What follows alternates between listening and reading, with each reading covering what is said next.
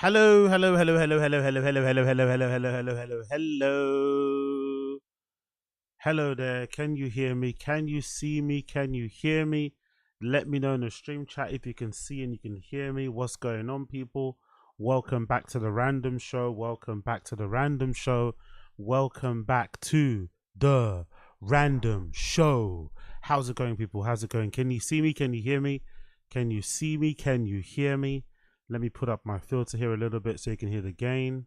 Can you hear me? Can you see me? What's crack-a-lacking? What's going on, people? Hope you're good wherever you are. Hope you're flipping good. Hope you're feeling dandy. Hope you're feeling fine. Can you see me? Can you hear me? Can you see me? Can you hear me? Hope you can hear me. Hope you can see me. Hope you can hear me. Hope you can see me. What's going on, people? What's going on, people? Thank you for joining me once again. Apologies for the tardiness. You know how it is. But we're here. We're back, ready to roll. What's crack-a-lacking? What's crack-a-lacking? Big up the stream chat. Big up Carlo. Big up Young Old Vibes. What's going on, darling? Big up Austin Casey, my guy. Big up Jordan Ray, my dude. What's happening, brother? Big up Carrie, Jock Donahue Jr., my nigga. What's going on, my nigga? Lishe Manuel, what's happening? Addy Z, I see you. Addy Z, I see you. Grown Baby Golf, I see you. What's happening? I see all of you. Wingus McDingus, my G. What's happening? What's happening? What's happening? What's happening? What's happening? What's happening? What's happening? What's happening? Homeless Cat, I saw you earlier too. Big up everybody in the stream chat. I appreciate every single one of you. Thank you for joining. Oh yeah, the Eric. Yeah, that's the Eric emoji. Exactly, that's the Eric emoji. Yo, big up Wingers. 35. This YouTube content is truly commendable, and I must applaud them for the fantastic work. I was introduced to this content this week, and I genuinely appreciate and derive great satisfaction from visiting it. Yeah. Big up the content satisfiers. Big up. Yes, King Bayo. You know King Bayo. Man just got back from the gym. Yeah, you feel me, King Bayo? I just got back from the gym, just showered. You know that shea butter, bro. I dipped myself in ointment. That's why I look like this. I've been lathering myself in ointment. You know the deal, King Bayo. You know the deal. I've been lathering myself in fucking ointments, man. Ointment gang. I'm so slippery right now. I'm so slippery. If you try to grab a hold of my hand, if Chris D'Elia was into, like, you know, adult men and he tried to grab my arm, I'd slip away. I'd just slip away. He could not touch me at all. But big up everybody. Appreciate all of you so much. First things first, to get into a little bit of local news. Number one, I'm pissed off about the transfer window. It's going to close today, and United are on the verge of or completed the loan selling of Jadon Sancho to Chelsea, which is a bit of a dumb move considering there are league rivals, and we're strengthening them, and we're also whatever. Going back to I don't want to get into it. If I start talking about United, so I'm gonna rage. I don't want to rage. Fuck it, let's rage. Why the fuck are we getting rid of Sancho with no replacement on the last day of transfer window? Please, someone tell me that. Why are we getting rid of Sancho with no fucking replacement? Why is that happening? Why the fuck are we getting rid of Sancho with no replacement? If he doesn't get on with Erik ten Hag, make Erik ten Hag work with him until at least January, then get rid of him when we can get a fucking replacement in. Now we have to rely on Ahmad, Rashford, Anthony, and Garnacho as our main wingers. Some of them haven't pulled up any trees. Is that what we're doing right now? Okay, go fuck yourself. Anyway, moving on from that, draw a line underneath it. There's a local thing happening in the UK that some of you guys are probably not aware of.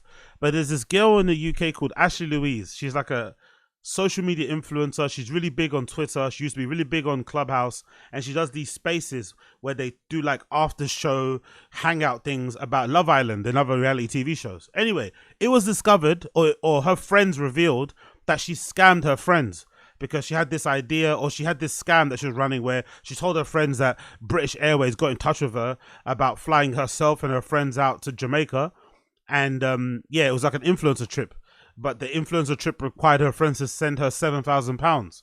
The friends send her £7,000, and bitch, you guessed it, the trip never happens. They don't get their money back. So it's been like a big small thing happening. People talking about it.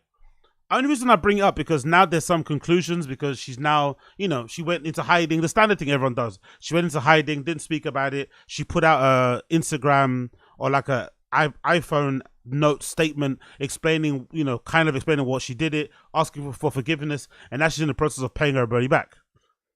I'm just curious, number one, the things I'm finding out about scamming, because I'm always fascinated. Maybe it's because of Brendan, but I've always been fascinated about people who make it on the internet, because I feel like the internet and this sort of stuff, it kind of relies on you being likable. Maybe I'm naive, but I always imagine doing this sort of content, you kind of have to be liked for people to like follow you, watch you, give you views, send you money, get you views, that gives you brand deals. I kind of always thought that. Maybe I'm wrong, but just bear with me for a second. So it's now been uncovered that she obviously scammed her friends. She's trying to pay everybody back. I'm now fascinated. Number one, the scam isn't even that sophisticated. The scam is pretty dumb. Like, how could her friends or fans get duped by a scam that said, hey, your friend that's a big influencer is getting a paid trip, is getting an influencer trip from British Airways, but it required you to pay? Why would an influencer trip require you to pay? The only way it would make sense, and I was trying to think about it like in a most fair way possible. Imagine if you got given free flights by British Airways to take you and 4 friends to a trip. The only way I can see where the money would make sense is if you're one of those like Scrooge McDuck tighty cunts. Like, those type of friends that we all have who really count the pennies when you go out, and they want to make sure that you cover every amount. And if you owe them a drink, they'll remember the next time you go out and say, oh, you actually owe me a drink. Those kind of penny pinching friends. A penny pinching friend might say, hey, I got the trip for free. So if I got the trip for free, then you have to contribute for the Ubers or something. Someone might do that kind of thing. Like, and then they might be forthright about doing that. And then, or they might say, put like £100 into this pot and we'll use that for the cabs when we go out there. That's the only way where that money makes sense. But surely if it's an influencer trip, it's going to be free. So why would you pay? Second thing I found out also, allegedly, the whole because she's like an influencer, this girl, you won't know who she is if you're not in the UK. Her name is ASHLEIGH Louise. But just think of any other girl online who wants to become famous. They always have this image online where they're in these really nice apartments, they're sitting in nice cars, they're eating at nice restaurants, they're in nice cafes. And allegedly, this is the other bit of the scam that's really sad. She was known for being like a girl that was very demanding or had high standards about men. And she'd post all these pictures of gifts that she got. People are now saying a lot of those pictures that she got were off Google and shit. Like, she'd get like a bouquet of flowers. The room would be made up it would be covered in rose petals. She'd have this latest bag. All of that stuff was from Google Images. I'm like, wow. The depths you'd have to go to keep up that fucking facade and that kind of lifestyle is so sad and so fucking shocking. To go to the lengths of getting Google Images and trying to make it look like your boyfriend that doesn't exist bought you said things, bought you a Chanel bag, bought you some loafers, bought you, I don't know, what's those things that girls like, Von Cleef fucking jewelry. And now it's all been, shown to be a lie. And the last thing I'll make a point about it, she's also known as being somebody that lived in nice places. Allegedly, there's a scam now with renting. Are you guys aware of the scam of renting or staying in nice places? Because I haven't, luckily I haven't been involved in too many of these issues. But allegedly, from the time of you getting hit up by bailiffs or going to court, it's quite long. So there's a scam that people do where if they want to, I guess Forex people or trading people do, they'll rent out nice places, pay the rent for a couple of months, sign a lease for a year, pay the rent for maybe 2 months, then not pay it again. But then by the time the building company or the estate agents or whoever owns the property, the landlord, figures out a way to get you out of the property, you've already had 6 to 8 months in there, quote unquote, rent free. And by the time you get prosecuted, it might be a year or it might be a year or more. So this is part of the scam, purposely going and renting nice apartments to use that apartment stuff in your content to make it look like you're legit. But then when you get chucked out, it's honestly, it blew my mind. I was like, wow. And it's making me think sometimes now, because I'm going back to my original point. I was saying, it made me think about Brendan. I was thinking to myself, you know what? Maybe the truth of the reality is, I say to be successful online, you need to be likable. But considering I'm also a detractor of DSP and I fucking hate that guy and Boogie and Wings and all these type of dudes, right? and Keemstar, all these people. Maybe the truth is I'm wrong. Maybe it's not a lot about being unlikable. Maybe the truth is people like terrible people. Like we all have a little bit of a, maybe it's like a not so well hidden, you know, desire to like live vicariously through terrible people who get away with it, because maybe secretly we all want to get away with it. It makes me think about, do you remember when people were trying to rationalize the Donald Trump hate? No, Donald Trump love. When Donald Trump first got into office, people were trying to, you know, rationalize it and make it make sense because of, you know, all the stuff that he's done that people don't like. And some people were saying, I think maybe Joe said it or something like, oh, people want to be dickheads, people want to be mean and want to be like him, but they can't because he's him, you know? So you kind of live through him. So you kind of get to be a prick and a dickhead through being a fan of Trump kind of thing, if that makes sense. So I don't know. It's just fascinating in general. I'm fascinated with this whole world of like building this facade, because it's almost like a little bit, it almost reminds me like of a way to like fake it till you make it in real time. So the whole idea about fake it until you make it is that you put on the front about the person you want to be. But in the social media age, you can do two things. You can build yourself up to be the person you want to be. You can do it aloud. You can do it in public, sorry. And you can also do it in a scammy way to get something out of it. And then in the process, if you're lucky, you could maybe fulfill your dreams and actually end up being the person you are. So the scam doesn't matter, you know? That could be a similar thing. It's almost like Andrew Tate. Andrew Tate starts off being clearly a pimp, clearly running whorehouses and shit and be doing devious stuff. But then you start doing this other stuff where you start shouting at incels online. That takes off and now you become a guru. So you can kind of, in real time, you know, delete your history and your come up. Your really dodgy come up. Oh no, and unfortunately for him, it's not been deleted because the Romanian government are playing catch up and shit. But wow, man, honestly, I am fascinated by it because the scams I'm seeing online by people, number one, they're not even that sophisticated. And number two, they seem to be getting away with it. And, you know, for a long time, it's like, fucking hell, maybe we're all horrible as well because we like horrible people. I don't know what I'm talking about. I'm rambling here. We got many things to cover, but I thought I'll just give you an insight into my beautiful mind. Big up the stream chat. What are you guys saying here? Chuck Donahue Jr., the LA influencer scene is 100% manufactured. Even agents and agencies have rented mansions for their clients to look to make it that week, month's work. Yeah, exactly. Boom. Exactly, Jack Donahue Jr. The LA influencer scene is 100% manufactured. Even agents/agencies have rented mansions for their clients to book time to make that week/month's worth of TikToks. Boom. Exactly. You know it. Exactly. That sort of stuff. So you collect it. But I didn't know that it was like a long-term plan. You could actually like, sorry, my volume keeps peaking. I'm apologize for screaming.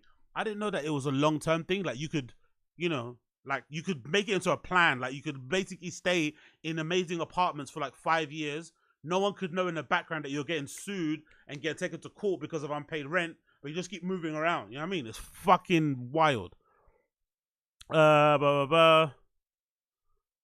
Addy Z, you ever go to lunch with a friend who never pays? Oh, big up Uche. Uche's in the chat. Welcome, Uche. Let me mod you up. Let me mod you up, darling. Huh? Let me wrench you, darling. All right? Let me give you a wrench still. Let me wrench you up, huh? Let me wrench you up, man. Let me put my little big up Ooch. Let me wrench you up, darling, huh? Let me give you a wrench. Give you a wrench. Hey, yo, did you guys see the Ice Spice video? Did you guys see the Ice Spice video? Where she's trying to beat the fucking Ozempic allegations? Nigga.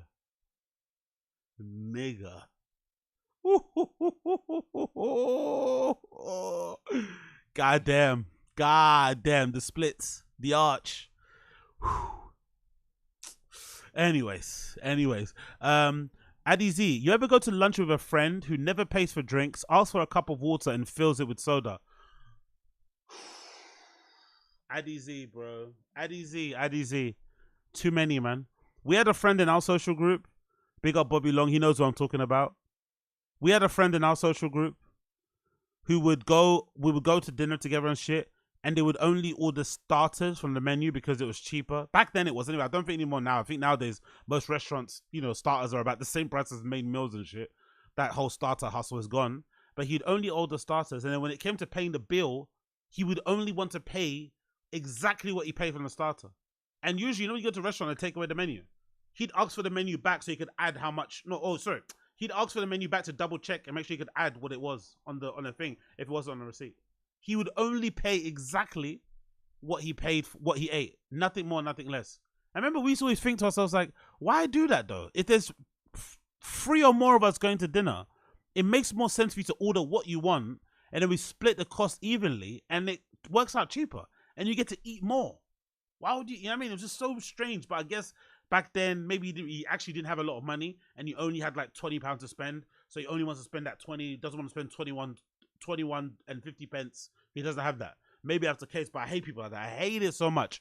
And the getting the glass, asking for tap water and filling it with soda is fucking scummy. So is going to a restaurant and bring, I've got some friends, like, even at this stage, at this age in life, they sneak in alcohol to restaurants or to bars. Like, I don't know. Maybe it says a lot about me that I still got those people as friends, but I know people like that will take fucking alcohol and put it in their pocket or in their sock and then sneak into a bar. It's like, bruh, if it's that bad, just stay at home. It's not that deep, bro. You don't need to be sneaking in fucking little bottles of fucking Jack Daniels to fucking, you know, to give your drink a little bit more of a, do you know what I mean? Allow it. Big up my nigga Chris Mack up in house. Wagwan. Big up everybody. What's going on, Josie? I see you, Josie. What's going on, darling? Hope you're well. Everybody's in the stream chat. Everybody's here. By the way, guys, don't think I have not noticed. Don't think I have not noticed the amount of subscribers that have suddenly jumped up on this fucking channel. It was, I don't know how much it was before, but suddenly it's like 600. I was like, fucking hell, y'all niggas are really sending a clear signal as to what type of content you prefer to see from me, innit? Niggas are not fucking with Taz, but all they want is fucking random show. That's all they fucking want. They always want random show. So it won't surprise me. It wouldn't surprise me when I keep doing this long term. Don't be surprised if random show ends up eclipsing Taz in subs and in views in a way short space of time. I bet you within the year it'll be pretty clear. Like, I just started uploading on this and then this one just like blows up or blows off because everyone prefers this much better, man. You niggas are cruel. You niggas are mean, man. You niggas are mean, but it's alright. I'm cool with it. I'm cool with it. Anyway, enough fucking blabbering. Apologies for the blabbering. Let's get into it. Bear with me a second. Let's get into it because I'm wasting so much of your time. I really do apologize. Bada bing, bada boom. Let's switch account here. Let me get this up. I want to get this all nice and loaded. Okay, cool. Let's freaking go. Okay, cool. First things first to talk about. Number one. Yo.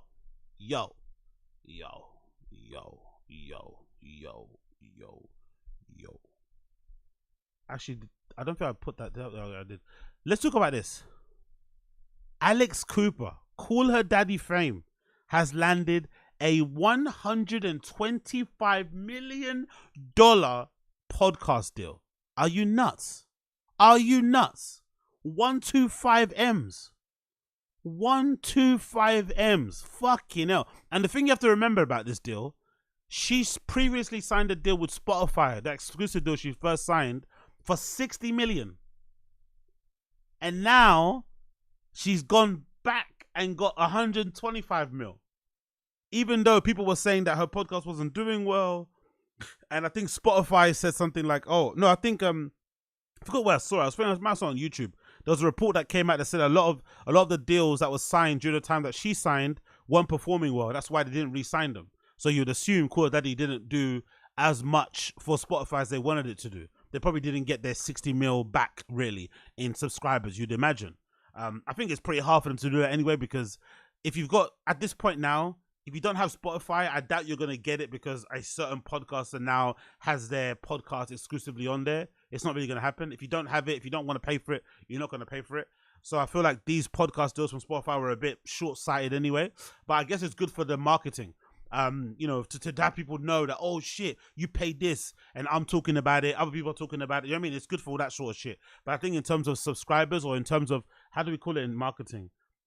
in terms of user acquisition, right? Or cost of sign up. I don't think it's great. I don't think it's great in the slightest. But still, big up this girl for getting $125 million deal, because I've tried to listen to fucking Call Her Daddy, and you know, I didn't mind it when it was two of them, but alone, she's not the best interviewer. The show content isn't really for me, you know. Love, sex, relationship sort of stuff. I think all that stuff is so tired. I'm so bored of that sort of stuff. And yeah, she doesn't seem that compelling of a personality. I think maybe as a personality she's quite interesting, like she's kind of a cool person to follow and shit if you like that sort of lifestyle. But I think listening to her speak for more than half an hour, yeah, I mean, it's tough. You have to be a fan of hers completely. But I also understand in that niche she kind of is king or queen, you know what I mean? She does what she does very well in that particular niche of like relationship stuff, hot girl stuff, woman stuff, you know, girl boss stuff, all that nonsense. So let's go through the article here, courtesy of Hollywood Reporter.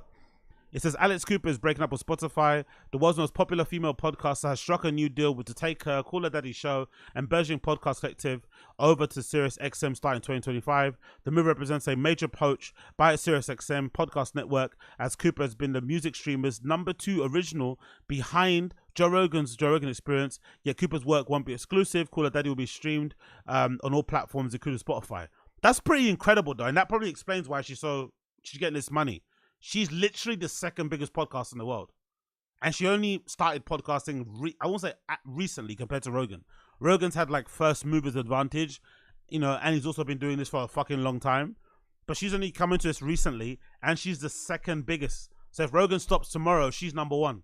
So it makes sense why she's getting 125 mil. Do you know what I mean? Like, she's got that hold on people.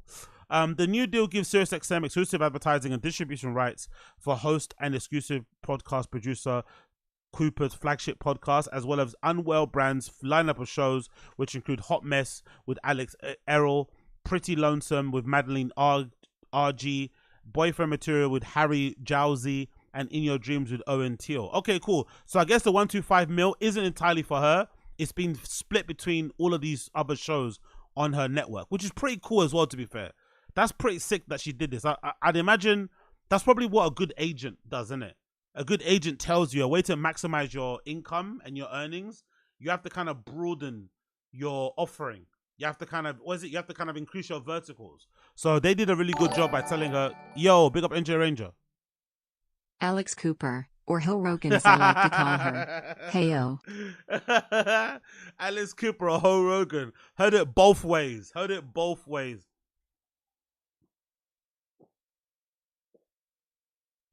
Heard it both ways. Yeah, big up NJ Ranger. I appreciate it, brother. The agreement is worth $125 million, sources say, and covers little over 3 years. Cooper previously struck a record deal. Let me read that again. I'm rushing my words like fucking Brendan, and I'm fucking marble mouthing it. The agreement is worth $125 million, sources say, and covers over 3 years. Cooper previously struck a record-breaking 3-year, $60 million deal with Spotify in 2021. At the time, this was the second biggest podcast deal ever struck. Following Rogan's own Spotify mega deal, the move followed SiriusXM lowering top title Smartless from Amazon in January. Now, I would say most likely the 125 million has to be split across her entire network and all the other podcasts on there. I would also assume, because of how the other deals have gone, there's also a lot of like benchmarks that she has to kind of hit. I would assume. I don't think it's 125 just outright. There's probably a guaranteed amount, but there's loads of benchmarks she has to hit. But I guess for marketing purposes, it's good for everyone to know that she got paid 125 because it makes SiriusXM look legit. It makes her look fucking amazing. No one's going to come out and dispute it. It works for everybody. Everybody, you know, everybody kind of gets off really well on this. So I don't mind that. Big up you in the chat here. What's that? Surprise Spotify let her go. I don't think Spotify let her go, to be fair. I think Spotify cut their losses on the whole podcasting thing. Because I think they tried to, the timing was pretty good when Spotify did it, because I think it was around the pandemic. So to try and get all these really popular podcasts or very popular people to start podcasts and only do them exclusively on Spotify was a smart idea in terms of user acquisition. Great. But I think even back then, the number of new signups you're going to get on Spotify is maxed out. Like, I bet you if you was to talk to people at Spotify who are in charge of increasing signups and shit, they'll probably tell you it's fucking hard to get new users to sign up to pay for Spotify Premium. At this point, if you've got Spotify free and you don't mind the ads, you've learned how to work around it. You've learned when the ads come off, you fucking walk away, your brain turns off, like how back in the day we used to do with adverts on TV. An advert will come on and your brain will literally pretend it's not there. You look at something else, or you look at your phone, or look at a magazine. So I'm sure the people who have Spotify free are not going to upload to premium. Nothing's going to change them. So you have to get all these new people. Where are you going to find them? Everyone that was got Spotify should have it already. Yo, big up, Koila. Big up, big up, big up. You deserve 125 million. But the thing about my bank is that it takes 2 to 3 business days. So here's 10 for now.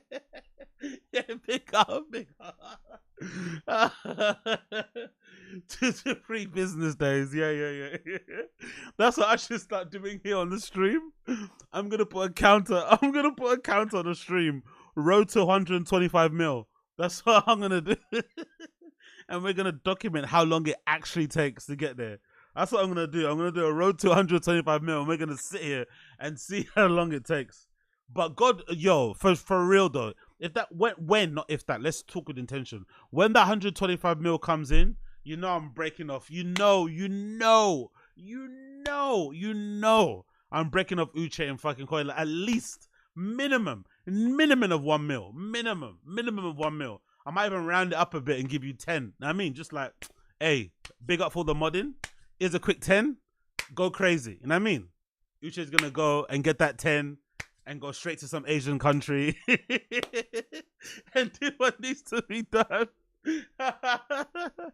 You know, Koila, I don't know what he's gonna do with that 10. You might never see him again. You know what I mean? That's what I'll do, bro. That's what I'll do. But yeah, yo, Addy Z knows. The first thing that I do when I get that 125, I'm DMing Young Miami. I'm like, Young Miami, I don't even care about you. Where's the pink stuff at? Where's the plug for the pink stuff? I'm not even trying to holler at you. Where's the plug for the pink stuff? And also, where's Saucy Santana? Does he want to have a good time? I don't actually mind the beard. If you close your eyes, he kind of looks like Scissor. You know? Honestly, that will be it. That will be where I'm at, honestly. Let's continue. I'm beyond excited to work with SiriusXM. The 29-year-old could be said in a statement, the Daddy Gang will always be my top priority. With SiriusXM, we'll continue to find new ways to evolve and to provide my listeners with best experience. The Daddy Gang wants more, so we're going to get ready to give them more. I can't wait for this new chapter to begin. Alex's fearless, unfiltered approach, where no topic is off the table, has created a passionate and dedicated fan base that is unmatched in podcasting and clearly aligns with the content that SiriusXM subscribers have come to love and expect from us. SiriusXM is perfect home for Alex to continue her amazing growth trajectory with unique ability to introduce her to a growing roster of standout talent to new listeners. Alex is the voice of a new generation, and I can't wait to see what we do together to the years to come.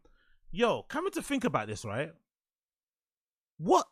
I wonder what Tana Mogo is going to get. Because I feel like Tana Mogo is like in the same sort of lane. Her Cancelled, I think it's called Cancelled, her podcast, right? I think they're like in the same sort of lane. And I don't really even listen to the show. But I feel like I see more clips of Tana's show virally on social media than I do of Call Her Daddy. I see way more clips of hers go viral. And she's a bit younger, right? I think maybe a couple of years younger than the Call Her Daddy girl. I wonder if she's going to get a deal like this. Because I think she's probably deserving and probably would warrant a deal like this too. She could definitely get it, innit? She could definitely get a deal like this. I could definitely see it happening for Tana Mogo. But God almighty, bro. Don't you feel bad for the other girl? I feel so bad. I think her name is Sophie.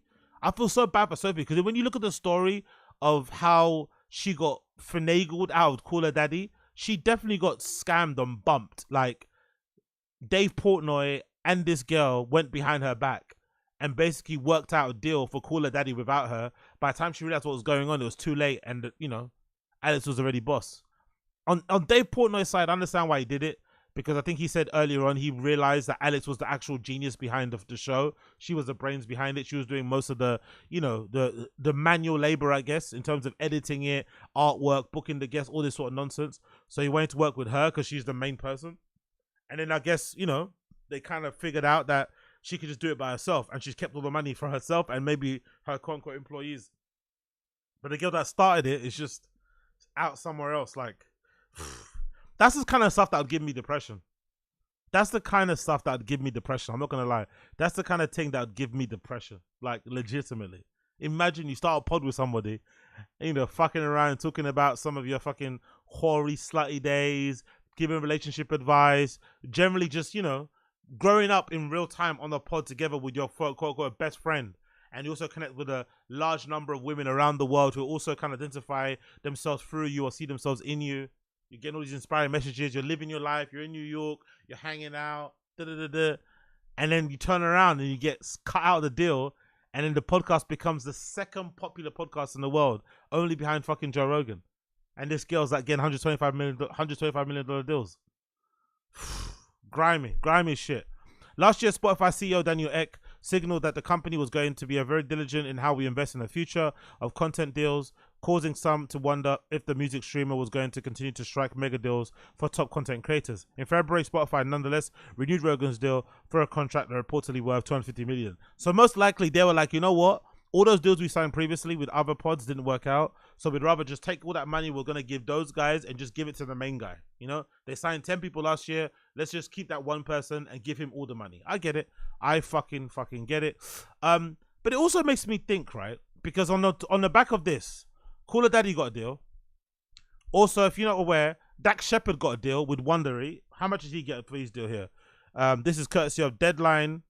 It says Armchair Expert podcast host Dak Shepard signs big distribution first look deal with Amazon's Wondery. By the way, did you guys remember back in the day when Brendan would always kind of talk about Dak Shepard and how much he listens to his podcast, Armchair Expert? I always felt like he was trying to beg it and trying to get on, but then he suddenly just stopped talking about him. So I wonder if he got ghosted. Because I remember he used to always drop it. Oh yeah, Armchair Expert. But then he never appeared on the show. The guy never came on the show. So I wonder if he just stopped talking about them because he got ghosted, or they turned him down for like a guest appearance or something. Oh, I know too much about that guy. Amazon Podcast Wondery has linked to deal with exclusive distribution and ad sales for popular podcast Armchair Expert with Dak Shepard. And then the other deal that's really big to talk about here is Brendan's nemesis. I haven't got him on here actually. Travis Kelce actually. Travis Kelce has also got a deal. Travis Kelce also signed a podcast deal, right? The guy that Brendan thinks is a soy boy. So what the fuck is going on here, by the way? What the fuck is going on? Why are all these mundeles, why are all these Caucasians, why are all these whites getting all these deals? But then all the niggas I listen to in podcasting aren't getting the deals. Is there a racial thing going on, or is it just a majority? The majority of people I'd imagine who listen to podcasts happen to be white, so it just is what it is. But I feel like a lot of the best podcasts that create real cultural moments and shit, they usually come from the urban side of things. But you don't really see a lot of like urban kind of type pods getting big podcast deals. I wonder why that is. Do you think it's because these big platforms think we're too much trouble? They don't want to deal with the hassle of one of the hosts ending up in like a RICO or something. Like, what's happening? I wonder why like people like Joe Budden don't get those type of deals. Gillian Waller, obviously they're under Basel, so they get quite a lot of money from them. So I guess they don't need these type of deals. I don't know. There's a few of them I'm trying to think of, but you don't really hear a lot of them. But then I look at the list of pods because I went online. I checked the list. Right, these are lists. This is allegedly the top.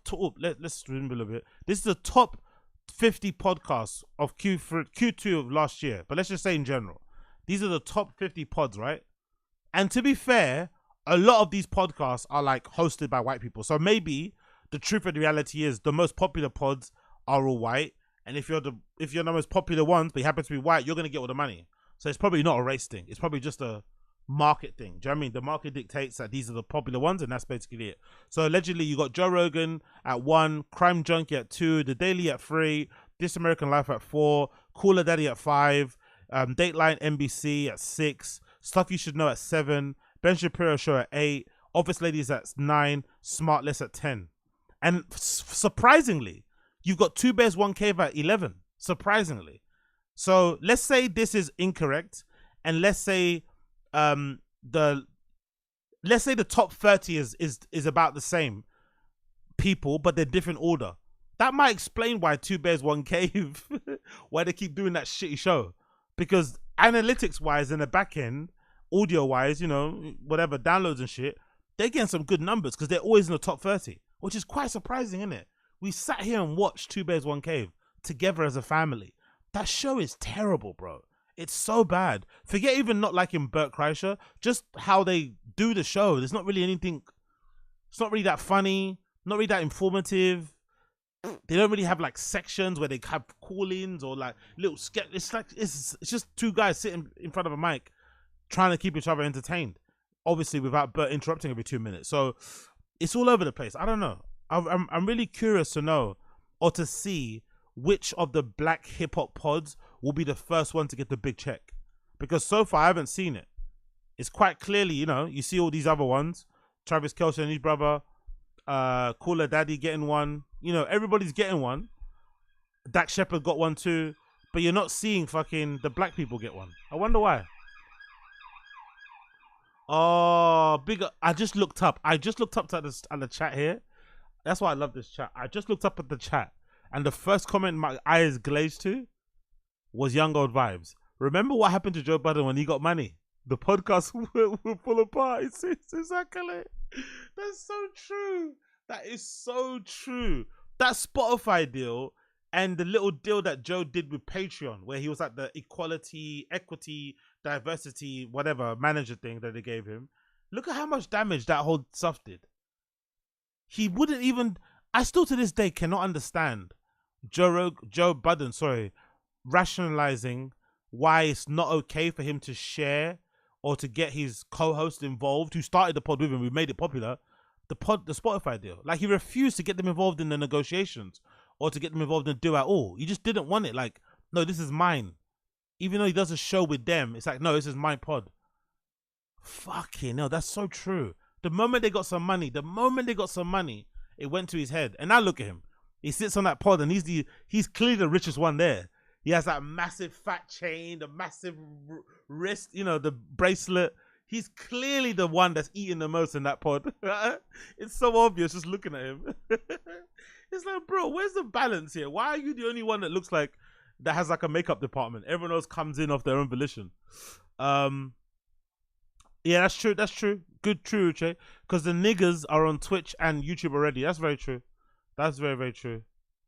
It's about mainstream v the streets. That's true as well, Charles Lucas. That's true too. That's a good point, Charles Lucas, about mainstream v the streets. Because I wonder how many non-white people actually listen to Joe Budden's podcast, like mainstream people.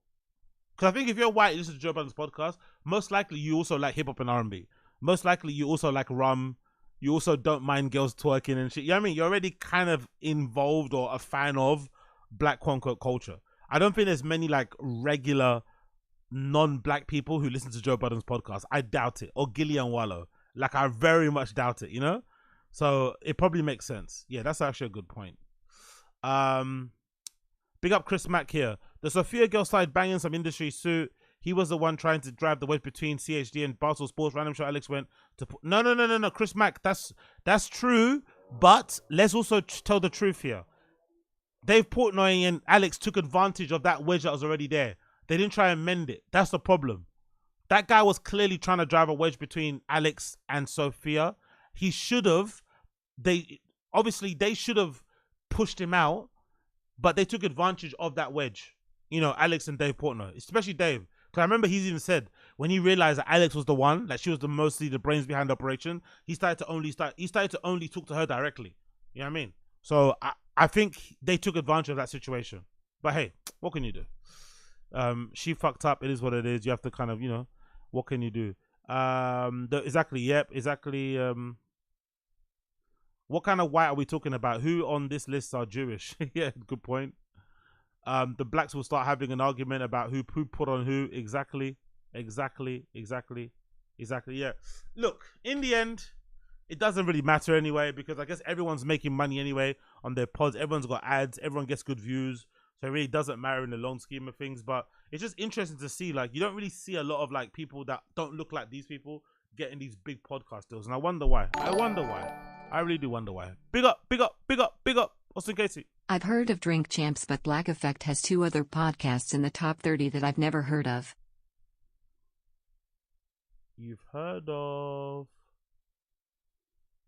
I've heard of Drink Champs, but Black Effect has 2 uppercuts. Yeah. I don't know. Where's the other ones? I don't know what the other ones are. Who's the other ones? Oh, my eyes are fucking terrible here. Drink Champs. $1 worth of game are the big ones. 27, 28. What are the other ones here that you said you heard of? You haven't heard of?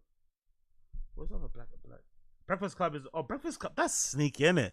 Putting the Breakfast Club under Black Effect. That's sneaky, Charlemagne. That's sneaky. I don't know what the other one is. But yeah, they've got a few on there. They've probably got a few on there. I don't know what the other shows are, but they've got a few on there. To be fair, I think that's where the money. That's where the big money is, to make a network.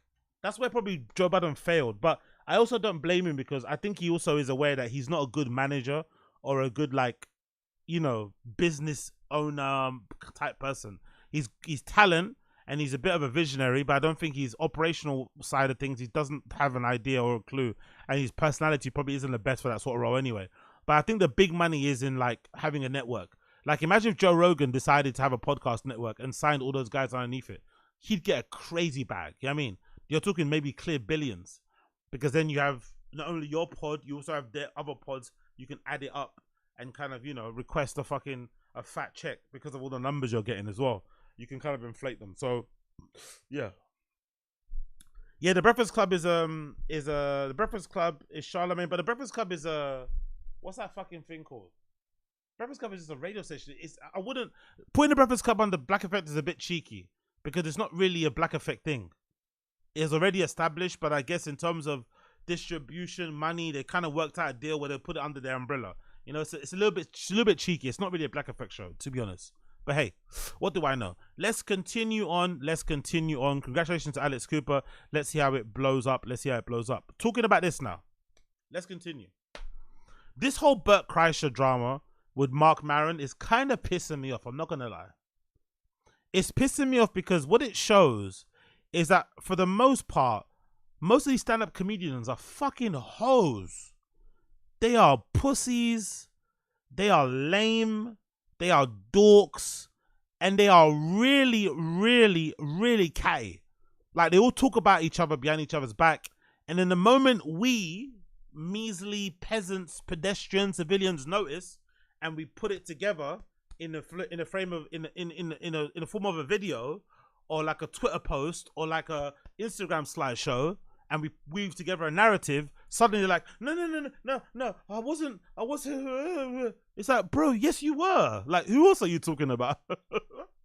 So if you don't know, long story less long, Bert Kreischer and Marc Maron had a bit of a falling out because Marc Maron said something off the cuff on the Instagram Live that was clearly pointed towards Bert Kreischer about how stand-up comedians get up on stage and do certain things and drink, all this sort of stuff. Just stuff that you would know if you pay attention to the podcast world and stand-up comedy. You know it was about Bert. Somebody noticed that, put it into a video, uploaded it on Instagram again. It went viral.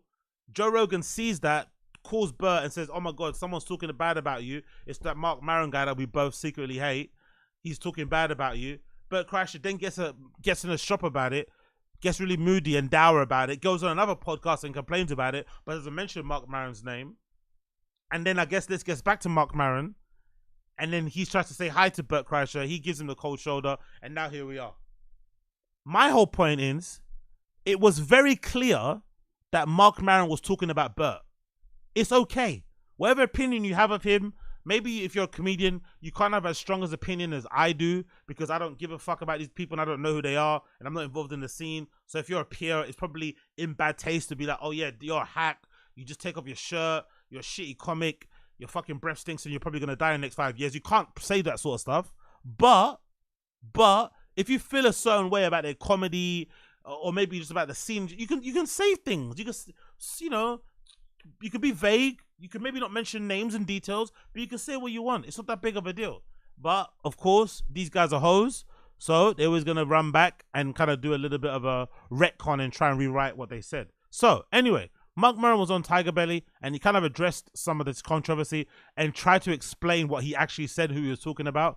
But clearly, he was fucking trying to, you know, he was basically trying to plead his case and trying to make sure people don't think he's a bad guy. But hey, it's too late now. It's too late. It is what it is. Here's Marc Maron pleading pleading his case that he wasn't talking about Bert Kreischer. Let's go, work, you prick. It sort of took me out of that's thing. Exactly it. He doesn't know how to be outside. Yeah, yeah. You know what? He's a very good example for do everything Tom does. Oh, really? Yeah. Yeah, yeah, yeah. Do you like Tom? Love him. I love him too. Yeah, and he's like he can read a room, he can read people, and he He's knows so good at that. Yeah, knows where his bread is buttered. He does not love Tom, by the way. He does not love Tom. Yeah, love him. Yeah, you don't love Tom. Fake. Yeah, yeah. He's not going to fuck up anything. Yeah. So just do what Tom does. Yeah, I'm going to do what Tom does. Hey, buddy. Hey, buddy. Yeah. Yeah. Oh, good. Yeah. Yeah. Uh-huh. Yeah. Yeah. Okay.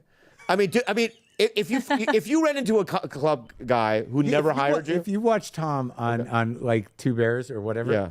when whether it's Bert or a guest talking, if Tom he'll opt for just sitting there going, yeah, he won't fucking get in there.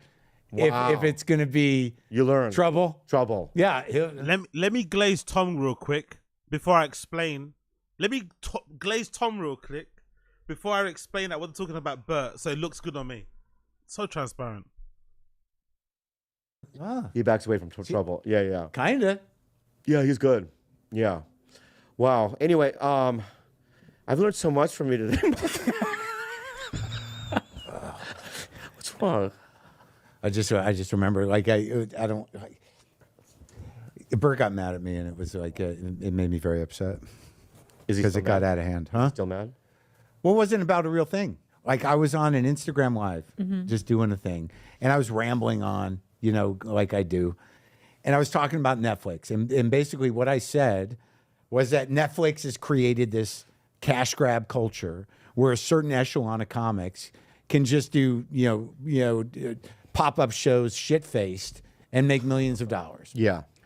And I wasn't talking. By the way, Mark Maron is a biggest hater of them all.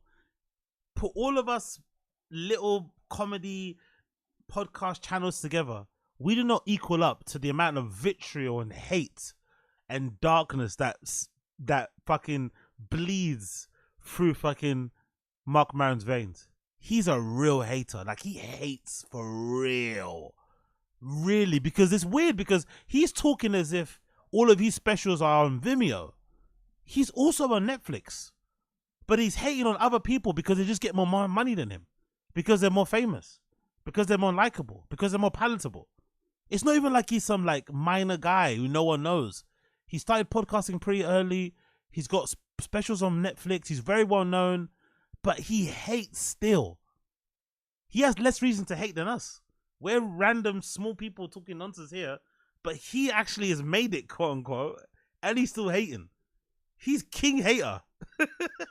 He's like top echelon hater.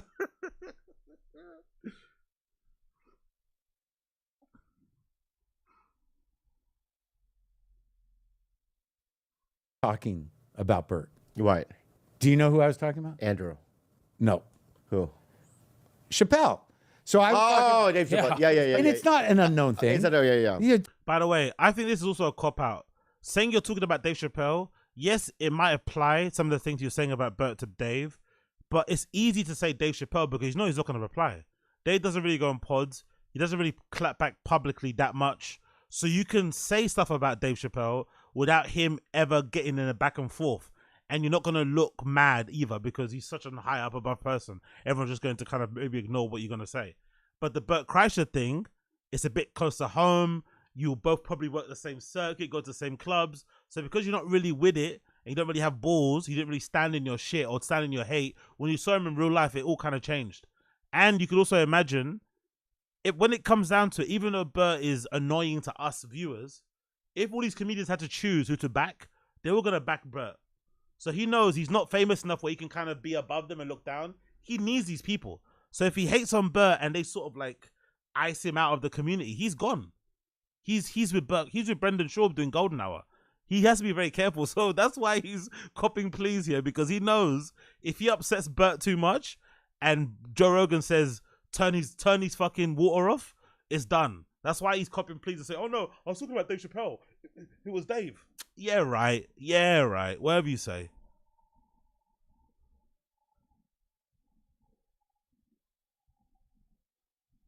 Does a It pop-up was unknown show. to me, but Yeah. But I decided just to be diplomatic and not mention names. And then somebody on fucking Instagram was like, talking about KREISCHER.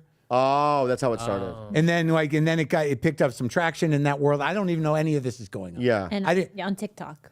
Yeah, you saw it? Yeah. Yeah. So I had no idea any of this is going on. Wow. There's nothing I hate more than somebody that's very opinionated, very much a hater, getting called out on their hate, and then like, I didn't even know what I said. I didn't even know it was that big of a deal. I didn't even know what was going on. I wasn't even talking about him. No. Stand in your shit. If you said some shit online, which you're allowed to say, free speech and shit, say what you want. But when somebody calls you out on the stuff, either double down, ignore, but don't try and pretend that you didn't say what you said. Don't try and cop please now. Don't try and act like you're the victim now. Don't try and say, oh, someone took your words out of context. No. You were rambling and hating with passion on an IG live. That's a good thing. Well done. You got the views. You went viral. Congratulations. Don't now cry that we've all seen it and we're putting together, the pieces and figuring out what's going on. No. And then I'm flipping through the stuff, and I saw Bert at the Comedy Store, before I knew anything, and he was like so shut down and weird. I'm like, what's going on? You good? He's like, yeah. But that's the thing, Jack Donaghy Jr., brilliant point. But that's the thing I don't like about him. That's the thing I don't like about Marc Maron. I like that Marc Maron is the sort of like, he moves to the beat of his own drum. He's his own man. He's independent. He does his own thing. It's sort of like anti-establishment, anti-industry, anti-Hollywood. I get it. Cool. I love it. But the reality is, when you chip away at it, he's not really. He actually wants to be accepted in the cool guys club, but he's just so unlike, he's kind of like, I think he's like Red Bar, but I don't think he's Red Bar without the self-awareness. He doesn't know how unlikable he is, but he doesn't understand. He also doesn't understand why he's unlikable. But then, because he's hurt that he's not included, he defaults to hate. Whereas Red Bar doesn't want to be involved in anything and could just like hate away from afar and kill these guys from afar because he clearly doesn't give a fuck about them. Whereas I think Marc Maron wants to be involved. He wants to be on the cool guy table. He wants to perform at the mothership. He wants to be with all these people. He wants to be with them. He's not happy just being rich doing his own thing. He wants to be rich and be with all these guys in pictures and shit and hanging out. But they don't like him. Right? They don't like him. Maybe because of Joe, who knows? But they don't like him. And that's the thing I don't like about it. It's like he talks about being his own person and not doing what the hacks do and all this malarkey. But it's like, no, you actually just want to be part of the cool club. Like, just admit it. And I'm like, what the fuck? Wow. Why Bert? You never see Bert like that. Yeah. And then I'm scrolling and I see him on a podcast saying like, there's this guy who we were friends. If he's been on my show, I saw that. I've been on his show. Yeah. And like he said some. Yeah, Kalila saw that shit, innit? Kalila saw that shit. Kalila loves a bit of drama. Kalila definitely saw it. She knows exactly what he's talking about.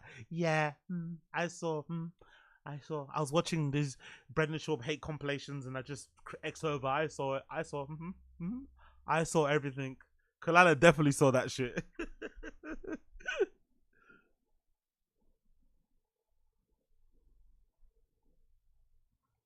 Some shit, and Rogan got in my ear and said he's not your boy and all this, and his name rhymes with. Yeah, exactly, Austin Casey. I think I tried to listen to Marc Maron 3 different times. I just couldn't take how dour and miserable he was. His podcast made me feel depressed. Exactly. It's very Eric Griffin-esque. Very Eric Griffin-esque. The only difference is that he's obviously more funny. He's obviously funnier and more of an interesting person. And he does that. He can just, he's good at podcasting too. So I guess it's easier to listen to. But when you actually try to get into it, it's hard. Even when he's got really good guests, it's really difficult to get through it. It's a fucking slog. And a lot of his shows are just based on pure resentment. Pure resentment. Like, it's just that hate. You can just hear the hate seeping through your ears. It's too much, man. It's just too much. This guy just hates everybody, hates everything. He probably has a dartboard with fucking Joe Rogan's face on it in his fucking podcast studio. He's an awful person, man.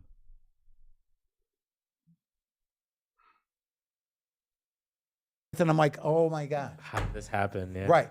So then I'm like, this is. Nah, Jack Donaghy Jr. That's not true, my friend. I agree to a point. Everyone wants to be in a cool club, though. You can make the same case for Cat Williams. No, that's not true. I don't want to be in a cool club.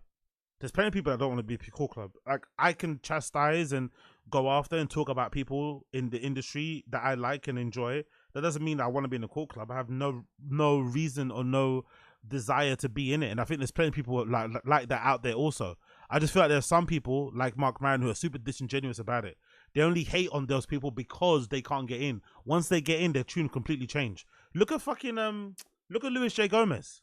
That's part of the reason why I don't really like him either. Like trying to use the fucking Fighting the Kids subreddit to what? To get some attention and get some clicks. Then when he realized it wasn't good for his career and it was maybe good to kind of suck Brendan off, then suddenly he starts sucking him off but still sending little bars. And then suddenly he's now on Rogan because he's friends with Brendan again. Like, just like, if you're gonna not like the guy, don't like him. But what are these games you're playing? Like, what is this? Who are you? What do you stand for? What do you like? What you don't like? It's just all over the place. All over the place. All over the place. It's crazy. And so I call Bert. Yeah. And I'm like, dude, I wasn't talking about you. Wow. I said, you don't do pop-up shows. Yeah, yeah. I was talking about Dave. And Bert's like, well, that tracks. I'm like, well, great. So now what do we do? Right. He made the whole thing. Yeah, he made a whole thing. And, you know, and ultimately it doesn't really matter, you know. No, but it does because you're talking about it. And the Dave Chappelle point doesn't hit no more. I don't care. You lost the point. No one gives a fuck anymore. The point was driven home and you did the damage anyway, especially to Bert. Imagine you weren't talking about Bert. Imagine if what he's saying is actually true. Let's take his word let's take his word on face value. Let's imagine he actually wasn't talking about Bert. He was talking about Dave Chappelle. Well, you've then hurt your close friends' feelings. You never clarified it until it went super viral and you had to clarify it. Now everybody's made this narrative that Bert's this, Bert's that. Loads of videos are out there. You've basically damaged his reputation. You've made him look dumb. You've kind of embarrassed him in front of people. Your word holds more weight. Even though Too Lazy to Try and Podcast Cringe will get more views, your word holds more weight than them because you're in the industry, you're a peer. So when they hear you trashing him, it almost kind of like validates all the shit they say about him. So you're actually a terrible friend anyway. So it's like you've not done anything good. So now you're not like, you know, you're not happy enough dunking on Bert, even though it wasn't him. Now you're gonna dunk on Dave, who's got nothing to do with it, just because he's really popular. All right. I don't live in that world, but you do. But it was just so upsetting. Yeah. That somebody had clipped it for TikTok, and then rehashtagged it. Wow. And Bert's like, well, I saw the tag. And I'm like, I didn't do that. Yeah. Come on, you cunt. You cunt. He's trying to blame the hashtag.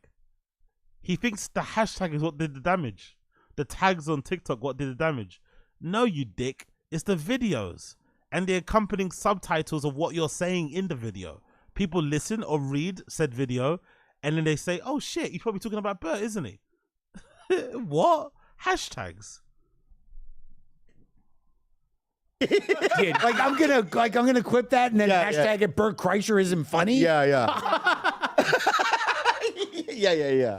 And it's I was the audience for that though, because I was like, oh, this is great. I had no idea what's going on. Yeah. But it is fun. It's fun to watch. Yeah, you know, but it's just like it put. It sucks for the friendship. Yeah. But it's fun. It's just like Rogan had bought it as well. He thought, but I really wasn't talking about him. That's the real problem here. I think Mark Maron and Rogan have always had this like hate for each other. That's just like respectful and kept a lid on it. Maybe it's more so Mark hating Rogan as if Rogan hating Mark. I don't think so. But either way, I think they both don't like each other, but they keep a respectful lid on it. They're cordial enough. They come on each other's shows all the time, blah blah blah. But when this sort of stuff happens, and when you start going after Rogan's friends, like his friends in his close inner circle, he's gonna start to make some calls, and when those calls come through, you're gonna get cut off. And as we saw with Louis J. Gomez, when Rogan turns your lights off and on, it can really make a big difference to your career. Louis J. Gomez went from being left out and not involved in JRE Every time Legion of Skanks would go on their show, or every time he'd have members of Legion of Skanks on there, but never Louis J. Gomez by himself. He had him on once, never brought him back again. Dave would try and bring him up. Big J. Olsen would try and bring him up. Rogan would just shoot the mention of Louis J. Gomez's name down, pretend he didn't hear it. We'd be talking about some fly on the wall. And then obviously Louis J. Gomez threw his toys out the pram and started going at Brendan more. Then when he realized it wasn't good for his career and he started to get on his knees and suck Brendan off, guess what happened? Suddenly, Louis J. Gomez lights gets turned back on and he's now back on Rogan. Ha-haing, key-keying. So clearly, Rogan does have that power and that influence. So just imagine, if that's going on in front of the camera, imagine what's going on behind the scenes. Imagine what was happening to Louis J. Gomez behind the scenes without us knowing. He probably would never talk about it because, you know, it's bad for business. But most likely, he was probably doing some shit behind the scenes as well. You can't perform at certain clubs, certain shows, certain people won't get you on their podcast. So I think this face is of a person who fucked around and found out. He said what he said about Bert. Maybe it was honest, maybe it was true, but he said too much. He went in too hard on Bert. Bert is one of Joe's close friends, and only Joe's allowed to fucking insult Bert and take the piss out of him, not everybody else. And now he's paying the price for it, and now he's copying please.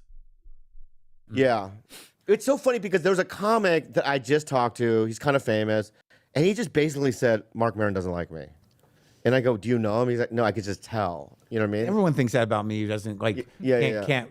Some people just lock in with me immediately. But like, I told the guy, told the guy. I'm going to leave it there, but what a great place to end it. Everybody thinks that I don't like them. Why is that? Don't you ever think about why that is? Don't you ever want to try and fix that? If you actually don't not like them, why do you let that just be the narrative around you? Honestly, that was one of the best bits to end it with. But also, let's talk about Rogan being a fucking gossip girl and a drama queen and a bit of a shit stirrer. Imagine the scenes of Rogan being on TikTok, seeing that video of Marc Maron talking bad about Bert, and then running over to him, copying the link. Bert, have you seen this? Have you seen this?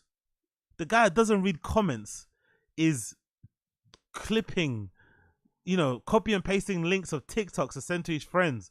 Look what he said about you. Look what he said about you. God almighty, Rogan, bro. Rogan is awful, isn't it, as well? What a shit stirrer.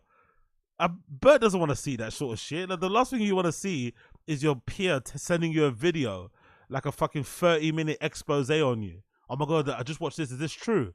Number one, why are you watching this? Number two, please don't send me this stuff. Please don't send me this stuff. I'm having dinner with my kids. Please don't send me this video of a fellow comedian hating on me, please. If you don't mind. Like, honestly, man, Rogan's the worst. Rogan is the fucking worst, bro. What a terrible friend. Like, why are you sending me this stuff? And then Bert flew out the window about it, and now Marc Maron's saying it's not really about him, it's about Dave Chappelle. All right, cool. It's about Dave Chappelle. It's about Dave Chappelle. What a P-U-S-S-Y. What a big P-U-S-S-Y. But again, what do I know? Absolutely nothing. Cool.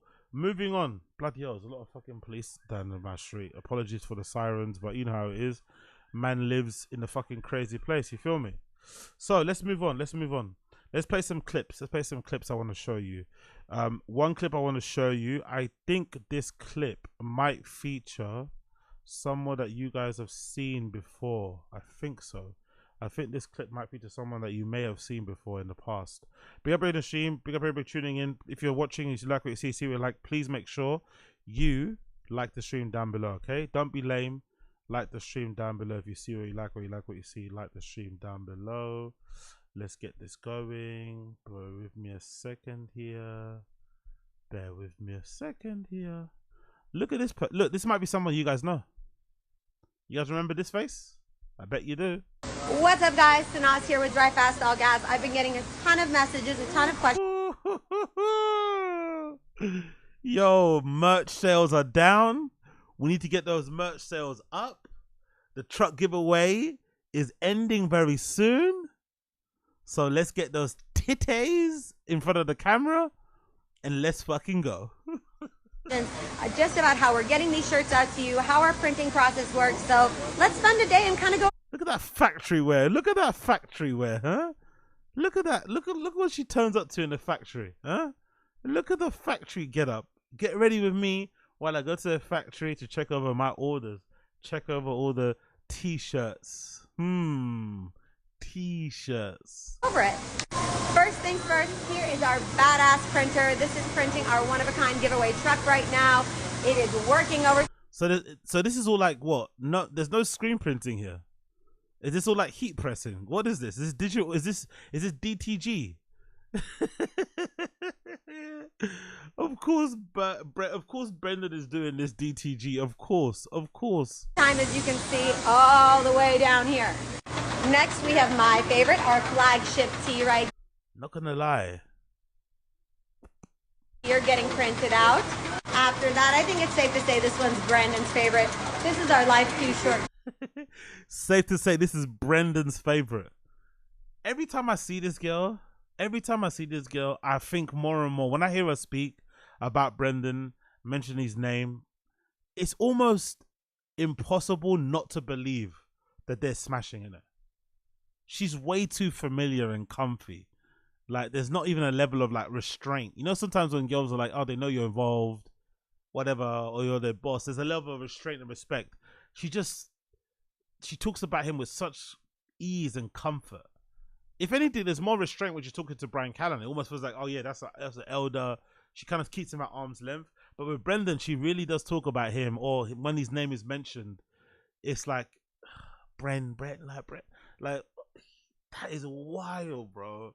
Brendan's out here smashing the intern. After everything he's got, like, he actually deserves it. Like, if it actually does get uncovered that he is smashing her, and the wife does end up divorcing him, and he lives in California, and those divorce, you know, the percentage, what is it, whatever that term is, but I'm sure California is one of those places where if you get divorced, the partner gets like half or something, or maybe even more. So if that does happen, he deserves it, man. After everything he's gone through, to still be making these type of, I wouldn't say mistakes, but to still be playing these games and rolling these type of dices, to be rolling these type of dices, you are playing the diciest of games.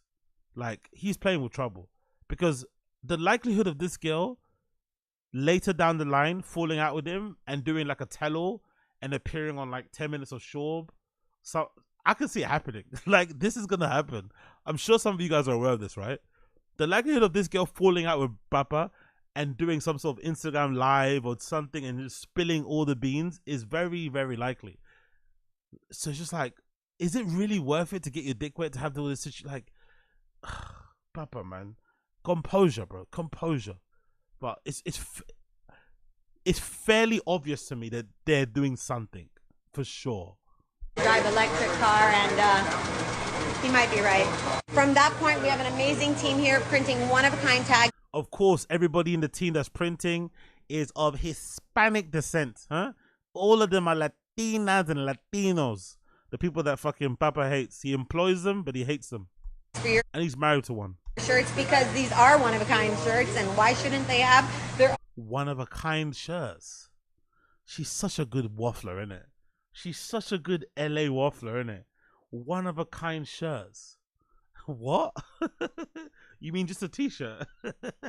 One of a kind. All right, girl. own one-of-a-kind tag?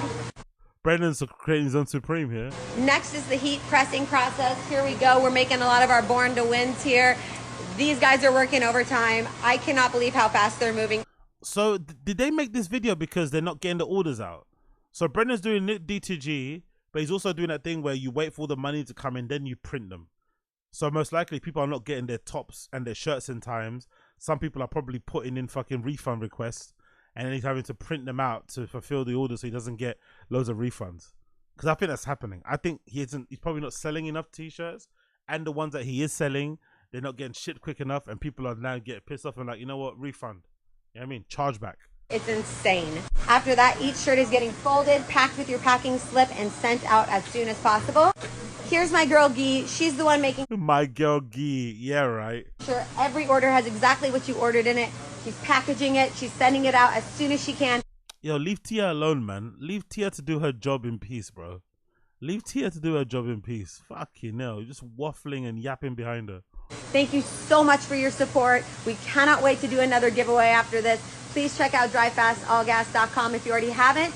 And we hope to see you soon. She's doing so much EXO. Brendan is, oh my god, Brendan's playing with so much fire. It's gonna be so funny if she leads to the divorce, man. Brendan's for sure fucking her though, for sure. For sure. There's just all this extra work, this familiarity, the fucking hot girl outfit. Like, what is all this, man? Like, god damn it, all this extra work. But then it wouldn't also surprise me, like, if the wife knows anyway. She just turns a blind eye to it. She's just one of the people that, look, I know what he gets up to. I'm just gonna, you know what I mean? He provides a G-Wagon, looks after the kids, sends them to a private school, whatever, man. I mean, just don't do it in my house, you know? Smash her in the fucking podcast studio on top of the sink that you piss on and shit, but just don't do it in front of me. It wouldn't surprise me if that's the case. It wouldn't surprise me at all. Coyle, you think she'll end up with more tea than BGO? Of course. For sure she will. Because Brendan definitely is a pillow talker as well. Once he thinks he can trust you, he starts yapping away. So for sure, she probably knows way more things than she probably has any business knowing. Even if he's not smashing her, I bet you she knows way more than she should know about how Brendan feels about Joe, this person. He's one of those type of people. He doesn't have many friends anyway. So when he does feel like he can trust you, he just starts yapping. So she probably knows way much. She probably knows way too much than what she should know. Or way too much. Yeah, whatever that fucking phrase is. For sure.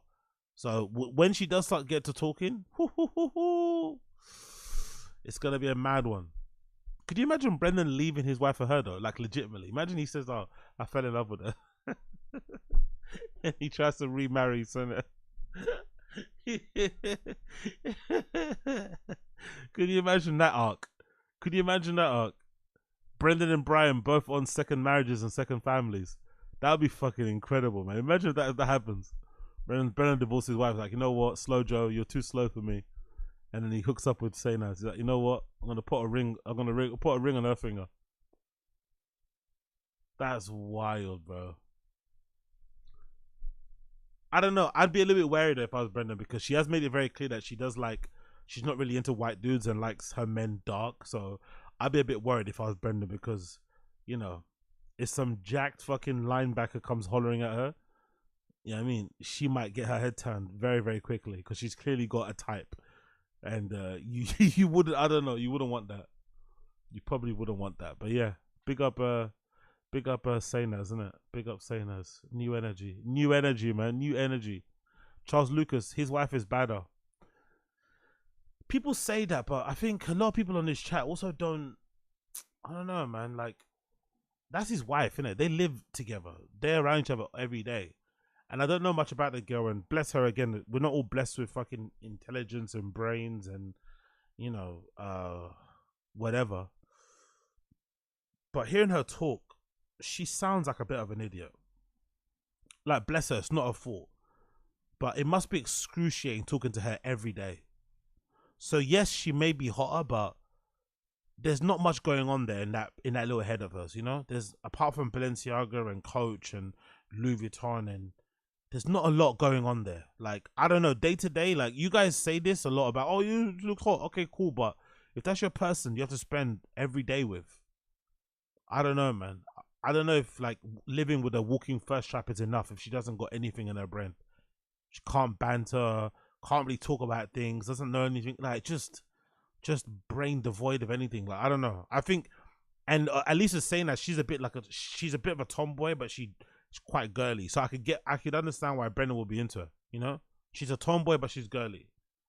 So she can chat about the stuff that he's into, but she also dresses like this, which Brendan obviously clearly likes. He's got a type, and she's definitely, you know, she doesn't look like Slow Joe, but, you know, they're of the similar sort of like aesthetics. So you could see why he would be into her. And she just has better chat. So I could see why his head could get turned. For sure. For sure. And yeah, exactly. I'll pass on stupid. Like, and again, it's not Slow Joe's fault. No, you know what I mean? Like, I don't believe in people changing or adapt, or like, you know, suddenly having interest or trying to read more to like hold you down. No, she's the way she is, whatever. But I could just imagine day to day, like, oof, it's tough. It's tough, boy, to be like in a relationship with that lady, talking, like hanging out, having dinner, going to. Ooh. No, thank you, bro. No, thank you. But hey, big up Slojo, big up the team, big up SANAZ, big up Drive Fast, All Gas. You know, they're making it happen out here, man. They're making it happen. They're making dreams happen. They're making blood clot dreams happen. I'm actually curious, what is actually going on at all? Was it all Drive Fast, All Gas? Is it Drive? Yeah. What's actually happening over at Drive Fast, All Gas? Is it the last day today, right? Don't miss your chance to enter, to win a truck. You could be winning this truck. It ends in 23 hours. 23 hours it's ending. Let's see what stuff they've got available at the moment. What stuff can we buy at Drive Fast All Gas to win this big red car that Brendan's been driving around every day? Racking up the miles, by the way. You know what I mean? Like, he's been driving it around, legit driving it around. So I'm curious to see, what can we enter? What can we see? What new products do they have here? They have a Drive Fast All Gas hat, Mosaco hat. They have t-shirts. They've got the same hat in black and orange. They've got Vestases. They've got All Gas piston black tees. Not a lot of new stuff, really, innit? I guess. Oh no, sorry. Unlock of one free entry plus 10% off. How many deals do they have going on? One entry plus 10% off your order. Yeah, right. They have they got what's bring back V8s. Oh, cringe, man. Ugh. What is this, bro? Making your entire personality fucking engines and shit. Like, what? Is that what a gearhead's meant to be? I drive stick shift. I bet what? I've got 3 sticks on me.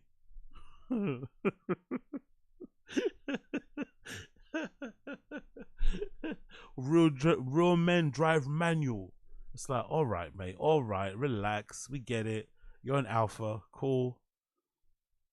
Bundle. I'm gonna. What's this bundle called? What's the name of these bundles? Life's too short to drive electric. I need this truck. I'm gonna die if I don't win this truck. I want this truck. Like, look at the creativity of these fucking. You could tell what happened in the brainstorming session, right? The brainstorming session started off here. Life's too short to drive electric truck, which was named after one of the T's, right? T designs. Batch 1, bundle 1, bundle 2. Life's too short to drive electric vehicles, V2. Yeah, same thing, but a different version. Cool. Bundle 3. They immediately stopped trying to make quote unquote creative names and just went with, I need this truck. Then they couldn't, develop this any further. So you know what? Let's just do, I need this. I'm gonna die if I don't win this truck. And then the 5th one, it just went, I want this truck. They gave up so quickly. They couldn't make any creative names, no fresh ones. So they just went with derivatives of the one prior, and then just went, you know what? Fuck this. Let's just go with the other one. Oh my god, man! I want this truck. I'm gonna die if I don't get this truck. I need this truck. Life's too short. Oh my god, man! Oh my god. By the way, this has to be a scam, right? Not even a scam. This has to be like, let's not say scam. This has to be a money pit. He has to be just burning money at this point. Give me this truck. This truck is mine. Thanks for my new truck. What? Or is this like on purpose? Maybe I'm getting it wrong. Maybe naming bundles like this is a trick that he's been told by somebody in the industry. It kind of increases people that are going to buy this bundle.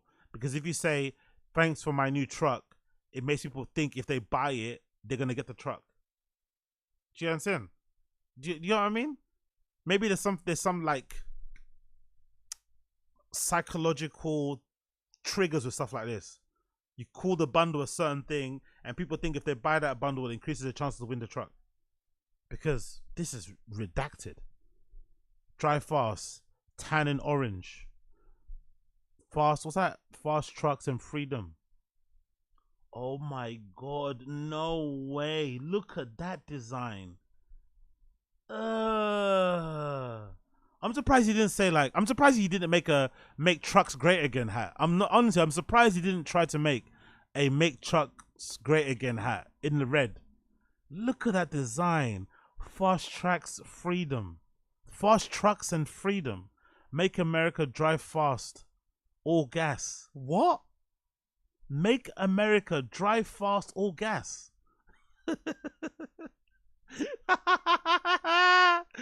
It doesn't even roll off the tongue. What's that? So that's mad fad. What's that? How would you say that? Mad the fags. Mad the fags. Not MAGA, mag the fags. Mad the fags. They may see, and Brendan's too much of a pussy to do in red, by the way. He wants to be Republican and right wing, but he's too much pussy to lean into it. So look at that. White hat. Oh my god, man. Honestly.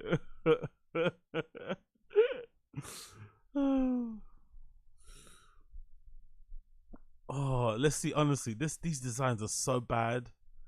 He must have lost so much money with this stuff. He truly has to have lost so much money. I don't believe there's nowhere do I believe that he's made enough money from selling merch to equal the price of that truck. No way. Even if he's got given all the parts for, I don't care. He hasn't even come close to it. And he's going to do another one, allegedly. He's going to do another one. Like, you're going to do another one, really? Freedom trucks, free unlimited return. There's one that looks, this almost looks like a fucking Chinese New Year thing, isn't it? Born to win. To be fair, that graphic is actually the best one. Maybe if it was me, I'd put if I was being sticky and I was being a graphic designer, I'd maybe put the flag somewhere in the mouth of this tiger thing. You're big up NJ Ranger? Because it can't just be a car thing. It's gotta be a stupid right-wing grift. It's gotta be electric cars that even when they're the forefront of innovation. Dumb grifting sack of shit.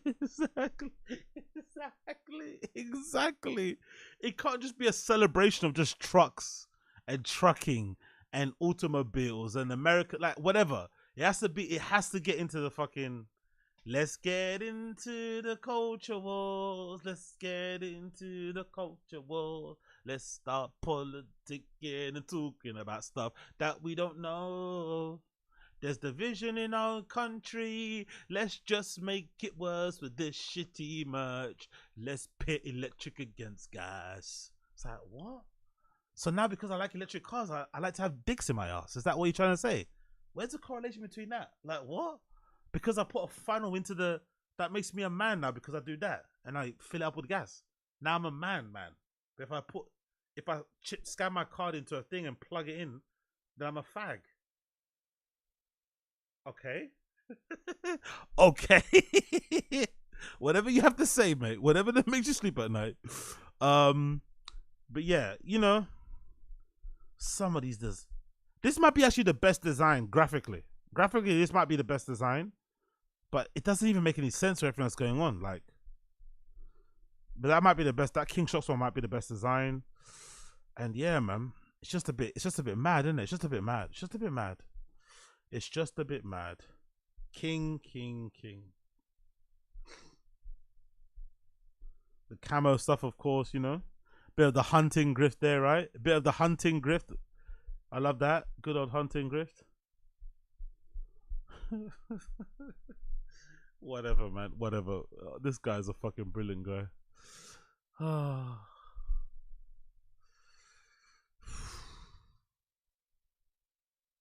Exactly. Exactly, Chris Mack. Can we ever have some unity back? This constant divisive rhetoric from both sides offends me in my core. Brendan is currently a convenient time. Exactly. It's just come on. Like, really? Like, do we really need division to sell shitty t-shirts to promote a fucking truck giveaway? Or can't we just make the truck giveaway good vibes? Like, come on, really? But hey, culture war shit never ends. Culture war shit never blood clot ends. Anyways, let's continue on. Well, we need to hear from the man himself, don't we? Let's hear from the man himself. regarding this whole truck giveaway and what his thoughts are and how he feels is gone and some of his plans for the future. Here's Big Papa to tell us more. What's up, fam? Damn. Why is he smiling like that? He's such a narcissist and a weirdo. He sees himself on camera and he likes what he sees. He sees what he likes. Look at the smile when he sees himself on camera. Like he's like a baby. Like, you know that when you put a baby on when you put a baby on a selfie camera, it's like, and it sees itself. It's like, it's like a baby. Look, he actually loves what he sees. What's up, fam? Look how happy when he gets to see himself. I'm on the camera. No one loves Brendan more than Brendan. Honestly, he loves himself so fucking much. It's fucking great to see, man. Damn. 2 days left. Oh yeah, big up Ucha. I didn't see that. That is a big testy forehead, isn't it? I can't zoom, but that is a testy forehead. Look at that. Look at that extra meat on top of that eyebrow. You can tell the Ozempic has kind of waned. He's kind of waned up the Ozempic because all these other things are popping back up again. Look at that. Look at that extra meat above the eyebrow. Look at that. That's like a hat. Could be a fucking hat. 2 days left of the giveaway truck. Ooh. Do my eyes deceive me, or his teeth really yellow?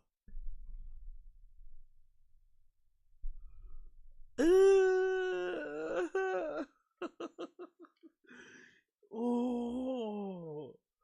His teeth are his teeth yellow, or is it my screen?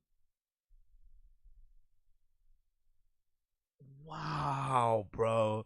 This nigga does not shower or brush his teeth. Okay. We got the rest of today, and then Saturday at midnight. Yeah, the front is super yellow, isn't it? Finally, the giveaway ends.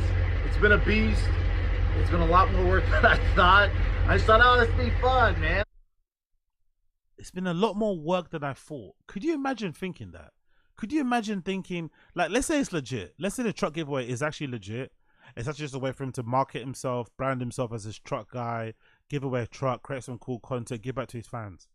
Could you actually think, being redacted enough to think, that organizing a truck giveaway would be easy and wouldn't be too much work? Who would think that, really? Obviously he would, but what normal, sensible, rational person would actually think organizing a truck giveaway would be easy, light work? Let's give away this badass truck and see how it goes. I didn't realize the monster I signed up for. Oh, by the way, the mustache that grows in gray and then gets black. No, grows in black and then goes gray. Looks like it's growing in gray. That's such a great line, man. It grows in dark. What? The guys I look up to, like Diesel Bros, Gas Monkey, shout outs to them, 8080. People are saying it's Zin. So big up Keith T. Wagwan Keith T. Long time no see, brother. So allegedly, why am I so redacted? Why didn't I think of that? So allegedly, Zin is what does your teeth yellow. I thought you don't get. I thought your teeth wouldn't yellow because you put the pouch, and it's clear. Am I that dumb? Because usually the nicotine pouches are clear, no, they're white or something. I didn't think there'd be any staining because it's just. I assumed it was just like a. That's how it happened. You know, I thought it was white. I didn't know. I didn't know you could stain your teeth. That's fucked. God damn. You know, they're monsters. It's all they do, and I'd like to do it, you know, as a part-time gig. And it's a lot. It's a lot. It's been great, man. He can't even be honest in this moment.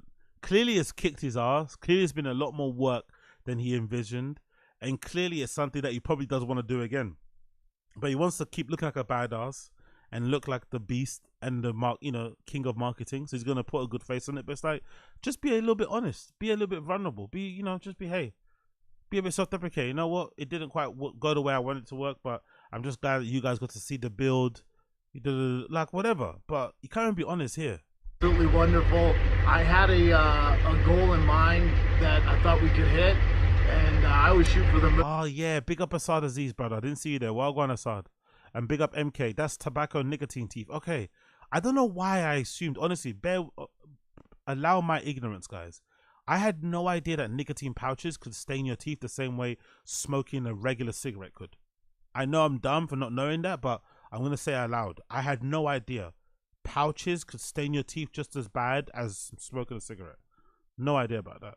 But Asad Aziz makes actually a good point as well. He also drinks 8 cups of coffee a day. Yeah, exactly. Plus all the big gulps, all that shit.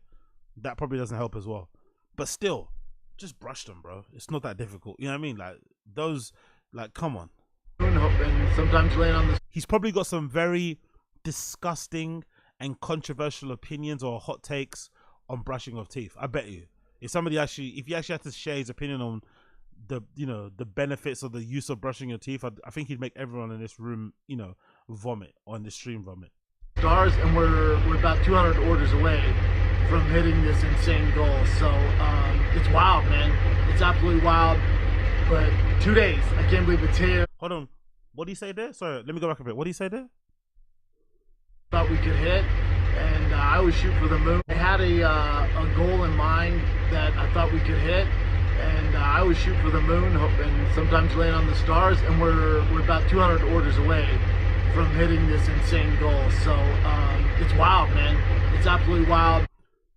So he's trying to say that the goal that he had that was very lofty, that he doesn't want to mention, doesn't want to say the number, but he's trying to say the goal that he actually had for it, he's about to hit it. They're 2 orders away from hitting it. I don't believe him. There's too much demand, there's too much urgency, too much shilling, too much talking about this draw for me to think that it's doing well. When something like this is doing well, you're not pushing it as much. You're just handling the logistics of it and trying to get the orders out because there's so many coming through. So I don't think he's getting the orders that he says he's getting. Personally, for me, I don't think so. Plus, you also have to imagine, this is Brendan like in 2024. If it was him in 2019, 2017, I could see him maybe, making up the cost of the car with the orders, because back then his merch was selling out of the, selling like hotcakes. He was probably quite early on the podcast merch thing as well. He did pretty well off of it. But nowadays, with his star diminishing, and there's not enough fans out. I just don't think there's not enough fans out there also. I don't believe he sold as much shirts as he says he does. I don't believe it. Unless I just thought about this in real time. Unless he didn't only sell the shirt through his web store or online store, maybe he sold it through some like third-party retailer somewhere. Maybe there's some sort of like underground, underhand, brown envelope, gambling raffle scene thing where you can kind of offload some of your stock to them and then technically sell it. Do you know what I mean? Maybe there's some dodgy shit there. I just thought about this right now. I'm probably talking my ass and it's wrong, but I've got a feeling. Baba be like, I don't brush my teeth because fluoride is bad for your brain. Exactly. Austin Casey. There you go. Big Austin Casey. Exactly. That's the kind of take that I'm almost sure he said, or maybe something like I don't brush my teeth because the actual plaque is good for your teeth. The fluoride actually strips away all of the good shit that's on your teeth that's meant to be there. It's naturally self-cleansing.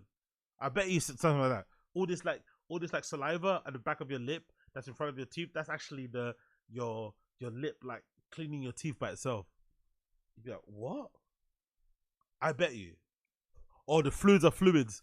Fluids are a natural antibacterial, like what? A natural mouthwash and shit?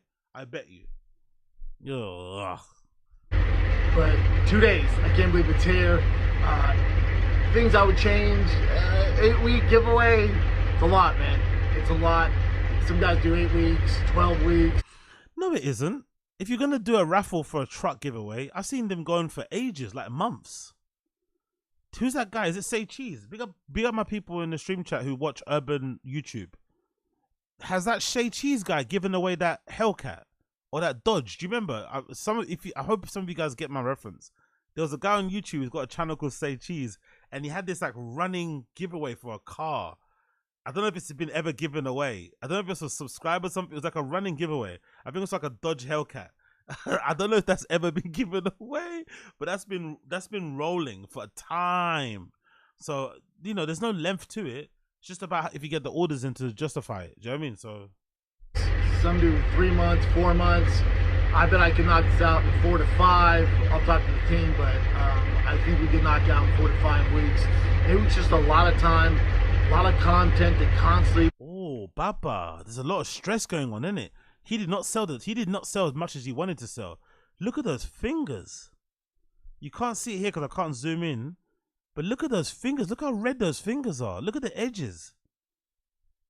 You say you sold a lot and you're about to hit your target. I don't believe you, brother. I don't think you sold maybe close to enough even to break even. That's why you got fucking SANAZ in her fucking, you know, in her boob tube with the fucking tatters out trying to drum up some more sales. And clearly the nerves and the, you know, the stress has gotten to you because you're chewing and fucking gnawing away at your fingers. Look at that. Look at all the skin peeling off there. Yikes. It was just a lot of time, a lot of content to constantly produce. By the way, I never noticed how big Brenda's nose is until this video. He might have a fucking Eric Griffin nose. That's a snoozer, isn't it? That's a don't leave any 8 balls around him, innit? That's a fucking, look at that. That is a fucking sweet potato. Look, that is huge. I never noticed how big his nose is until today. It's fucking massive. So you gotta shoot 5 ads a week, and then our ad team sees which one's doing the best, and then use that one. So you need a new one. Okay, that's it. Cool. Anyway, that's it. Ended there. Do I believe he's anywhere close to the target? No. I'm still dubious about I've had people explain it to me, and I know it's probably the explanation does make sense, but I still can't even figure out why this even exists. There's no realm in any possibility. There's no possibility that he could even sell tickets, like $1 tickets, that would ever equal up to the price of that truck anyway. Forget if it was merch. Imagine if he just sold raffle tickets and you could buy as many as you want. I don't think he could even sell raffle tickets to make up to the price of whatever that truck is, stock, and then with all the mods. All the sponsors and stuff, they don't get anything out of it. Personally, I don't think so. They get anything out of it. The YouTube video views are really low for this whole giveaway thing. Maybe he lies and includes the metrics for the social media views. Maybe that helps. But if you're some of these, you know, garages and car part manufacturers and shit, if you did give him this stuff for free, you're not gonna want to work with him again, are you? Because this hasn't really been a good earner for you, really. Have you actually seen an increase in your social medias, following and shit? Have you actually seen an increase in just orders on your website? Like, I don't know. This whole thing just doesn't make sense. I guess we'll see when it does eventually end. I guess we'll see and we'll find out what's going on, but it just doesn't make sense to me. This whole thing seems weird. Seems fucking weird. Really does seem weird. And yeah, I guess we'll see how it plays out when it plays out. I guess we'll see how it plays out when it eventually plays out. We got another video here of KELCHE Papa. We got another Papa video to play here. Have you guys seen this? I'm sure you guys have seen this. It's fucking brilliant because I think the idea is okay. The Genesis, you know, whatever, to do this video for his sponsor, Rain Energy Drink. I think they're putting a lot of money in his pocket, and they're clearly one of his best sponsors as well, probably. Especially profile-wise. This is probably one of, yeah, this is probably definitely, I think, Rain Energy Drink probably is his best sponsor, and probably the one he's probably the most proud of as well, because it makes him look like a big shot, because, you know, it's a big energy drinks brand that's also under a subsidiary of another big energy drinks brand, blah, blah, blah, blah. But I just love the execution of it. It's so terrible, like, of what he's doing here. Let me play the clip.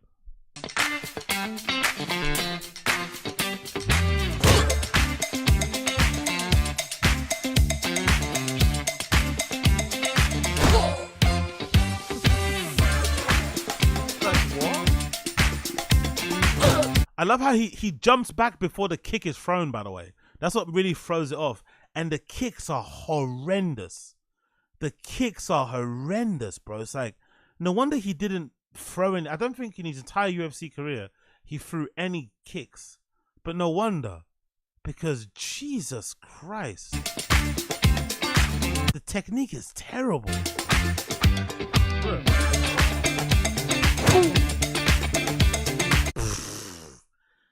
I've never seen somebody look more unathletic that was a professional athlete.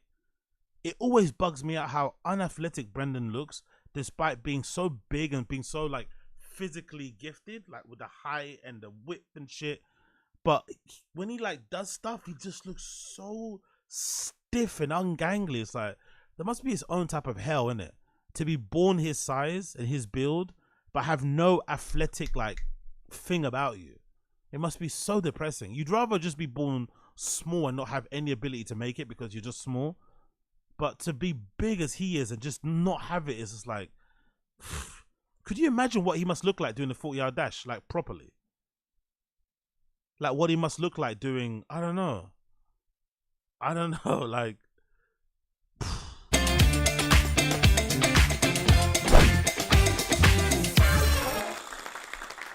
So yeah, I just love the kicks. Let's go back to the kicks. This is the kicks that get me. It's the kicks. Look how bad they are. Look at the kicks. And I love how he always jumps back before the kick comes in. It's such an easy edit. Just wait until the kick comes and then bounce back. You don't need to bounce back before the kick comes in. It just throws it up a bit.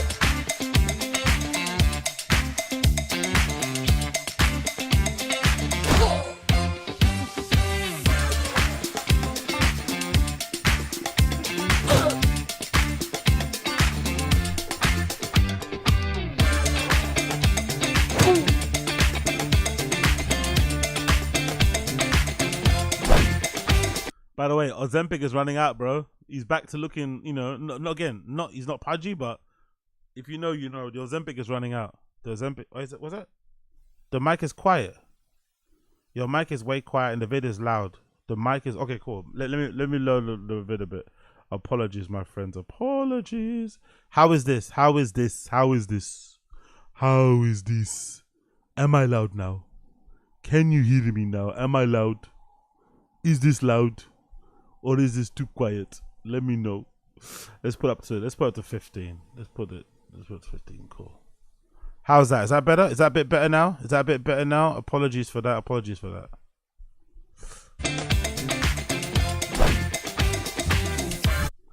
But again, I don't blame him, man. I don't blame him. It's a shame he doesn't do any effort and try to go to like a different place. Like even when he's recording his content, he doesn't, you know, you're obviously recording his content for your main sponsor. At least make a bit of an effort and go shoot somewhere else, you know? He's always shooting exactly at Thick Boy headquarters, in the car park or in the parking lot. I bet you the people that work there, like at their regular jobs, when they look out the window when they're working, they must shake their head every time they see this guy in it. It's like, what is this man baby doing?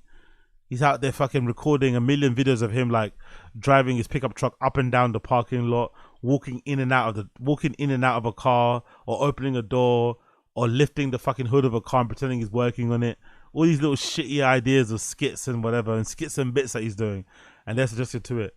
But yeah, it would be best for him if he tried to put a bit more effort into this, and you know, maybe go shoot somewhere else, maybe get a little bit more creative with the content and shit. Because I'm sure this is part of his like obligation for Rain. He's probably required to do like, you know, 3 or 4 pieces of content every other month or something. But yeah, man, there's something there, but at least try a little bit harder, you know? Just go and shoot somewhere else. Go in your car and shoot down the road or something. Or it's just right in front of the fucking Thick Boy headquarters. No effort made to try and shoot in a different location to kind of mix things up a bit. And the kicks, man, the technique. Ooh. Yeah, exactly. Big up Uche. Joanna was sick of Papa wearing her jeans, so she made him gain more weight. Yeah. Honestly, man. Honestly. What a fucking shit show. What a fucking shit show. Okay, cool. We've seen this. Let's move on. Bear with me a second, my friends. I apologize for the delay and the fucking hassle here. Let's go through some clips, actually. Let's go through some clips. Let's see. Let's see it. Let's go for some Tiger firing the kiss off. Sorry, I'm fucking rambling here. Let's go on and firing the kiss off. So, number one post I wanted to talk about was this one. Courtesy of the Firing the Kids sub. Let's click on it and let's talk about it. So this post here It's Coastal and Find the Kids subreddit, and of course features the one and only Slow Joe. What she posted on Instagram here. It says, I think Slow Joe may be overtaking Papa's throne. So let's see this post. Courtesy of Slow Joe's account. I might not be able to sleep tonight. Boys finally go back to school tomorrow. Woohoo. Like, is this even real? It's been years. You know what? I'm going to be graceful and I'm going to say no comment. I'm going to say no comment because everything I'm going to say is not going to be good. It's going to be mean and she's not involved. Let's just move on. Next post. You should see your act. Let's see this one. Let's see this one. You should see your act. Bear with me a second here while I get this to load and then we can continue on, right? So let's play this. You should see your act. Let's play this. The building's blown outward. Whoa. Like it's blown out. Now, I'm obviously not a fucking bomb expert, but I talked to one. You should see your act. See your act. See your act. See your act. See your act. See your act. And I fully support. I forgot that. That's from Save Our Parks, isn't it? Honestly, man. I think that's why he likes those guys, to be fair. Those are probably the only people in his life that can talk to him like that. No one in his life is probably allowed to talk to him like that. Only those guys can talk to him like that. Brilliant, bro. They should see your act. Rogan's face. Or your right as an adult to do whatever you want that makes you happy. I believe in freedom and I believe in love. Elephant Graveyard, the channel that made the viral commentary and Latest Joe, just had a bunch of I also believe in crazy people. And here's the thing, that somehow or another, that got left out of the equation. Yeah, of course, cause that's coming next. You read my mind, brother. That's coming next. You read my mind. All of a sudden, crazy people just went away like the flu during COVID. Like, oh, it just got absorbed in the numbers. Suddenly, every man in a dress is stunning and brave. It's like, I'm bomb expert. Trans women are women. How about most? How about almost all? You gotta leave room for crazy. See your act. See your act. It's kind of crazy, isn't it? Only after I watched that Elephant Graveyard video did I notice the bomb. I think when I was reviewing it, I was just reviewing it mostly based on am I laughing or not. But then you realize, oh shit, he actually bombed during a live taping of a Netflix special.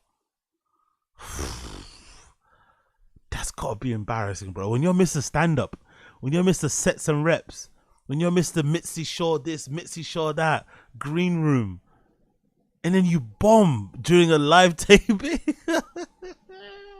And the silence in the audience. Oh my god. See your act. See your act. He wanted to fuck that stool so badly. When he was bombing, he wanted to fuck that stool so badly. Listen, I'm sorry. I'm sorry if it's taking me a while to adjust, but all my life.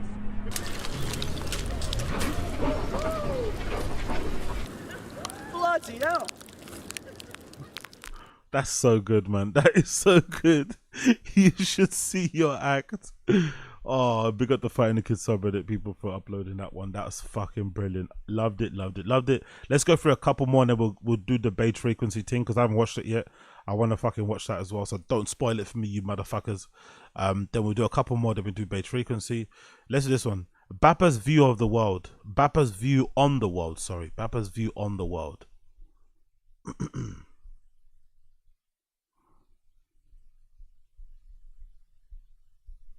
Bear with me a second here. Bappa's view on the world. Let's see what this is saying. Hyping up a fight against a guy that's known for his grandpa being a mob boss. We're all cool with it. I guess he's talking about that Mayweather and that Gotti fight, right? I just saw it recently. I didn't even know this was a fight that was booked in. I just saw randomly them standing in face to face with each other. I didn't even know this was a fight. I had no idea. I think the last time I heard about Mayweather, actually, wasn't he like, didn't he get arrested in the Middle East? I think his friend stole something. I remember he had some issue trying to get back to America. But yeah, then suddenly now he's fighting the Gotti kid or something. I was like, okay, that was a bit random.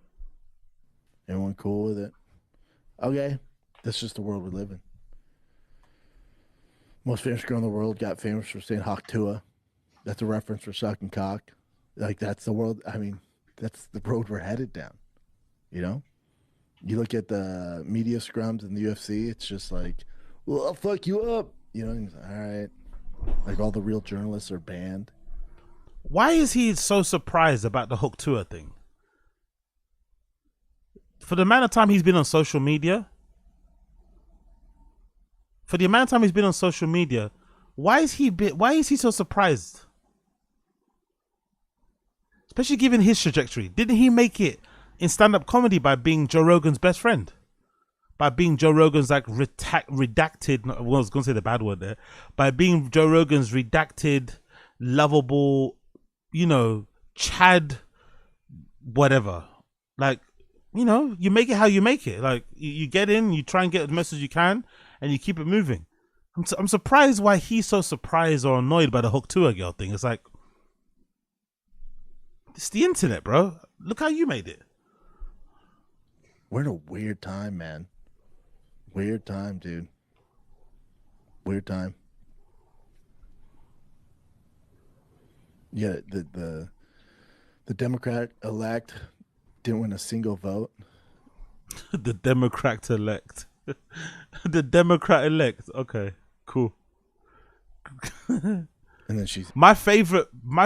I'm not going to lie. One of my favorite new versions of Papa is this, like, socially conscious, politically motivated Papa. When he starts talking about politics, it makes me laugh so fucking much. I love it. I love when Papa talks about politics. Because he's so uninformed. He's so dumb, so lazy with his opinions. He's like, do you know what I mean? It's amazing to hear him try to, like, have some sort of political stance and try to make it make sense and try and not appear like a bigot or a racist or a xenophobe, whatever. I just love it. I just love how he's fighting with himself, you know? It's just brilliant. She's in. It's just how she's gonna make changes, but she's been there for 4 years. You know what, Austin KC? The first part of your point is the most correct. He's salty because he's been trying to be viral and she did it on accident. I think the salt comes, what you said is true, but I think it's also like it's like a timing thing now. Because I think now if you're viral, like obviously the Hook Tour girl is a good example. Nowadays it's proof that you can probably, maybe a few years ago, that wouldn't have lasted as long as it's lasting along for her. She's probably going to make way more money out of it than maybe someone would have made out of it 10 years ago, you know? And that's what he's probably jealous about. Like, he wishes he could probably try to, like, start that Joe Rogan is my friend cycle now. Like, imagine if he started to be Joe Rogan's best friend now, how much profitable it would be for him. Now he has a career for life, so he's basically okay. But it'll probably be way more monetarily, you know, beneficial for him if he was Joe Rogan's best friend nowadays. Because all the attention is on him now. Do you know what I mean? More than ever type of thing. So, yeah, there probably is a little bit of jealousy, which is fucking nuts, isn't it? Imagine being Brendan Schaub being jealous of the Hook Tour girl. It's like, what? What the? If anything, you should feel some level of like, there should be a little bit of like, there should be a level of like respect and acknowledgement of like, yeah, you both kind of got into the game, you know, for a bit of a dodgy way, you know, kind of a little bit of an unearned way, but you figured it out and you made the best out of it. You should kind of be rating her, like, oh, I kind of see myself in that girl, you know, instead of like being jealous of her, like, huh? Years, and people are like, yeah, she's gonna do it. It's like, bull. Asad Aziz, exactly. Again, you guys putting the things way more eloquently and succinctly than I ever could. Asad Aziz. Besides Kamala being POC, I would love to hear from Baba a breakdown any of her stances, or breakdown any stance of hers. Exactly. The main thing he doesn't like about is that she's a woman and that she's, you know, quote unquote black. That's the thing he hates the most. Nothing else. No policies. He probably doesn't even know much about her history of being a fucking narc and a fed and shit. Doesn't really know much about that even, you know? Probably doesn't even know stuff that she said in the past, how many people she might have locked up in the, like, nothing. It's just what he sees on camera. She's a bit woke. she's a woman and she's black. But do it. You're there right now. You're the sitting president currently. Do it. No, but once it's official, I'm gonna get to work. And it's like, yeah, it's so true. And people are buying it. People are buying Floyd Mayweather, John Gotti, because his grandfather. Mayweather. What? How do you say it? Floyd May? What do you say? Floyd who? People are buying Floyd Mayweather, John Gotti, because his Floyd Mayweather. He just called Floyd Mayweather Floyd Mayweather. But people are buying it. People are buying Floyd Mayweather,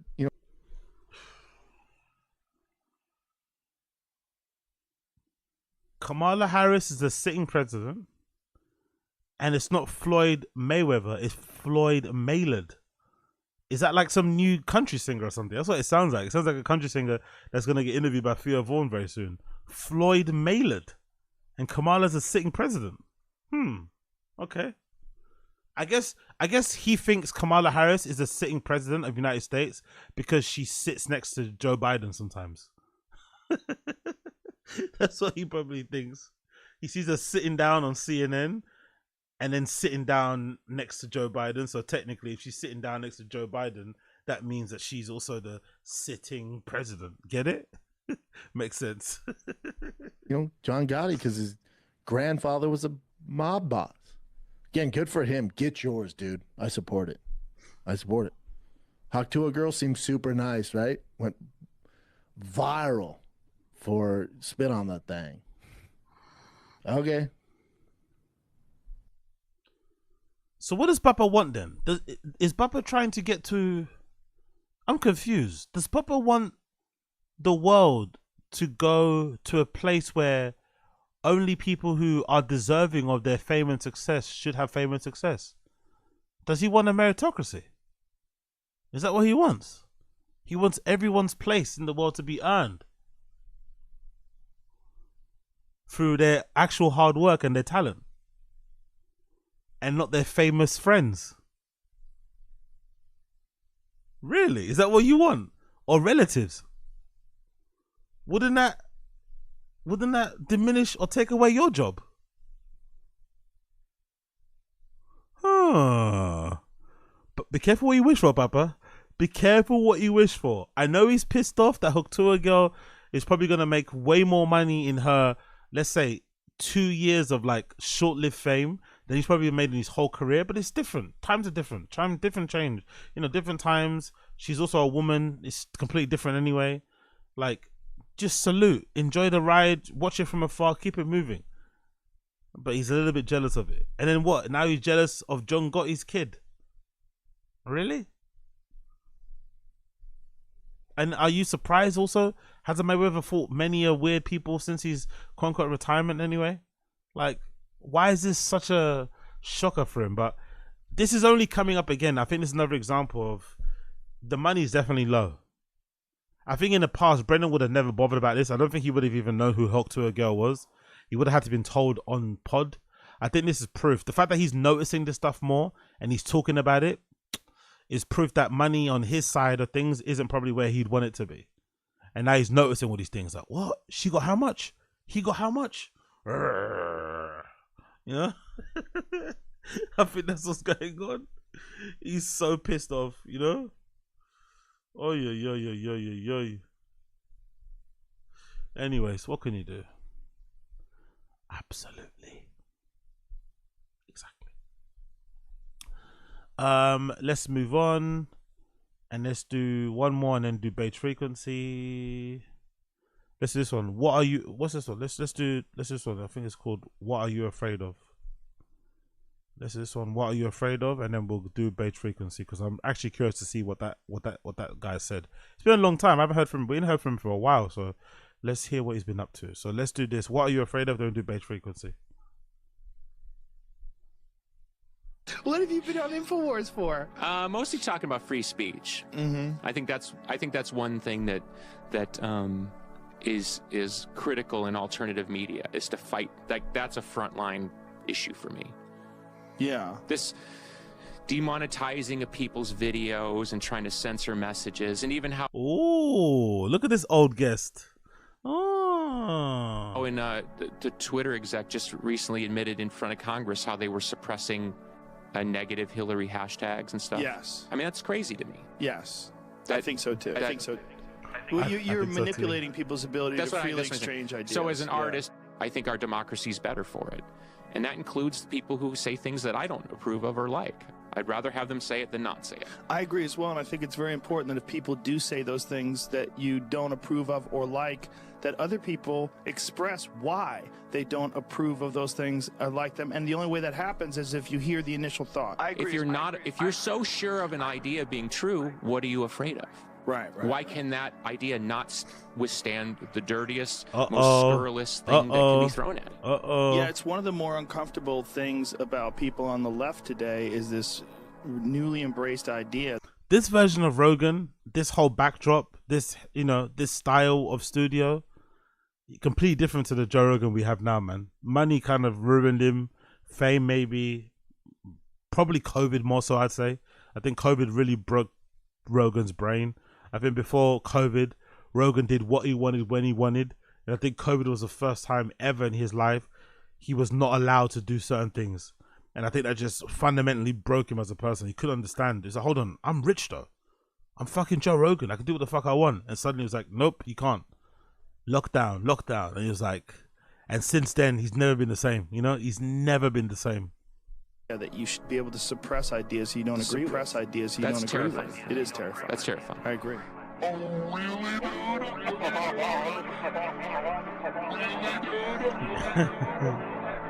Well, you're a fucking hypocrite. It is terrifying. That's terrifying. What are you afraid of?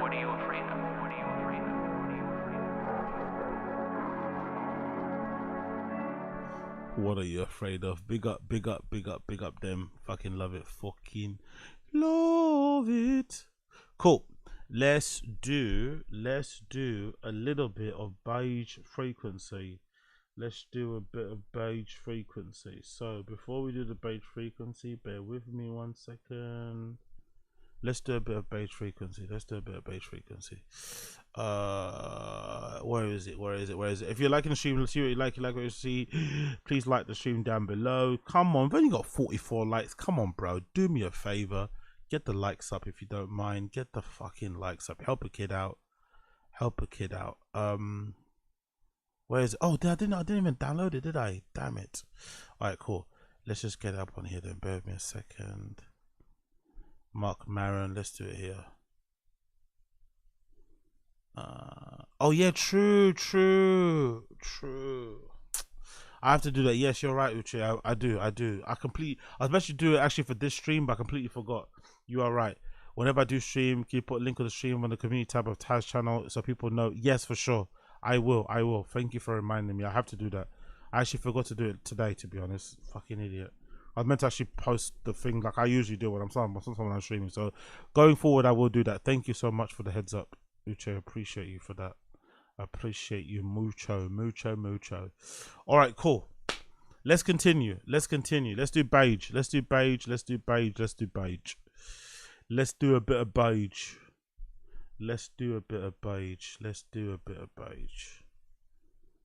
Bear with me a second here. Let's see if this loads up. Forgot to download the video. I should have downloaded it earlier, but lover boy things. Bear with me 1 second here. Let's see this post. Let's see this go.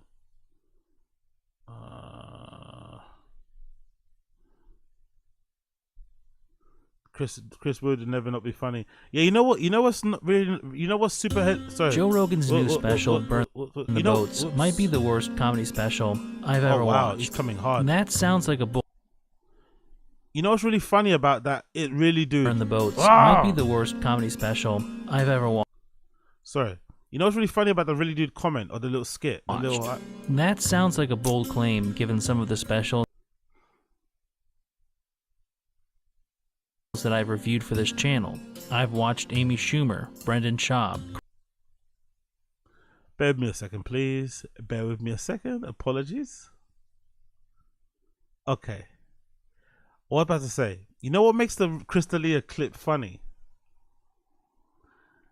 If I'm not mistaken, that really dude clip, doesn't it come from a rant he was doing on his show where a caller or somebody emailed in and said, oh yeah, there's loads of pedos in Hollywood or something. And then he was ragging on his fans for thinking that Hollywood was full of pedos. Like, oh my God, how could you believe that? That's obviously not true. I think that's where that clip comes from. So it's funny, given what happened to him after, right? Given all the allegations that were levied at him, that he was almost mocking the fans for believing a conspiracy theory, quote unquote, that, you know, there was a cabal of fucking pedos around Hollywood taking up people and so. So I don't know, it was fucking hilarious. That clip then became, you know, the de facto, like, you know, oh really, dude? When, you know, he himself is a pedo. But yeah, what do I know? Let's continue. Bear with me a second here. Let me play a bit of this and I need to take let me play a bit of this and I'll take a quick slash. So apologies for those of you watching. I'm going to mute my mic so you don't hear me. But let me play a bit of this and then I'll take a quick slash. I'll be back in 2 seconds. Let's play. Big up big up Beige Frequency, not Elephant Grade, Beige Frequency.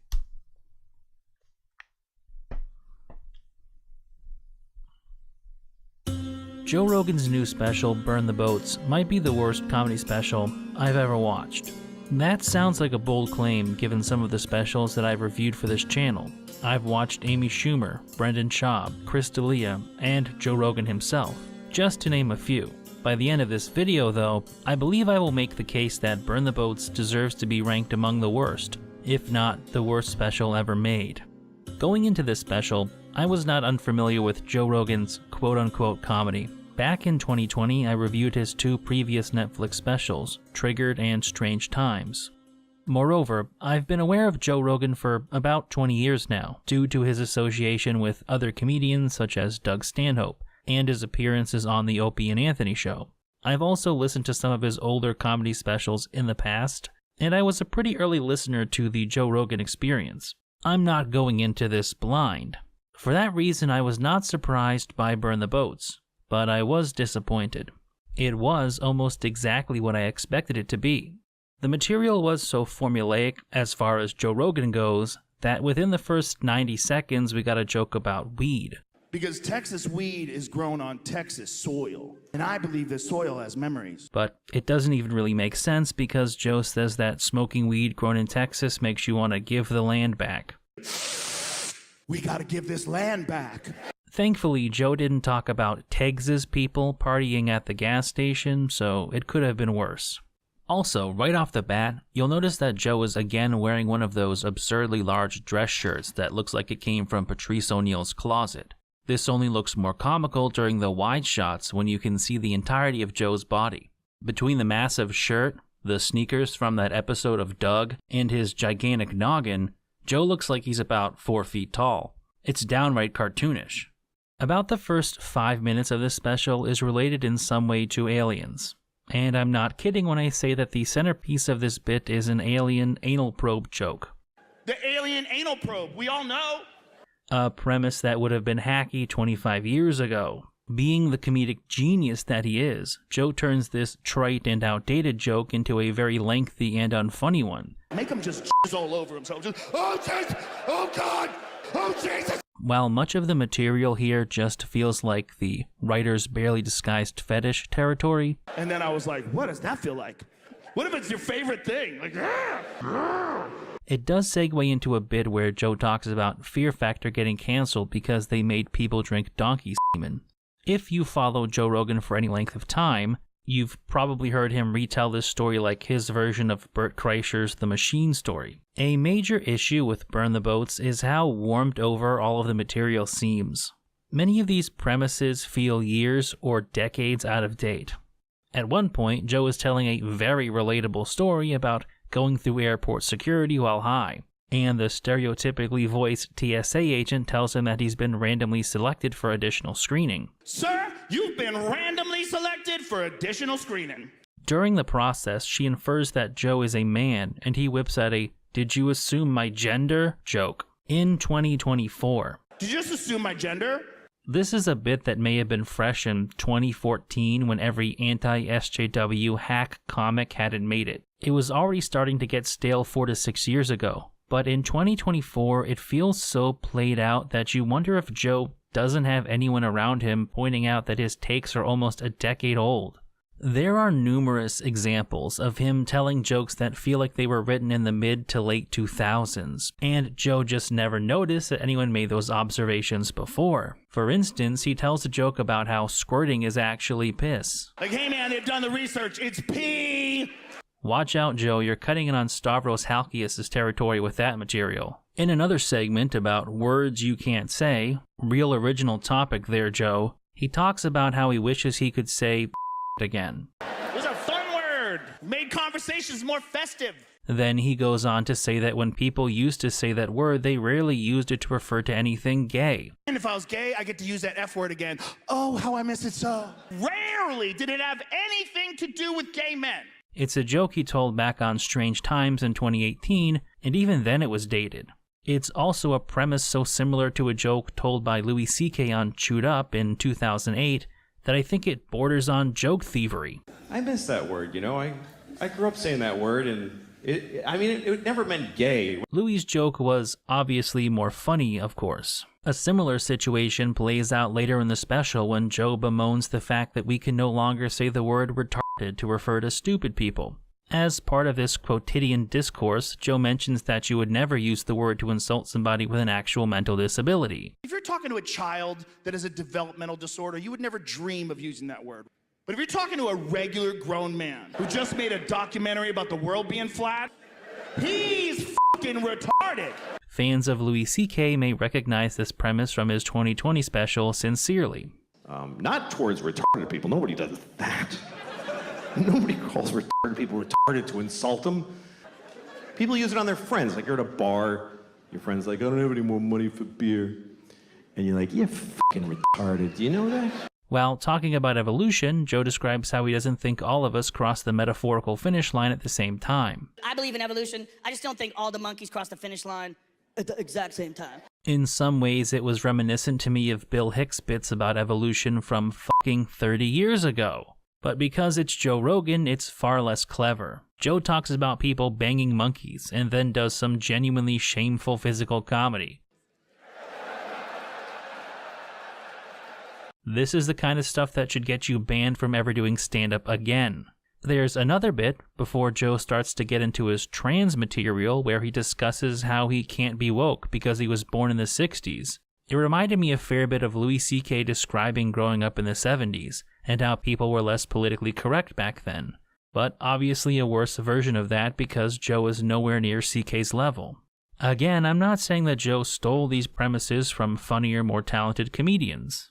Perhaps it's just a matter of parallel thinking, where Joe is operating on a level so broad that he's creating jokes similar to those written by other comics years or even decades ago. That said, it's at the point where words like laziness and recycling don't really do it justice. This was a problem even on his previous specials between Triggered and Strange Times, where he told almost verbatim some of the same jokes, like the joke about how we shouldn't take what the Founding Fathers said that seriously because they were writing with feathers. It's a stupid job invented back when people used to write with feathers. You guys didn't write any new shit? Dude, I wrote that with a feather.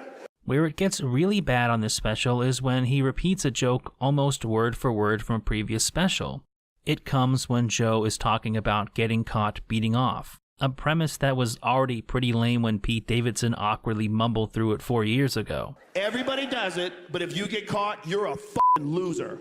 Everyone knows. Everyone's gonna know. Oh no! Joe seemingly tries to take this into a different direction, akin to something more like a Louis C.K. bit, by describing being caught by his wife when he beat off next to her in bed. I do tiny strokes to not wake the master.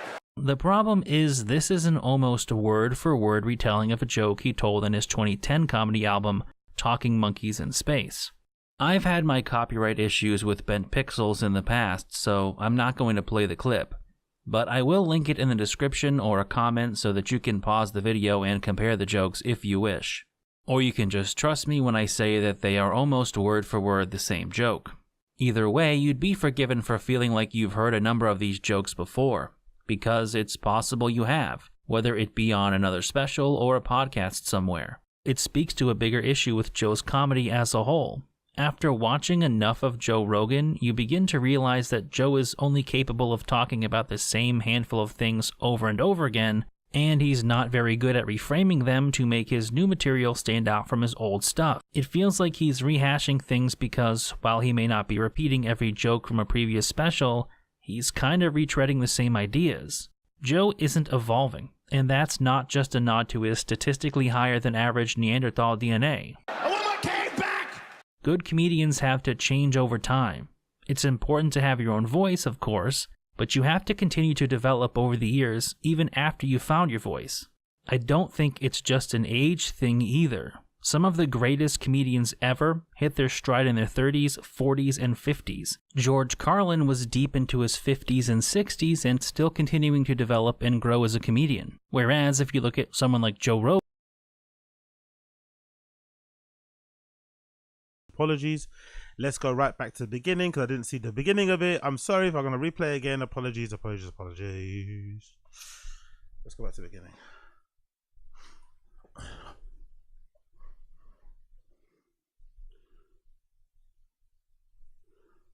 Joe Rogan's new special, Burn the Boats, might be the worst comedy special I've ever watched. That sounds... Did he say it's the worst one he's ever watched? Ever? Including all the shit that he's watched on this channel? No way. So he says Rogan is worse than Brendan. God damn. Sounds like a bold claim given some of the specials that I've reviewed for this channel. I've watched Amy Schumer, Brendan Schaub, Chris D'Elia, and Joe Rogan himself. Nah, I don't agree with that. I think Beige Frequency is being a little bit OTT and dramatic. Rogan's bad, but he's not he hasn't put out the worst special ever. Let's relax. It's bad, but it's not the worst special ever. There's many bad specials out there. Many. Just to name a few. By the end of this video, though, I believe I will make the case that Burn the Boats deserves to be ranked among the worst, if not the worst special ever made. I doubt it, but let's Going see. into this special, I was not unfamiliar with Joe Rogan's quote-unquote comedy. Back in 2020, I reviewed his 2 previous Netflix specials. Yeah, you see, I think that's the main problem. Like myself, and I need to finish off the fucking Is Joe Rogan Funny series. Apologies for those of you on Patreon who've been waiting. I've been slacking off of that one. Apologies, it's going to come a new one. I'll probably have to do it tomorrow. But bear with me one second. I think the main issue with Rogan's special is that he waited so long to put it out. I think if he would have put this out during COVID, it probably would have done okay. But he purposely didn't put it out during COVID because he was writing more material. And the more material and the extra work that he did is what we saw. So I think the time in between specials is what killed him. Because it made it seem like he was cooking up something special and it wasn't. And I think during that time, none of us had ever gone back to watch Joe Rogan stand up. Like, think about it. Even on the subreddit, I can't think of the last time I saw people posting Rogan stand up clips, even on the Joe Rogan subreddit. They don't really post stand up clips on there. So no one really was paying attention to Joe Rogan stand up that entire time during COVID, post COVID, no one. Then suddenly it gets announced he's doing stand up again. Then you're reminded, oh shit, he is a stand up comedian, isn't he? And then you see it for the first time and it's like jarring. It's like, oh shit, you're not really that good. But I don't think that means he's terrible compared to everybody. I think he's just not good compared to how he speaks about himself and about how he speaks about the craft. But I don't think he's the worst ever. I don't. I'm sorry. I watch too much Kill Tony. I listen to too many podcasts. I watch too many specials now, especially with the Patreon. He's not the worst special. He's not the worst stand-up comedian out there. No, I refuse to believe that. There's way worse than him out there.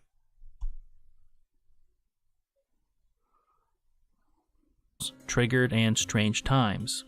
Moreover, I've been aware of Joe Rogan for about 20 years now, due to his association with other comedians such as Doug Stanhope, and his appearances on the Opie and Anthony show. I've also listened to some of his older comedy specials in the past, and I was a pretty early listener to the Joe Rogan Experience. I'm not going into this blind. For that reason, I was not surprised by Burn the Boats, but I was disappointed. It was almost exactly what I expected it to be. I was disappointed but not surprised. I'm the reverse. The material was so formulaic as far as Joe Rogan goes that within the first 90 seconds we got a joke about weed. Because Texas weed is grown on Texas soil, and I believe the soil has memories. But it doesn't even really make sense because Joe says that smoking weed grown in Texas makes you want to give the land back.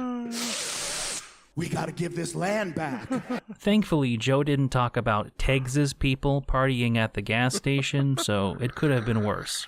Also, right off the bat, you'll notice that Joe is again wearing one of those absurdly large dress shirts that... By the way, big up the person, I forgot your name. My DMs are so weird. Somebody in my DMs who I'd been speaking to about a completely different thing, about I think fashion or something, completely unrelated to Rogan. When the special came out, they reached back in touch with me and posted a picture. I should probably upload it on here. I'll see if I can get permission. I'll probably put up during the clip.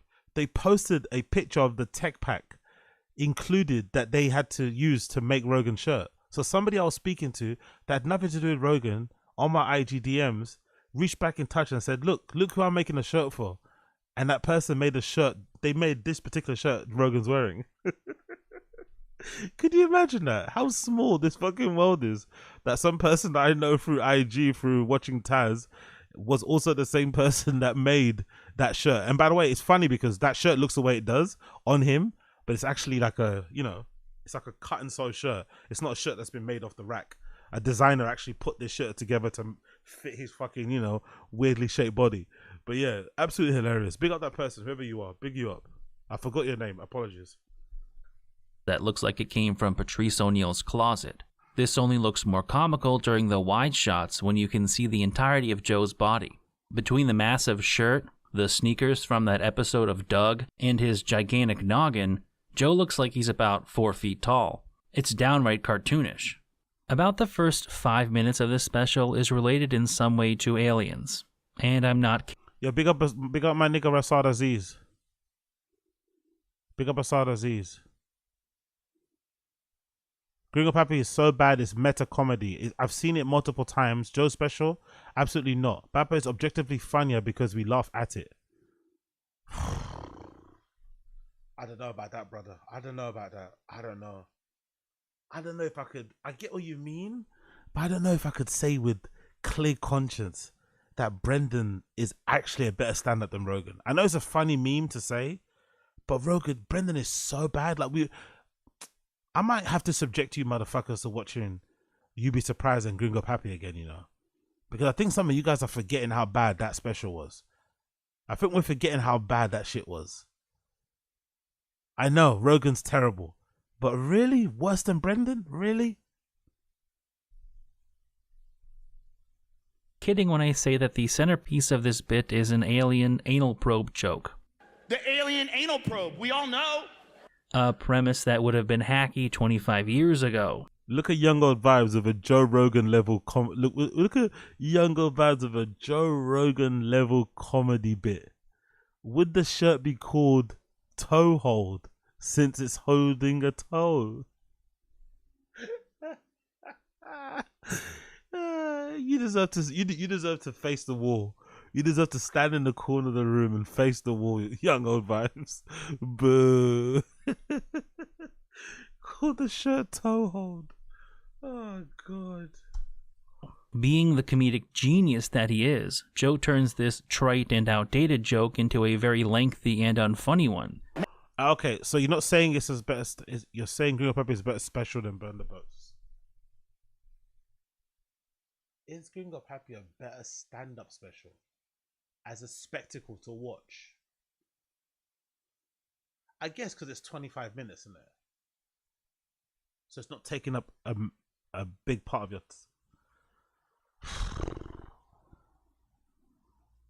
What's up, Dallas? Nah, I can't. Come on, man. Come on, Kanye Sada. Like, come on, nah.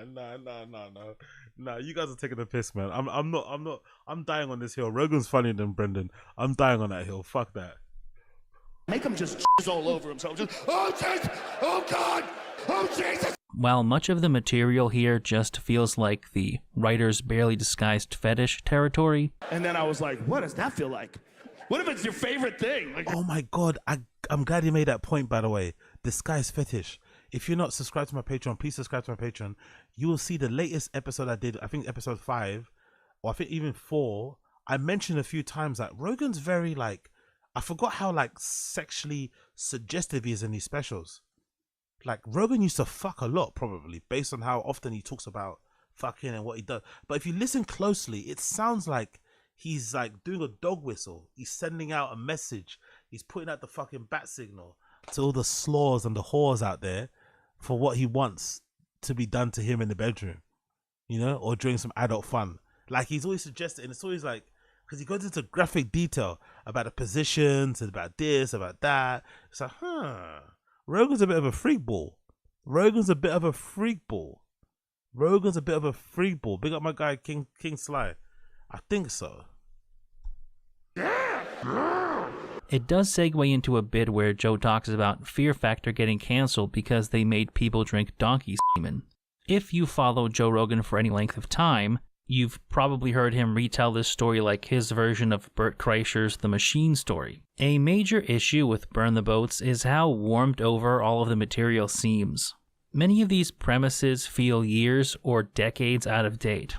At one point, Joe is telling a very... Yeah, that's a really good point. Do you guys remember there was a time during stand-up comedy podcasts when a lot of comedians would talk about how important it was to do a special or to do material that was time sensitive in the moment and get rid of it. Do you remember? There'll be a lot of guys, oh yeah, cool, I'm doing this joke about this particular like horrible terrorist incident or this particular missing kid thing or this school shooting. I have to do it now because if I don't do it now and I do it a year later or 6 months later, it's gonna be dated. And I remember that was a big thing they would say. And sometimes they would like think about how they could work it into a special to try and get it out of their set and get it documented and off. But nowadays, they all do it. So what was all that hullabaloo about? Nowadays, they all do it. I feel like nowadays, every stand-up comedian, especially within that LA scene, has at least 1 or 2 jokes in their special that's super dated. Like, not even like a couple of months, like proper, like a year. Like, everyone has at least one. So I wonder what changed, because they were all very conscious about not doing it, but now they all do it. Relatable story about going through airport security while high, and the stereotypically voiced TSA agent. Exactly, Uche. COVID was quite literally 4 years ago, and Rogan was doing COVID jokes during a live streaming of his comedy special on Netflix this year. Tells him that he's been randomly selected for additional screening. Sir, you've been randomly selected for additional screening. During the process, she infers that Joe is a man, and he whips out a "did you assume my gender?" joke. In 2024. Did you just assume my gender?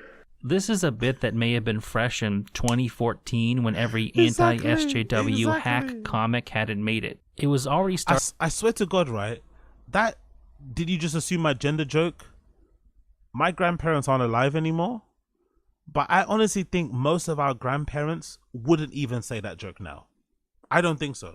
It's the kind of joke that your grandparent would say during Christmas, family gatherings. What's your gender now? Hey, they, them, whatever. Yeah, I don't even think your conservative grandparents would say such a joke now. Even that would be beneath them. Starting to get stale 4 to 6 years ago. But in 2024, it feels so played out that you wonder if Joe doesn't have anyone around him pointing out that his takes are almost a decade old. There are numerous examples of him telling jokes that feel like they were written in the mid to late 2000s, and Joe just never noticed that anyone made those observations before. For instance, he tells a joke about how squirting is actually piss. Like, hey man, they've done the research, it's pee! Watch out, Joe, you're cutting in on Stavros Halkias' territory with that material. In another segment about words you can't say, real original topic there, Joe, he talks about how he wishes he could say again. It was a fun word! Made conversations more festive. Then he goes on to say that when people used to say that word, they rarely used it to refer to anything gay. And if I was gay, I get to use that F word again. Oh, how I miss it so. Rarely did it have anything to do with gay men. Yo, Black American, great point. They got lazy after their podcast went mainstream. They were right, but they don't know how to write anymore because they just sit around and chit chat and make too much money from ads. That's a great point. That's a really great point. There has to be, somebody probably has to do it. There's probably a Venn diagram that you could plot out of when podcasts became super popular and all the money started rolling in, right? And then when their comedy specials dropped off. It probably does line up. When all the specials started to get shit was when podcasts started to take off. It has to be. It has to be. It's a joke he told back on Strange Times in 2018, and even then it was dated. It's also a premise so similar to a joke told by Louis C.K. on Chewed Up in 2008 that I think it borders on joke thievery. I miss that word, you know. I grew up saying that word, and it never meant gay. Louis' joke was obviously more funny, of course. A similar situation plays out later in the special when Joe bemoans the fact that we can no longer say the word retarded to refer to stupid people. As part of this quotidian discourse, Joe mentions that you would never use the word to insult somebody with an actual mental disability. If you're talking to a child that has a developmental disorder, you would never dream of using that word. But if you're talking to a regular grown man who just made a documentary about the world being flat, he's fucking retarded. Fans of Louis C.K. may recognize this premise from his 2020 special, Sincerely. Not towards retarded people. Nobody does that. Nobody calls retarded people retarded to insult them. People use it on their friends. Like you're at a bar, your friend's like, I don't have any more money for beer. And you're like, you're fucking retarded. Do you know that?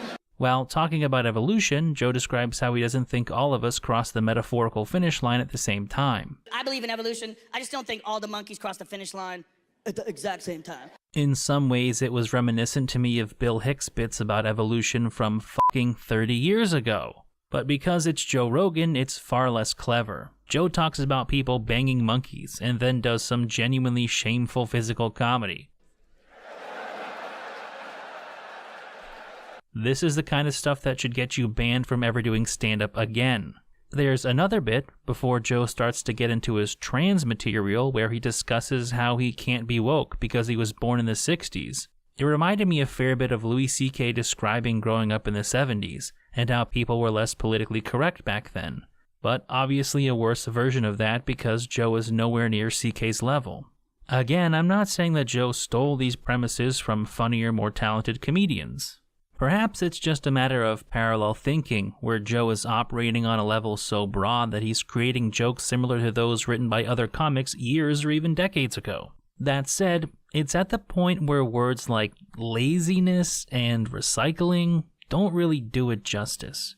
This was a problem even on his previous specials, Between Triggered and Strange Times, where he told almost verbatim some of the same jokes, like the joke about how we shouldn't take what the Founding Fathers said that seriously because they were writing with feathers. It's a stupid job invented back when people used to write with feathers. You guys didn't write any new shit. Dude, I wrote that with a feather. Where it gets really bad on this special. Rogan would say on a podcast that he's never going to do that sort of thing. Like you could imagine him saying, "Oh yeah, I try not to use what's that phrase he uses? The economy of words. Try not to use the same word again. It's about how you reorder the words together, and it can drastically change the impact of a joke and how it lands." And blah, blah, blah, blah, blah, blah. But then when he actually records his special, there he is, not only copying jokes, he's also repeating fucking jokes, repeating premises. It's like, come on, man. All of that for nothing. All that for nothing. Is when he repeats a joke almost word for word from a previous special. It comes when Joe is talking about getting caught beating off, a premise that was already pretty lame when Pete Davidson awkwardly mumbled through it 4 years ago. Everybody does it, but if you get caught, you're a fucking loser. Everyone knows. Everyone's gonna know. Oh no! Joe seemingly tries to take this into a different direction. You know what? Thinking about that joke again now, isn't it a bit strange that like a 50-plus-year-old man is making jokes about getting caught when, like, how embarrassing it is when you get caught jacking off. Isn't that like a joke that should only apply to like a child or like a teenager or a young person? Like, why is a 50-year-old man making those type of, like, what? Huh? You're Joe Rogan also. Like, why should you ever, you should never be in a position if you're Joe Rogan where you could ever get caught masturbating anywhere. You know what I mean? You could buy a house with 1 million rooms in it. Like, what? Also, you're 50 or 60. Like, what's going on here? Akin to something more like a Louis C.K. bit by describing being caught by his wife when he beat off next to her in bed. I do tiny strokes to not wake the master. The problem is this is an almost word-for-word retelling of a joke he told in his 2010 comedy album, Talking Monkeys in Space. Yo, big up Flazzers. Big up Flazzers in the chat. The rise of comedy podcasts has distorted the supply and demand for specials by comedians. We don't need the majority of these specials. That's the truth about it. We actually don't need this. We don't need any of them, to be honest. The more and more I see specials, the more and more I understand. Because there was a point, I don't think I vocalized it on stream. There was a point where I used to think to myself like, oh, Bobby Lee is lazy. He doesn't want to throw his hat into the ring. He's afraid of displaying his art. He's afraid of all this sort of stuff about Bobby Lee. But now, I think to myself, maybe he was right. Maybe he knew that, no, we're all kind of terrible. We're all kind of garbage. This material probably doesn't travel well. You know, like when you order a burger from a burger place and it doesn't travel well. This material probably only travels, is only hits when you're here and you're drunk or you're in this room and this ambiance and shit. But once you watch it, you know, stone cold sober in your pajamas at home, me making all these sounds and touching my belly isn't going to work the way I think it is. I'm not going to embarrass myself. Why embarrass myself? Let me just do this stuff in clubs, not record a special. If you want to see me, you know where I perform. Come see me perform. You have a good time. But a special makes no sense. Special should be reserved for comedians who actually have something to say, who are actually funny, and that medium actually works for them. And I think the majority of comedians could probably do a lot with just leaving specials altogether, or maybe having them be like, you know, landmark moments in their career. Maybe every 5 years you do a special or something, or every 10 years or something. But this thing where all comedians are doing like a special every other year, obviously for the cash grab, right? Everyone wants a Netflix deal, but not a good idea. I've had my copyright issues with bent pixels in the past, so I'm not going to play the clip. But I will link it in the description or a comment so that you can pause the video and compare the jokes if you wish. Or you can just trust me when I say that they are almost word for word the same joke. Either way, you'd be forgiven for feeling like you've heard a number of these jokes before, because it's possible you have, whether it be on another special or a podcast somewhere. It speaks to a bigger issue with Joe's comedy as a whole.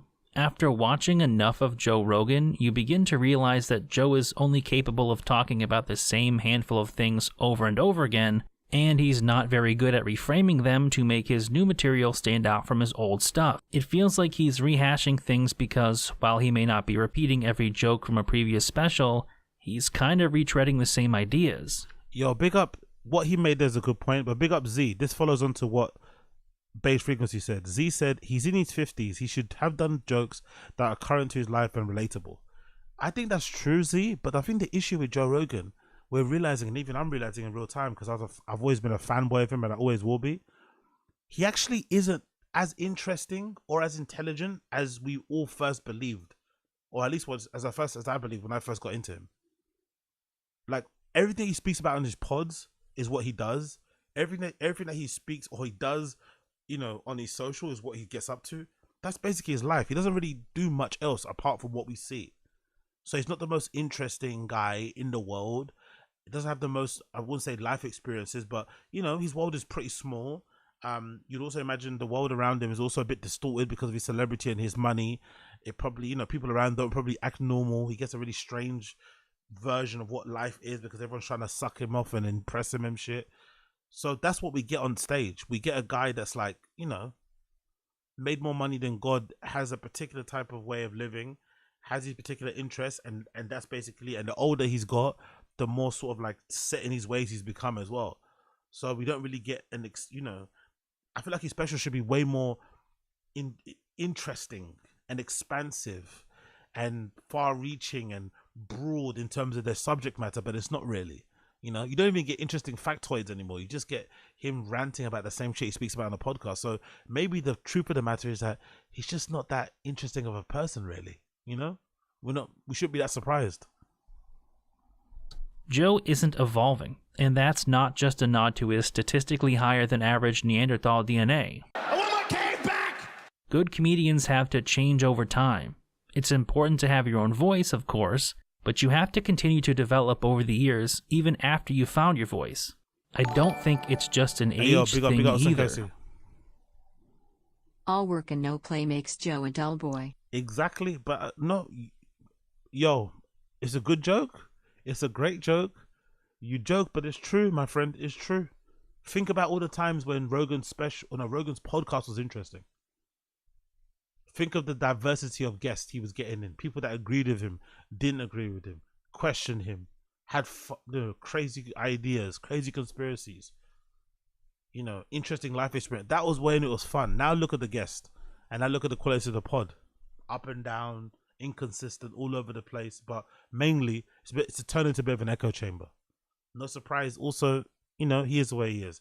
And I think we also have to keep in mind that running meme about him not getting jokes. I think there's something in that.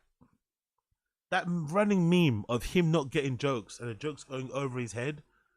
There has to be something in that. If you're somebody that doesn't get jokes and you're a stand-up comedian, it's gonna play a part in maybe your special not being good because you don't get jokes, you don't get wit, you don't get sarcasm from, like, you don't respond well to it on your show. It's like, that's not a good sign. Big up Austin Casey. Some of the greatest comedians ever hit their stride in their 30s, 40s, and 50s. George Carlin was deep into his 50s and 60s and still continuing to develop and grow as a comedian. Whereas if you look at someone like Joe Rogan, he's been stagnating for arguably decades now. Joe has lived in a Hollywood bubble for 30 years. His only friends are other comedians. Exactly.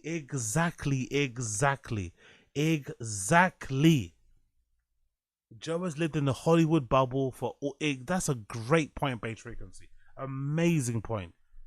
That's the main issue. He's been living in a Hollywood bubble, podcasting bubble, elite bubble. Especially the more he's, you know, become famous, the more money he's become, the more money he's got. It's probably detached him. I think he's always been a bit detached anyway from people. He's kind of his little crew. He's kind of, you know, lived his life the way he wants to live it. Fair play to him. But I think the money and the fame has become even more so, you know? Crazy, bro. Crazy. Bear with me a second. Yeah, cool. Hollywood celebrities or people with similar hobbies like working out and martial arts. He's no longer part of regular society, so the only experiences he has in common. Yo, big up Chris Mack. I miss your just hearing dudes take bong rips and question the veracity of Holocaust death toll, to be honest. This constant shit about bow hunting and cancel culture is for the birds. Exactly, brother. You know what? I miss ancient Egyptian talk, bro. I miss Hunger Dryas talk, bro.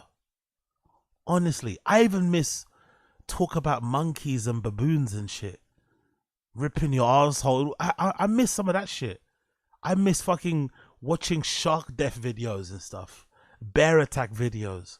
I miss that sort of stuff. That's when it was fucking super fun. Now you hardly get it.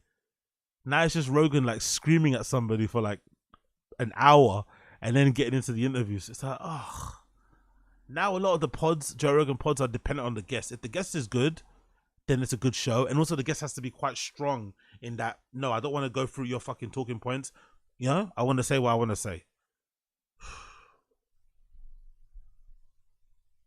With regular people are decades old. Therefore, he largely has to rely on commenting on recent events or the social issues of the day. As a result, the only area where I think Joe has progressed is, much like Dave Chappelle, devoting increasing amounts of time to his political and cultural grievances. Bear me one second. Bear me 1 second. I've got an order coming through. Bear me 1 sec.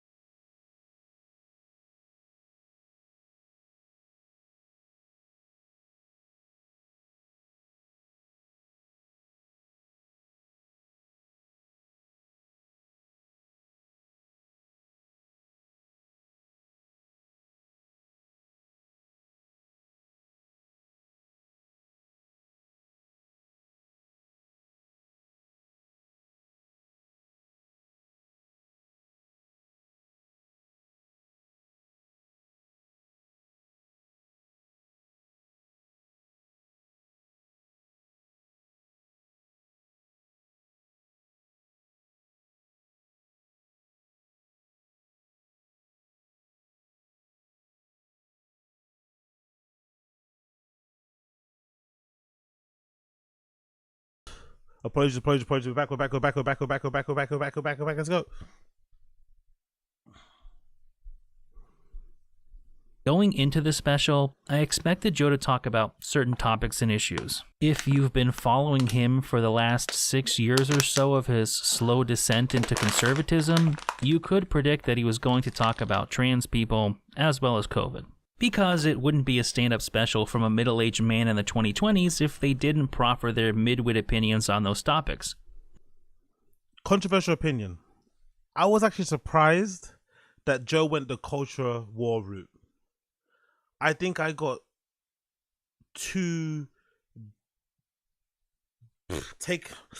I think I let the name of the podcast give me an impression of what the special could have been.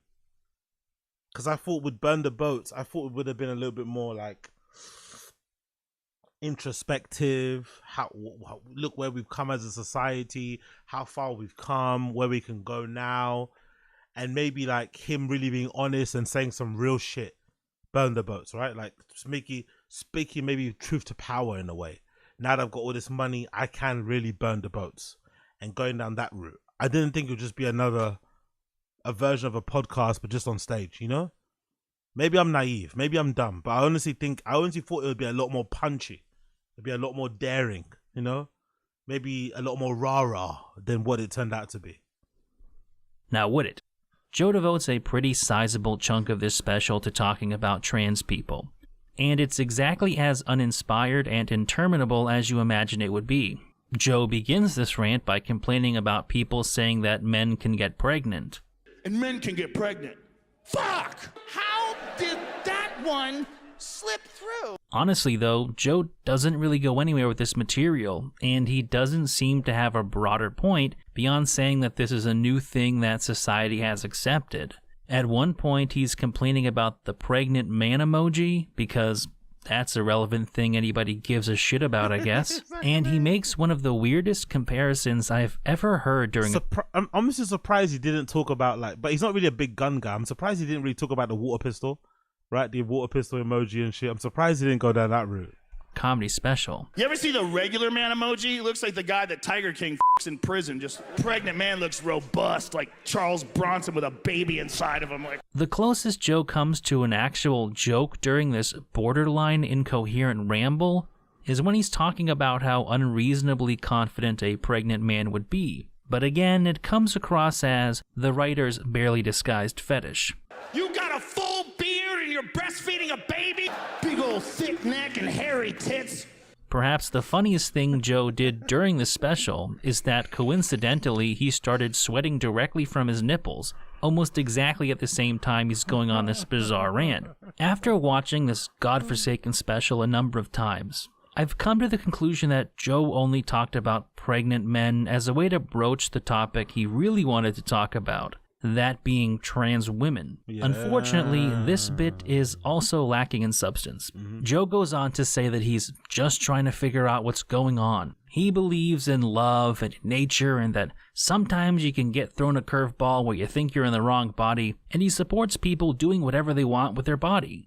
But after that, he goes on to insinuate that trans women are crazy and repeatedly calls them men in dresses. But I also believe in crazy people. Suddenly every man in a dress is stunning and brave. Then he talks about how when he was growing up, killers in movies were always scarier when it was a man wearing a dress. Psycho! He dresses like his mom, stabs ladies in the shower. Silence of the Lambs! Little Red Riding Hood! The wolf was dressed like a fucking lady! Personally, I think this material is just transphobic. It's not the kind of thing I would usually say, but I think in this circumstance it's true. When I watched this special the first time, I thought he was simply being lazy, like a number of comedians are these days. This is... I didn't think it was transphobic. I just thought it was like his weird clunky way of trying to say he's still trying to like... It was his way of kind of admitting he still finds it weird. I didn't think it was transphobic though. It's like it's like your boomer relatives who maybe know you're in an interracial relationship, going out of their way to try to let you know that they're cool with it by like overly mentioning, oh, I really like hip hop. I'm really into that sort of stuff, you know. I used to listen to Run DMC when I was younger, you know. Big Daddy Kane, you know, like they start overly mentioning these type of people. Like LL Cool J was my type of guy. I really liked him. That hat he used to wear, you know. So I think that was Rogan's very clunky boomer attempt to appear like he was progressive, but also to admit, hey, I'm a little bit weirded out by this stuff. I'm still coming to grips with the whole trans thing, right? I'm still coming to grips with the whole LGBTQ thing, with the whole queer thing, with the whole non-binary thing. Like I'm still figuring it out. But I don't think he was being transphobic personally. Is a topic that, for one reason or another, every middling comedian feels the need to throw their 2 cents in on. Very rarely do they ever come up with something new or interesting. Qualia, great point, my friend. Rogan's gonna love it when Steve-O gets his titties. I think Rogan won't love it. I think Rogan is always very sensitive of people who do things clearly for clout and attention and in a weird way to try and get on his show. Remember how negatively he reacted to Shane Gillis getting fired? He kind of went out of his way not to have him on Rogan because he felt like, he probably knew Shane Gillis felt like he should go on Rogan because he got fired from Saturday Night Live for that old clip of him on his pod. So I think Rogan wouldn't react too well. This is, again, I could be wrong, but I feel like he wouldn't react too well to the titties getting done because he'd think it's a bit of a play. And I think he would make him uncomfortable. Like in real life, I think it would actually make him uncomfortable. So I don't think he could do it. So I think if Steve-O is trying to use the titties as a way to, like, you know, get attention on certain pods, Rogan's one, he might be surprised with the response. And Joe is really no different. If Joe really was open-minded and wanted to commentate on society, he could have examined how decades of discrimination in media, like the movies and stories he mentioned, have created a negative perception of trans women. But let's... Yeah, I remember the wipes. Yeah, big up the coil. I remember the wipes. What's the name of the wipes again? It's like a really weird, cringy name. But Rogan is weird anyway with promo. Rogan is weird with promo. It's like, I don't know. I wouldn't have to read him as a friend. I wouldn't do it anyway because I feel like if you're his friend and he's value on the show, the value should be you getting on the show. Shouldn't be what you're wearing and what you're talking about. It should be you just being on the show. That's gonna get more value out of whatever. But Rogan's weird because it seems like with some people he doesn't mind it if you like heavy-handed promo. He kind of likes it, like if you're being really ridiculously heavy-handed with it. Sometimes he lets you do like demos right in front of him. Some case you got, some knife, whatever, he let you do it. Other times people are on there with like hats and t-shirts clearly promoting shit. Some pods him himself will just order McDonald's in the middle of a pod. Yeah, here's McDonald's. You start fucking wanking over fillet of fishes and shit.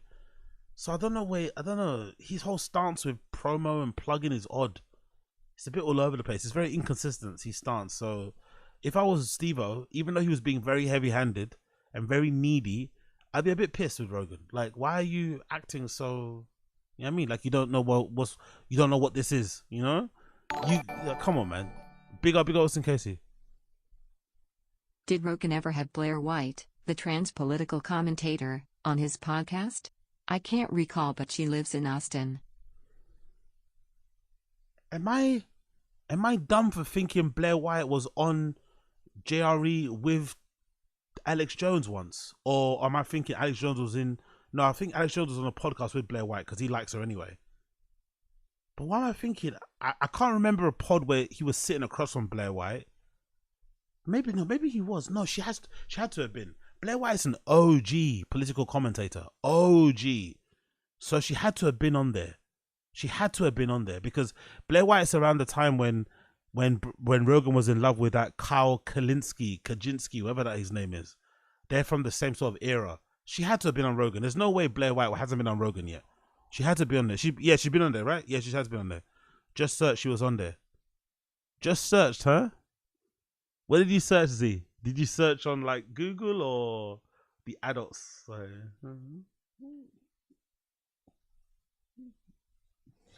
you get any links, send them through. To be honest, he was never going to do that, for a number of reasons. For starters, he's probably not clever or introspective enough to write a bit that nuanced. Oh yeah, she was on there. Big up Austin Casey. She was on 1,746. Okay, big up the chat. Blair White had Alex Jones on her podcast. Okay, cool. Don't ask me why I know so much about Blair White, by the way. Shh. Material was scraping the bottom of the barrel. As many times as Joe professed to loving people and just asking questions, I fully support your right as an adult to do whatever you want that makes you happy. Open-minded. I just want to know what happened. the jokes almost entirely consisted of pretty vile and negative stereotypes. The kind that I very much doubt Joe would make about any other group of people anymore. It wasn't playful or lighthearted. And it's actually contrasted by some of the jokes Joe made later in the special about gay men and lesbians. While crass and vulgar in nature, those jokes seemed far less intentionally negative in my opinion. They were jokes, bad ones, but jokes nonetheless. Now, some of you may be thinking that I only feel that way because I disagree with Joe on those topics. And you'd be right. The problem with this material is that it's not comedy. It's political grandstanding. Joe is doing little more than pandering to people with similar political views. I find this approach to stand-up comedy to be as shameful when Joe Rogan does it as I do when someone like Amy Schumer does, because that's really what's going on here. At the end of the day, there is very little that separates Joe's material here from the run-of-the-mill fear-mongering about trans people that you... Nah, come on, Beige Frequency. Come on, Beige Frequency, man. Nah. That's where he's lost me. Nah. Rogan's not... Nah, come on. Let's relax. Rogan's not ragging on the trans people the way that Jordan Peterson goes after, like, fat girls on the front of fucking Sports Illustrated and shit. No, come on. This is a poor correlation, man. Come on. Come on, bro. He's lost me a bit here. You'd get out of a benzo-fueled rant by someone like Jordan Peterson. Joe even used the similar idiotic allusion to the wolf in Little Red Riding Hood. Even so, I would still be inclined to attribute this to laziness or Joe appealing to lowest common denominator bigots, were it not for the fact that Joe repeatedly says that he loves everyone and just wants to understand what's going on. I believe in freedom and I believe in love. Later on in the show, he makes the point that you can't have equal love without equal jokes. If you want equal love, you have to have equal jokes, because that's how we find out if you're annoying. Which is just fucking moronic. Aside from the fact that it sounds like something written on an inspirational cat poster, it's just a nonsensical statement. Joe tries to make the point that if you can't take a joke, you take yourself too seriously. But is that what's really going on? Basically, every comedian of note, including Joe, the biggest comedian in the world, with an audience in the tens, if not hundreds of millions, is talking about LGBTQ people. This discussion is not proportional by its very nature. What LGBTQ comedian has an audience of a similar size to tell equal jokes with? I'll wait. Is it really the lighthearted razzing? Is Beige Frequency trying to tell us something? Is Beige Frequency maybe a member of the trans community, or maybe someone in his family? Is that why he's so, like, I don't understand this. This is a weird angle to take from that throwaway boomer-esque observation about trans people that Joe Rogan made in his special. It's not even offensive. I don't think, maybe you don't think it's funny. Cool. But is it offensive, what Joe Rogan said? What? Oh, big up. Oh my God, Koila. I just saw your comment. I was just about to say the same thing. I was about to say, has Beige Frequency been fucking binging Too Lazy to Try videos? Because this sounds very Too Lazy to Try-ish. Like, Too Lazy to Try made a little pivot, you know? Made a little... Come on, Rogue. Come on, man. Beige Frequency. Like, what's he talking about, man? That Joe is presenting it to be. If we can't joke around about you, we know you take yourself too fucking seriously.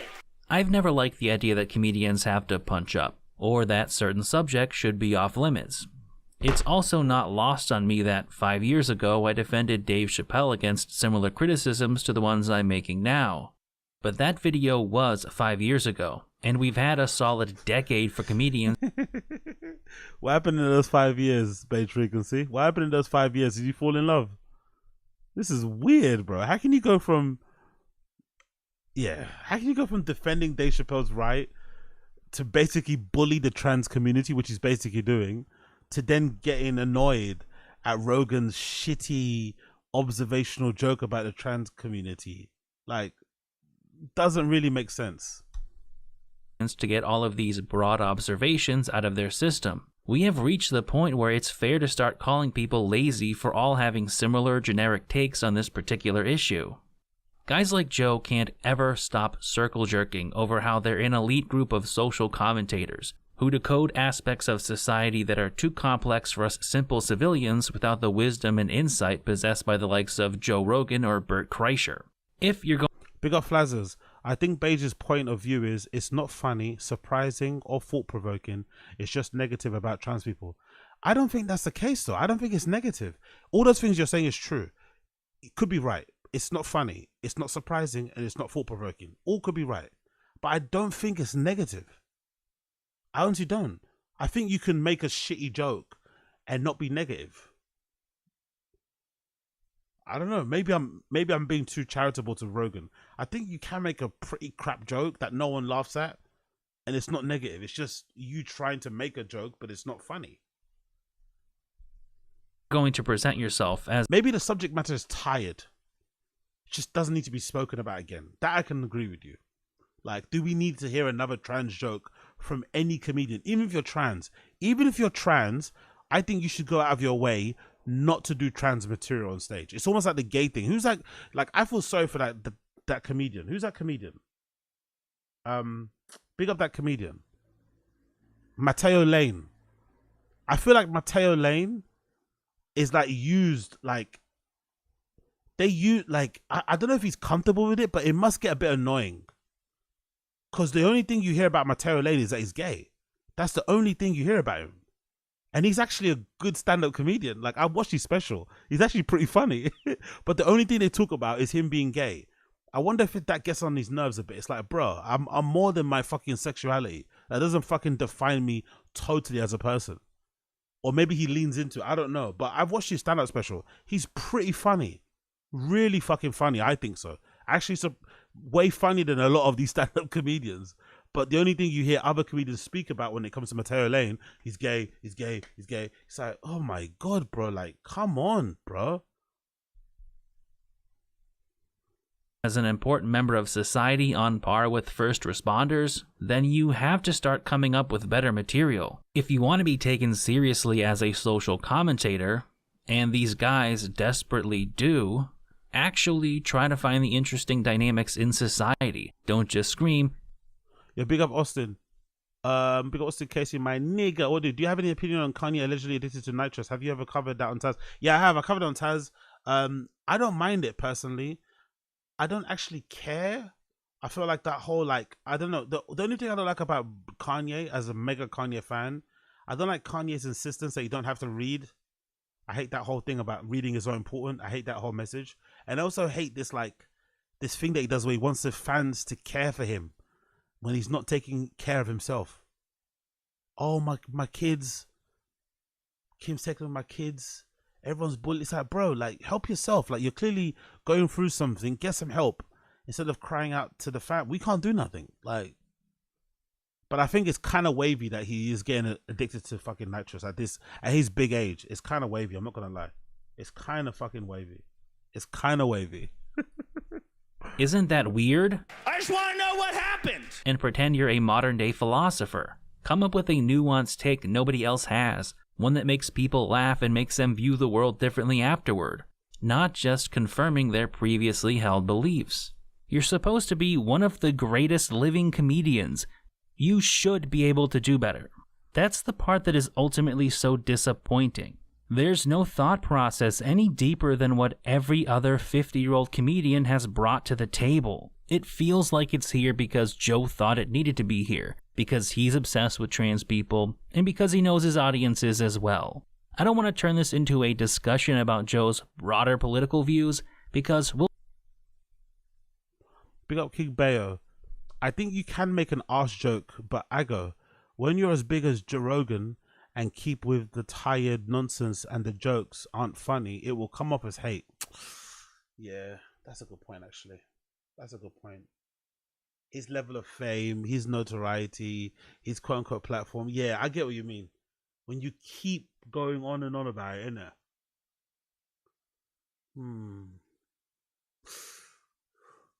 Because isn't that the definition of like a harassment? Isn't that the definition of harassment kind of like like when someone tells you to stop, you just keep going, even though you're not like you can technically harass somebody even if you're saying nice, like if you say someone good morning, but they don't want you to tell them good morning, but you keep telling them good morning, like that, you know, that could be deemed as harassment. So even if you have good intentions, if you keep speaking about this community that clearly don't want you to speak about them, you could be seen as an enemy, you know?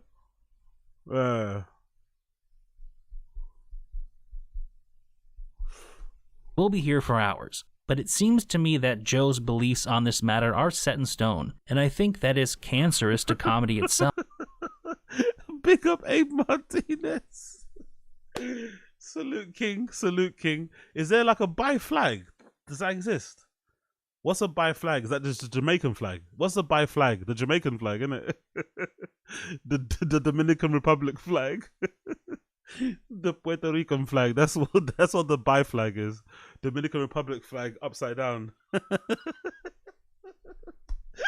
I don't think Joe is capable of looking at this from an alternative perspective, so he can't come up with anything interesting or innovative. What we're left with is nothing more than pandering and preaching to the choir. His COVID material is, if anything, even weaker. He spends most of his time talking about how he was misrepresented or misquoted by the media. If you're getting your vaccine advice from me, is that really my fault? It generally feels like Joe is trying to deflect any blame for the possible misinformation he may have spread. Andy does his shtick of saying he's an idiot who doesn't know what he's talking about, so you shouldn't have taken any of his advice. Okay, bear with me 2 seconds, 2 seconds. This is the last pause.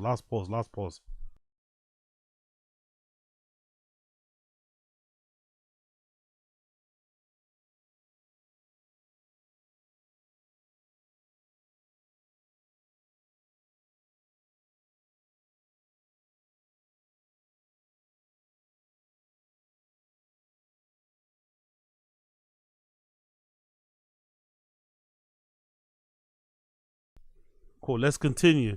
Exactly. Big up King Bayo. This community is the best, bro. The best community in here.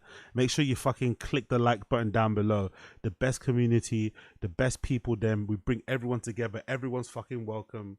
We hang, we chill, we laugh, we kiki, and we go about our merry way. You know what I mean? The best community. The random show community. Come one, come all. Subscribe down below, by the way. Help the brother out. Subscribe and make sure you click the like button down below. Big up everybody in the stream chat. Mwah.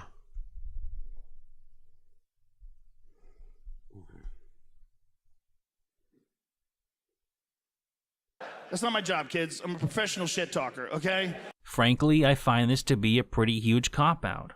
Joe knows he's bullshitting here. Maybe he wasn't specifically telling people to take certain medical advice, but for years, this man was speaking with so-called experts on a regular basis, and he himself was often giving out his opinions as if they were based in fact. Anyone who could stomach listening to him at the time will confirm this. Okay, one more time. One moment. Bear with me.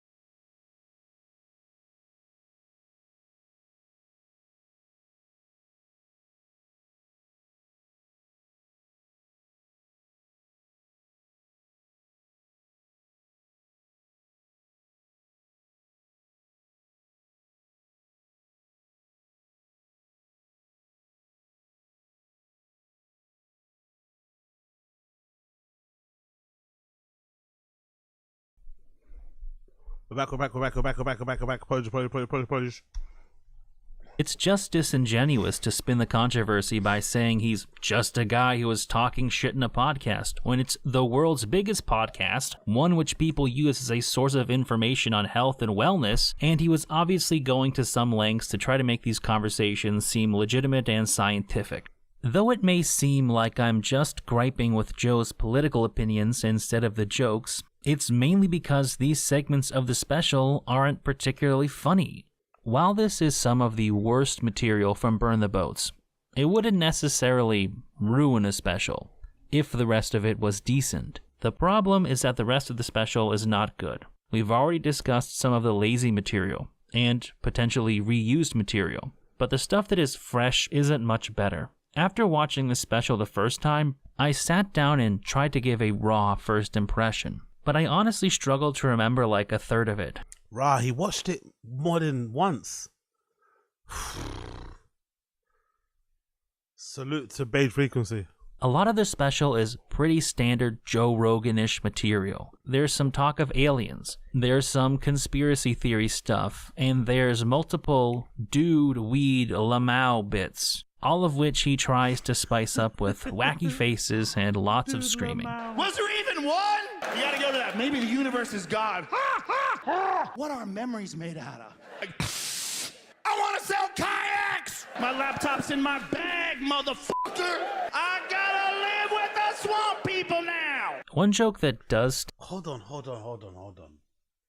Was that a compilation of all the quote-unquote new bits and not the old tropes that he usually does?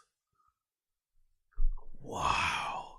Every time someone does these videos, you're reminded how terrible that special was. So those were the new bits. Oh, weed Lamau.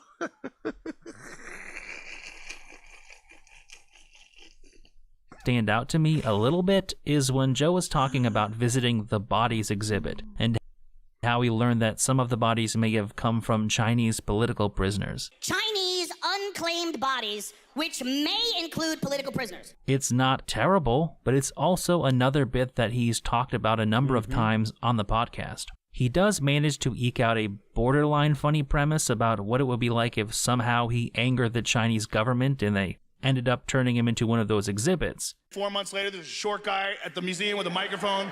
Unfortunately, it's all just in service of doing some half-baked Chinese accent. Go back to Fear Factor. Oh, you can't. Ha ha. Joe never quite goes full Mr. Schaub with it, but it starts out pretty mild and then escalates to full-on stereotypical. You look a little sluggish. I'll see you tomorrow. Ha ha.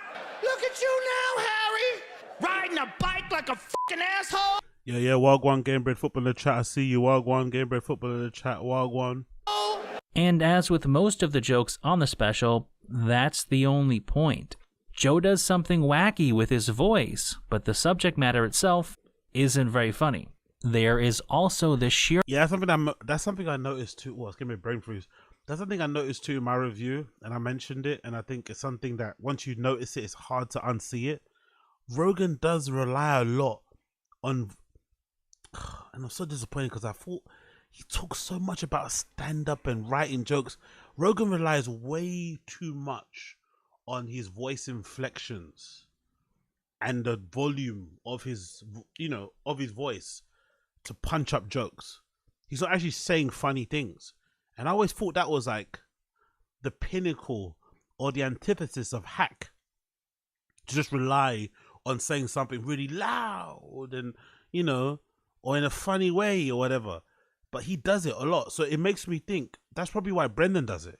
Brendan's a proper chameleon and copycat kind of guy. So all the people around him that he thinks are funny, they all do exactly the same thing. They use their voice as a way to be funny, but they're not actually saying funny things. That was the most disappointing thing about the special. I'm not going to lie, man. Really sad, like. But that's the thing. 730 mentioned Sam Kinison. Sam Kinison was actually funny. Before he went down off the deep end, he was actually funny. He said funny things, funny premises, funny jokes, funny observations. Rogan's not saying anything funny, he's just screaming, It's a shame, real shame. Your amount of jokes where the punchline is more or less about the male anatomy. That's not exactly surprising given that it's a Joe Rogan special, but it seems like he dialed it up. Exactly, big up Flazzers. These are finely honed weapons crafted over thousands of hours. I honestly think, right, these guys did a great job in building up stand-up comedy to be more than it is. But really it isn't that much, right? I think real stand-up comedians, you hear, I think there's a clip of Bobby Kelly saying it. There's a clip of Bobby Kelly saying that stand-up comedians are not meant to be cool. I think he's talking to Joe List. Like, we're not cool. We're dorks. We're the lowest rung on the fucking entertainment ladder, you know? We're the jokes. No one should take us seriously ever. And that's part of the charm. That's part of what makes us funny. But these guys did a great job in kind of building up stand-up comedy to be like a craft so we can think highly of it. But then I think it also had a negative effect because we all assumed, because none of us, I think the majority of podcast fans, I don't think even watch stand-up comedy. I think they're proper segmented, like the fan bases. I think the fan bases that follow stand-up comedians for stand-up, watch that. The ones that don't, watch a pod. So I think a lot of us podcast people, we just believed them. We took them at their word. Oh yeah, cool, yeah. Sets and reps. New special every other year. You have to always you have to shoot your special 3 times, different angles, streaming services, Netflix is good, YouTube is bad, YouTube is good, Netflix is bad, money, streaming services, agents. Like, we all just took this information at gospel because we didn't know any better. Then when we went to see them, when some of us went to see them perform live, or we watched some of their podcasts or some of their specials on YouTube and Netflix or other streaming platforms, we were like, surely this can't be it.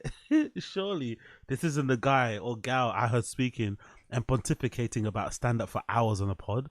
This can't be it. This is terrible. And it has never been the same since then. Considerably for this one. Still feels like you're touching my dick. How do you touch dicks and not be gay? Does it work? Yeah, try it on me. I can't even come on, bro. They leave their dicks on. Might trick me into sucking his dick again. You got one where? Nah, I don't think that's fair, Shades Cal. We're leaving out criticism of the comedy audience. Joe's bits are tested, tried, and true. I don't think that's fair. I think you probably laugh at jokes with your friends in the pub that you wouldn't laugh at if somebody told you it at home and you weren't drinking. I think it's just different when you're in that environment, that ambiance with other people. You know, the laughs probably come out without you even realizing. Things probably hit way different when you're there. I don't think it's fair to like criticize the crowd too much. They're out for a good time.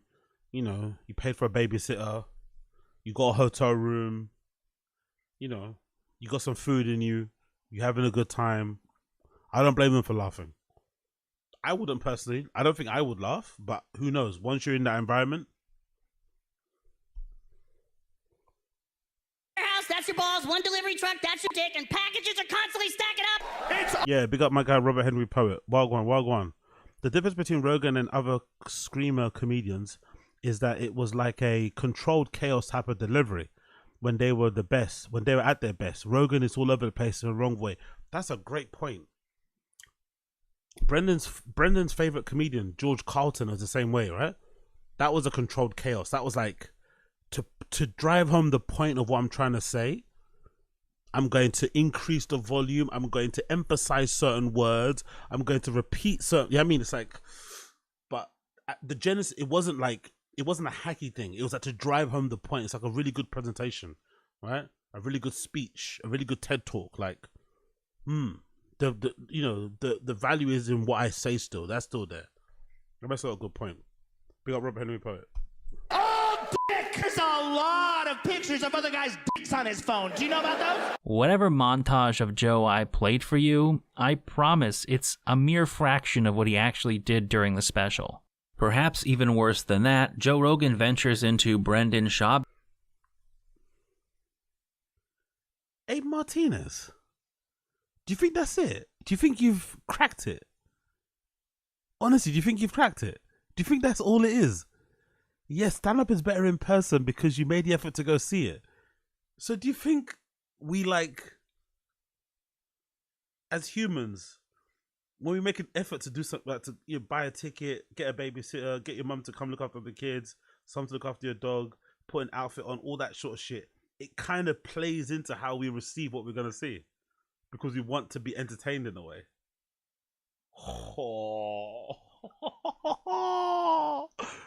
So these guys are not even funny at all.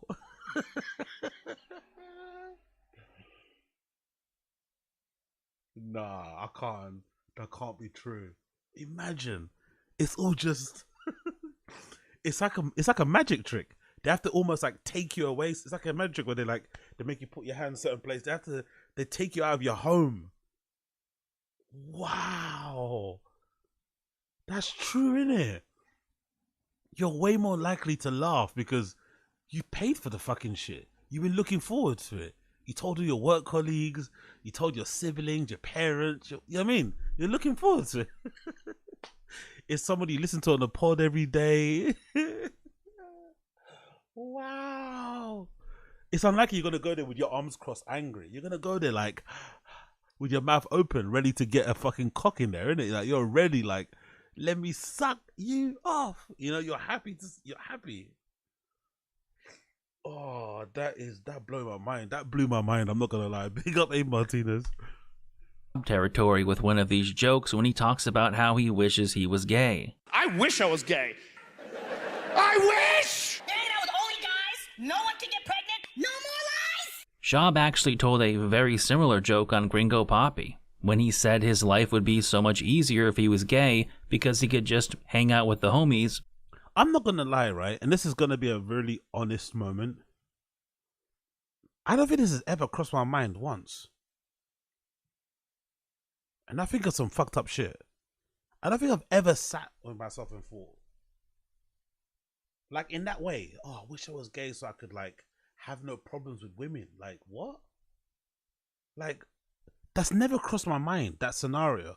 Oh, it must be so fun to be gay because you could just fuck all your guy friends. Like, what? What does that even mean? I swear to God, that's never passed. So it's mad to see not only one person, but two people have the same parallel thinking of an idea of a joke. Oh, I wonder what it must be like. It must be so fun when you're gay. Because you and the bros. What? How do two people come up with that shit joke? Play video games and fuck. Now, I don't think Joe actually stole a joke from Brendan Schaub, but it goes to show the level that he is operating on. This material is so lame and played out that even Blumpkin Schlub got to it first, and arguably did a better job. There's more that could be said about Burn the Boats if you really wanted to get down to the nitty-gritty of it all. But I'll be honest with you. The first watch through of this was already a slog. Ooh. Another great point here. Big up Eduardo Madeira. Baseball games are better in person, but it's boring on TV. That might be a good point, my friend. Because when you watch clips of baseball games, of people at baseball games, they look like they're having a blast, don't they? They're eating food, they're trying to catch balls, they're on the screen, they're playing games, the MC or the DJ person is doing some sort of like game thing. The people in the crowd at baseball games are having fun.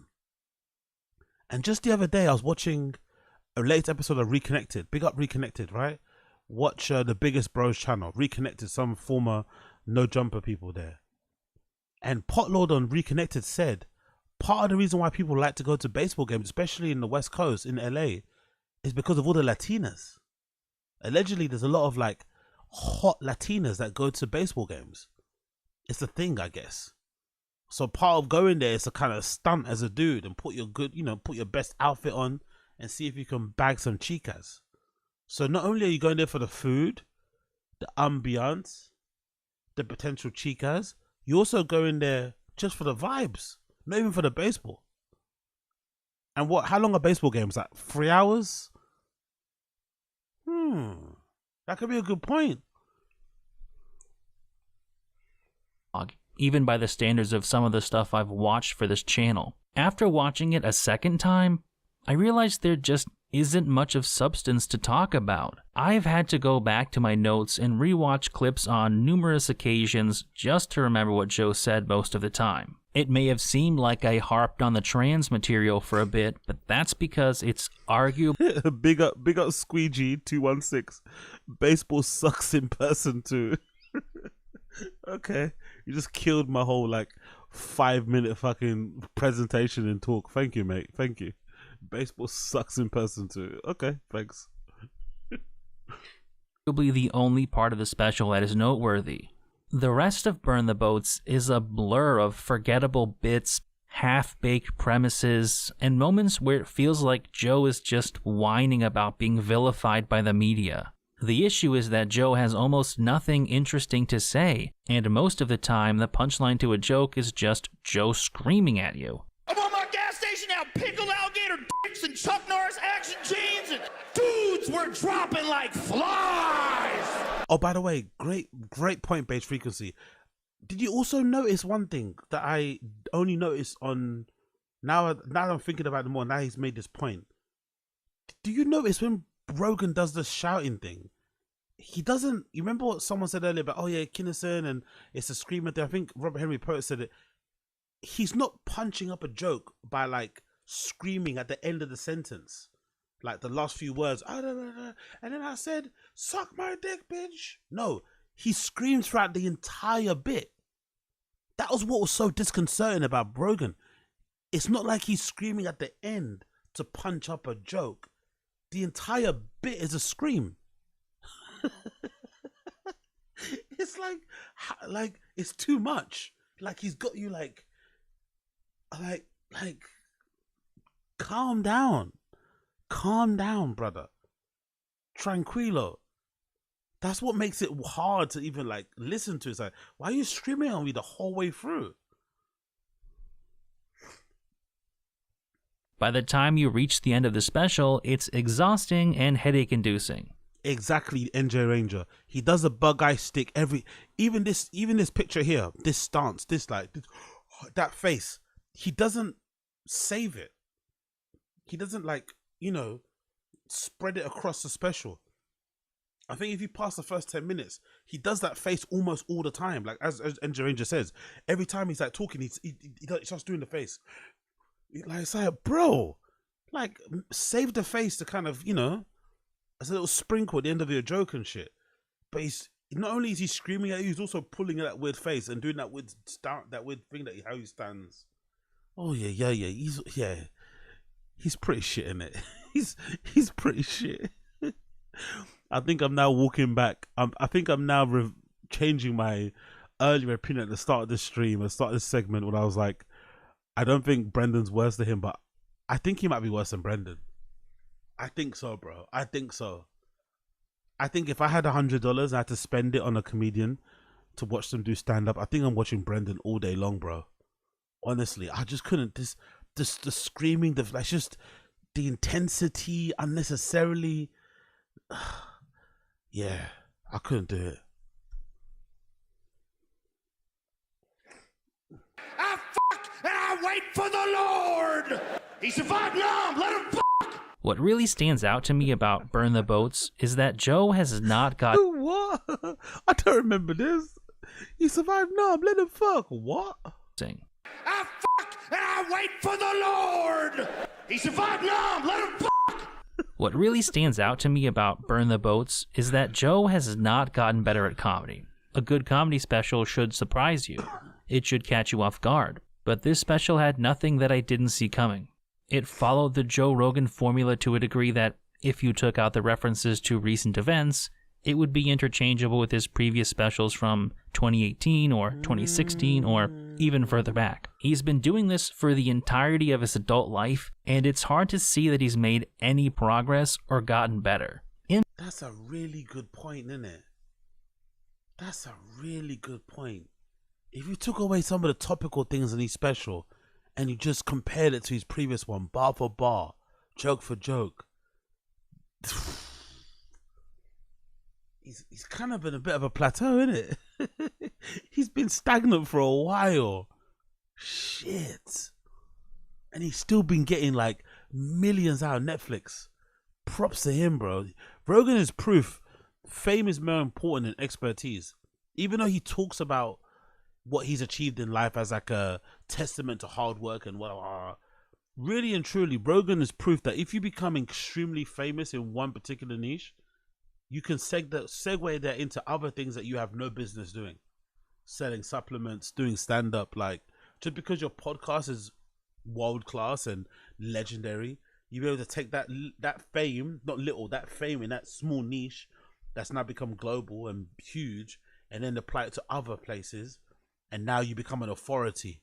And it's like, what? How are you even a gatekeeper when you're not even, when you couldn't even get through those gates if you weren't who you were? It's like, what? And the funny thing is about it too, Rogan's a legit stand-up too. People forget this. Rogan's a legit stand-up. Rogan might do hacky jokes, but he's not a hack comedian. Like, he didn't come up cheating. Rogan's a legit stand-up comedian. Like, he's passed at the Comedy Store. He's been doing stand-up for like 30 years. Like, he's he's done everything like how you're meant to do it. Open mics, you know, door guy, all this sort of shit. Mitzi Shore. He's done the whole, he's been on his hero's journey. And what we get is this.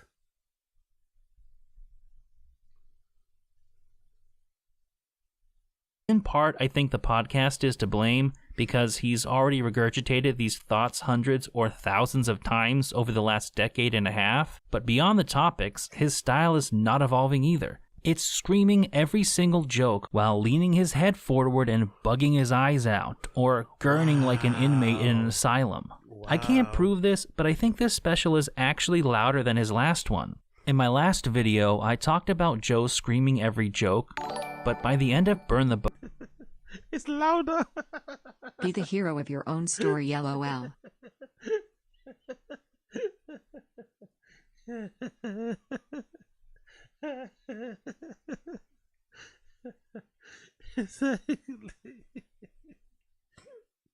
That's what he was trying to say that whole time during that whole bit, that whole promotion run about, you know, be the hero of your own story. That's what he was actually trying to tell us. He's actually trying to tell people, hey, you don't have to be good at what you do. If you're just the hero of your own story, people are gonna think you're a hero of all stories, and they're gonna want to hear you. It's like the hitting the pads thing and the mitts. Rogan's never been in an actual like mixed martial arts fight ever in his life. Yes, he did taekwondo that one time when he was a kid, but he's never actually fought properly for a prolonged. He doesn't have a pro career, you know, amateur career, nothing. But because he kicks the heavy bag pretty hard, everyone's like, this guy's some badass fighter guy. And it's like, no, he's not. He's just like you and I. He likes MMA, he likes UFC. He might practice a fucking dash choke on his wife from time to time, like we all do, but you know, just because he hits the heavy bag really hard, everyone's like, oh, he's dangerous. It's like, maybe on the ground with jiu-jitsu because he's a black belt, but I don't know. Boats, he's screaming everything. Joe shouts every word at the top of his lungs while he turns shades of red I thought were only possible for Perk Angle. Joe's comedy career is living proof that working hard at something doesn't mean you'll get better. And I know some of his ball washers will tell me that he's the most successful comedian in the world right now. But success does not equate to being good. McDonald's is successful, and you wouldn't call it fine dining, would you? Taylor Swift is probably the biggest musician in the world right now, but how many of you think she's really a great singer-songwriter? And I think that might actually be unfair to Taylor, because Joe is far worse at comedy than she is at making music. His success at comedy is really a byproduct of his success at other things, like being on Fear Factor, being a UFC commentator, and launching the biggest podcast in the world. There's a reason it was the first thing he did, but the last thing he became successful at, because he's not very good at it. If he wasn't already famous from multiple other endeavors, his comedy would never be of any note. He wouldn't be selling out arenas across the country, and he would most likely never have gotten multiple Netflix specials. Maybe that sounds harsh, but from everything I've seen of Joe's comedy, I believe it's accurate. And realistically, the special isn't so bad it's good. It's not even worthy of a hate watch. It's not Brendan Schaub blundering through mind-boggling metaphors and losing a 10-7 round to the English language. With a guy like Schaub, his specials were terrible, but at least they were unintentionally amusing. I often find myself thinking back to lines from You'd Be Surprised or Gringo Poppy because they were so bad or so ill-conceived that I can't help but remember them. They still make me laugh, and that counts for something. Burn the Boats doesn't even have that going for it. Wow. It's just generally boring and tedious to get through. What makes this worse is that even now, Brendan is still relatively early into his comedy career. The fact that he got You'd Be Surprised after 3 years of doing stand-up was in some ways a mitigating factor for how bad it was. You can't cut Rogan any such slack with this special. Joe has been doing comedy for longer than I've been alive. Excuse me? With this special. Joe has been doing comedy. No way. He started doing stand-up comedy on August 27th, 1988. Holy shit. And this is what he has to show for it. No. Yeah, I think he's got a point. I think Beige Frequency in the chat have kind of turned me around, mate. I think you guys are right. I think this might, with all this being said, this might be the worst special ever. Fucking hell. You've been doing stand up this long and you're this terrible. For longer than I've been alive. To put out a special this bad, this deep into your comedy career is frankly impressive. That's a great point, Black American. Great point. I don't think Rogan can be so bad it's so good.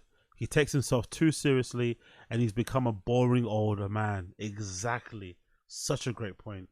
And I don't want to hear any excuses. He's been working on this for 6 years and it was still this bad. Overall, I have some mixed feelings about Burn the Boats, but they go from bad to worse. If I were to judge it purely in a vacuum, I would put it somewhere on par with, or slightly worse than Amy Schumer's The Leather Special. Wow. But considering that Joe has been doing comedy for 35 years, and this is his 11th comedy special or album, I have to rank it among the worst I've ever seen. What I find most intriguing about this special is the potential long-term implications it has for Joe and for comedy as a whole. Joe has never been considered to be a top-tier comic, but this is a uniquely bad special for somebody so tenured.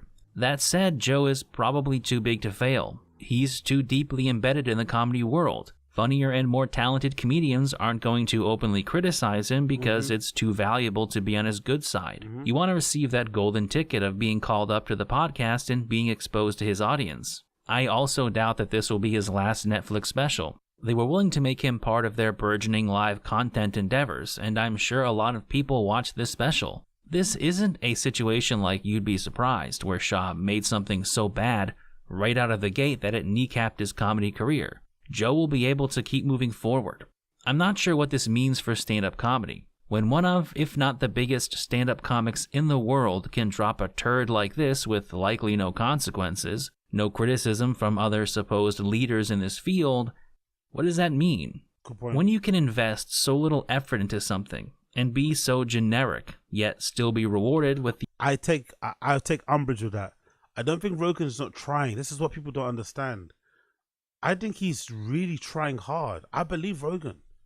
I believe him when he says he pores over his jokes. He cuts and pastes and edits and trims and da. I believe the guy. I think he's trying very hard to be funny. But what we get is this. So it's not through lack of effort. He's just not funny. Like seriously unfunny. The highest platform available, what does that say about this medium? While working on this video, I've wrestled with that question, and I don't think I have a good answer. But if this special is any indication of the future, I think we're headed for a truly dark era in stand-up comedy. My theory is the era of stand-up comedy specials needing to be done every year is completely gone now. I think everyone has realized that most of these comics don't have anything to say anyway, for the most part. Even on their pods, they don't have much to say. So let alone, you know, getting on stage and being able to put together a fresh new hour of observations and jokes and whatever. Maybe they just don't have it in them. Plus, a lot of them spend too much time podcasting anyway. So even the ones that could technically make really good specials or really funny specials every other year, they would struggle to do so because they spend too much of their time podcasting. They're too lazy and set in their ways, or not too lazy. They're too lazy. The money's too good in podcasting for them to ever spend any prolonged time writing jokes. And I just think in general, most of them, with very few exceptions, aren't really that funny. I don't think there's many comedians who really should justify you leaving your house anyway. So it's hard then to, like, you know, for the ones that are left over, it's hard for them to kind of be deserving of your attention in any way, shape or form.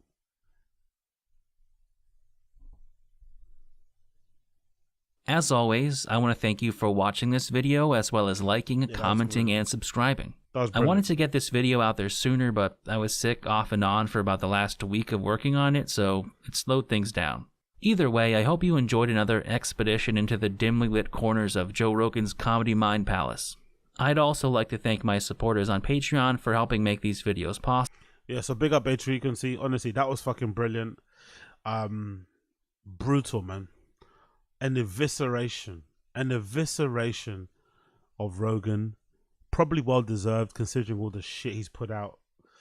And not surprising, really. Really not surprising. Really not surprising, because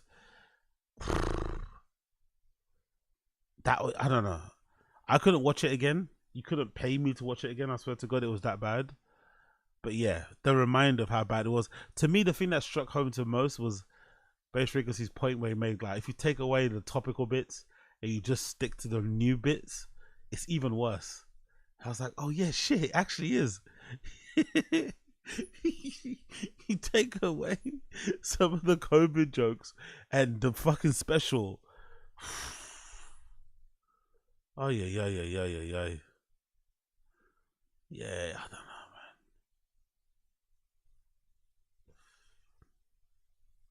But that's the thing that I think.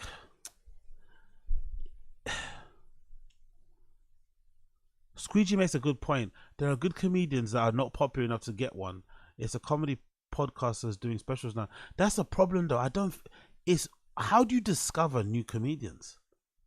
It's really hard. Like, how do you discover them?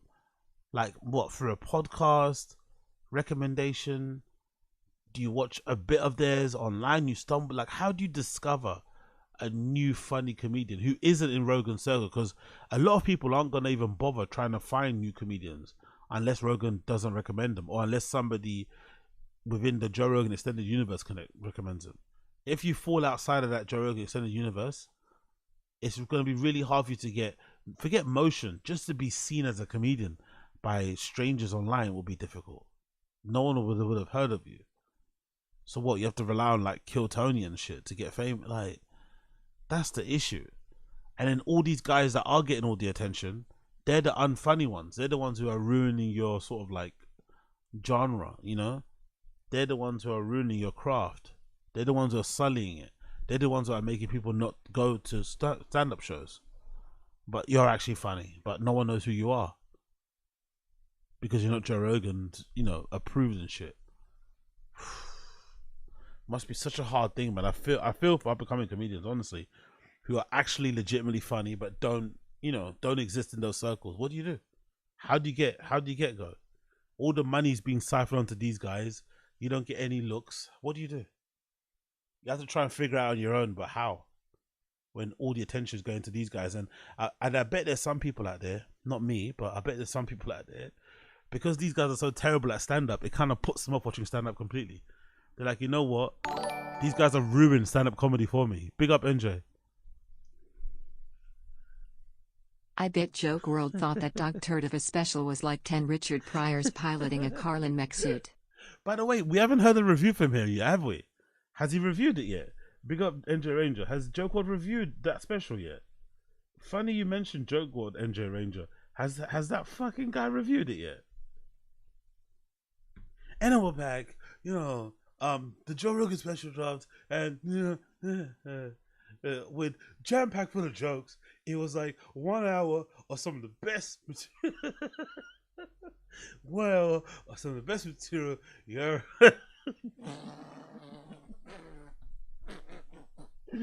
Bless him, man. Has he reviewed it yet? He hasn't reviewed it, has he?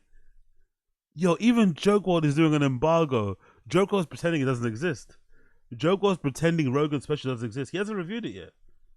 Yo, Joke World hasn't reviewed Rogan's special. Naughty, naughty, bro. Joke World, we need to hear from you, brother. Speak up. Speak up, Joke World. Speak up. Yeah, he hasn't reviewed it yet.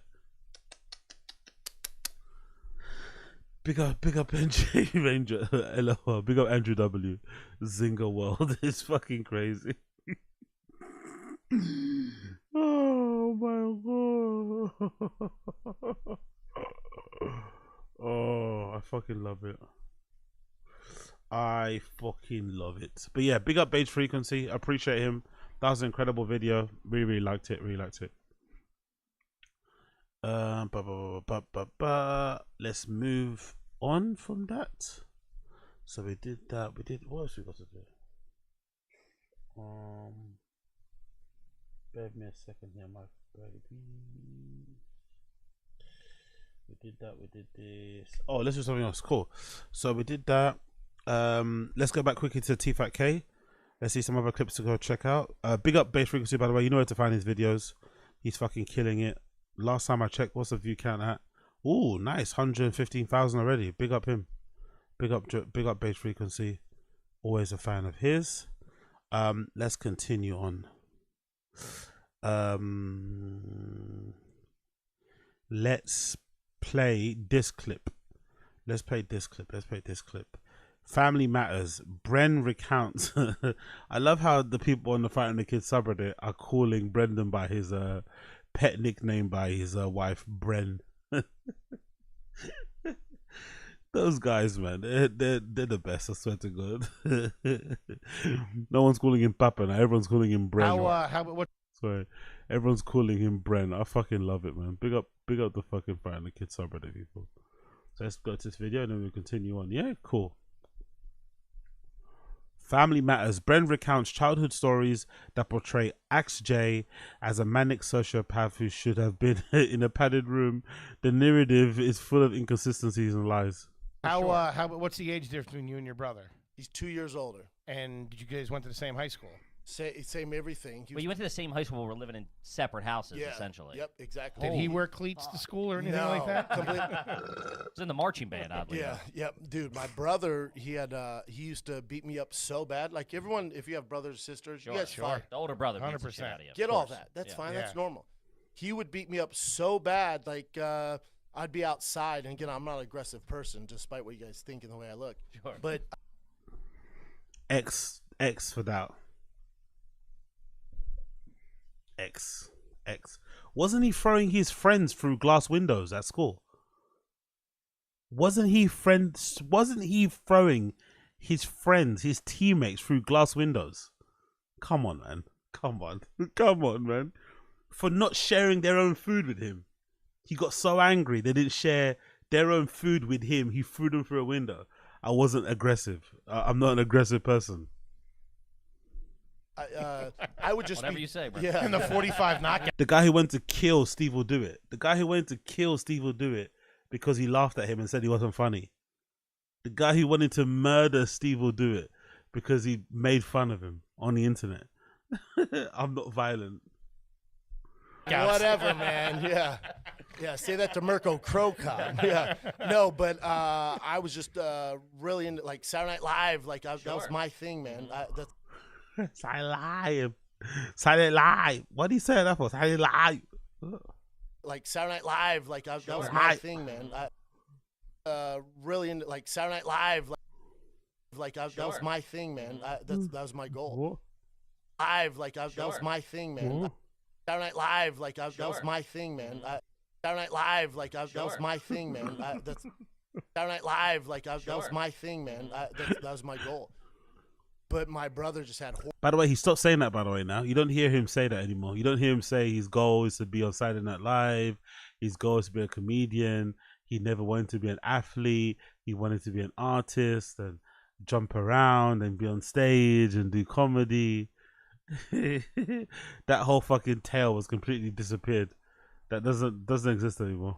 Horrible anger issues, and I'm sure everyone has anger issues, but my Sure. brother's was so bad. The divorce compound on top of that. So all that I shit. would just be chilling. He'd take a golf club or a bat and beat me with it. What? Yeah. So we had to Jesus. go to anger management when I was like 8 or 9. And Both of you? But yeah, my dad brought us there, and even then, The fuck? I'm the one getting hit. Yeah, it's more of his You gotta fucking ruin guy. my My Saturday. parents wouldn't stop. Like they didn't know how to stop it because course, he's out yeah. of control. Damn. He took my head and rammed it into the fireplace. So even now, people think it's from fighting, but it's from my brother when I was younger. My parents were like, you don't need stitches. I'm like, that makes sense. Yeah. That's real cowboy What's he doing shit. now? He's my torment. We're great now. Okay. Growing up, it was tough, dude. Tough. Jesus. Yeah, tough. But he was the he should have been the fighter. Uh-huh. Dude, Yeah, he got textbook, into yeah. he got into so many fights. And like our first day, 5th grade for me, first day of 6th grade for him. We lived like maybe half a block from the middle school, and then my elementary school was like maybe I don't know half a mile. So he would go earlier. I'll never forget this. First day of school, he left. Right, I'm like, have fun, loser. And then I left. I don't know, 45 hours later. I'm walking. I see him walking back. What the fuck is he doing? And he had blood all over his shirt. And he's like, I got suspended. I'm like, It's been 20 minutes, dude. It's literally been 10 minutes. Jesus. My parents had to go up there, and what they found out is because he had glasses and braces, so they made fun of him.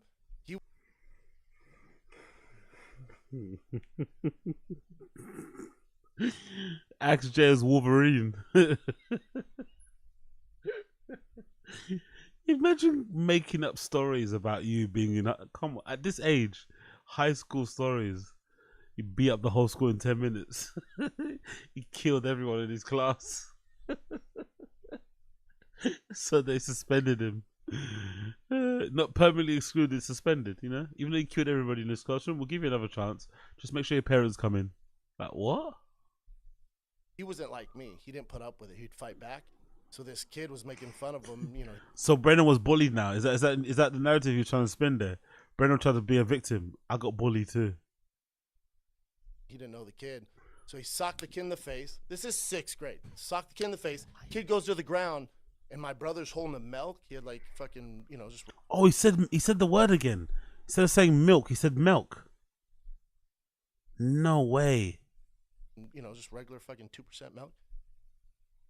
And fucking, just regular fucking 2% milk.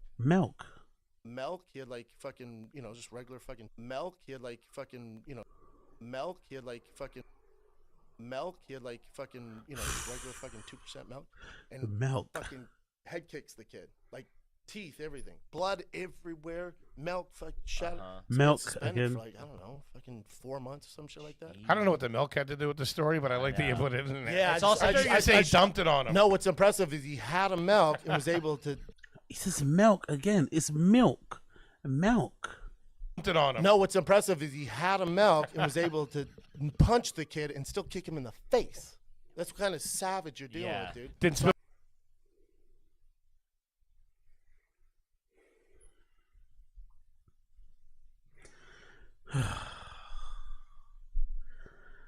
I can't understand the insecurities you must have to be like lying about, because obviously he's lying about something in this story. I don't know what it is, but there's definitely lies in this story.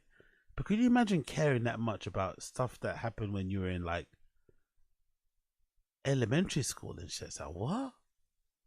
You're caring about primary school shit. You're making up lies about primary school. I understand like college, you want to maybe, save face and look a certain way. You don't want people to think of you in a certain way. But elementary school? Okay. But yeah, big up Axe J then. He should have been a fighter.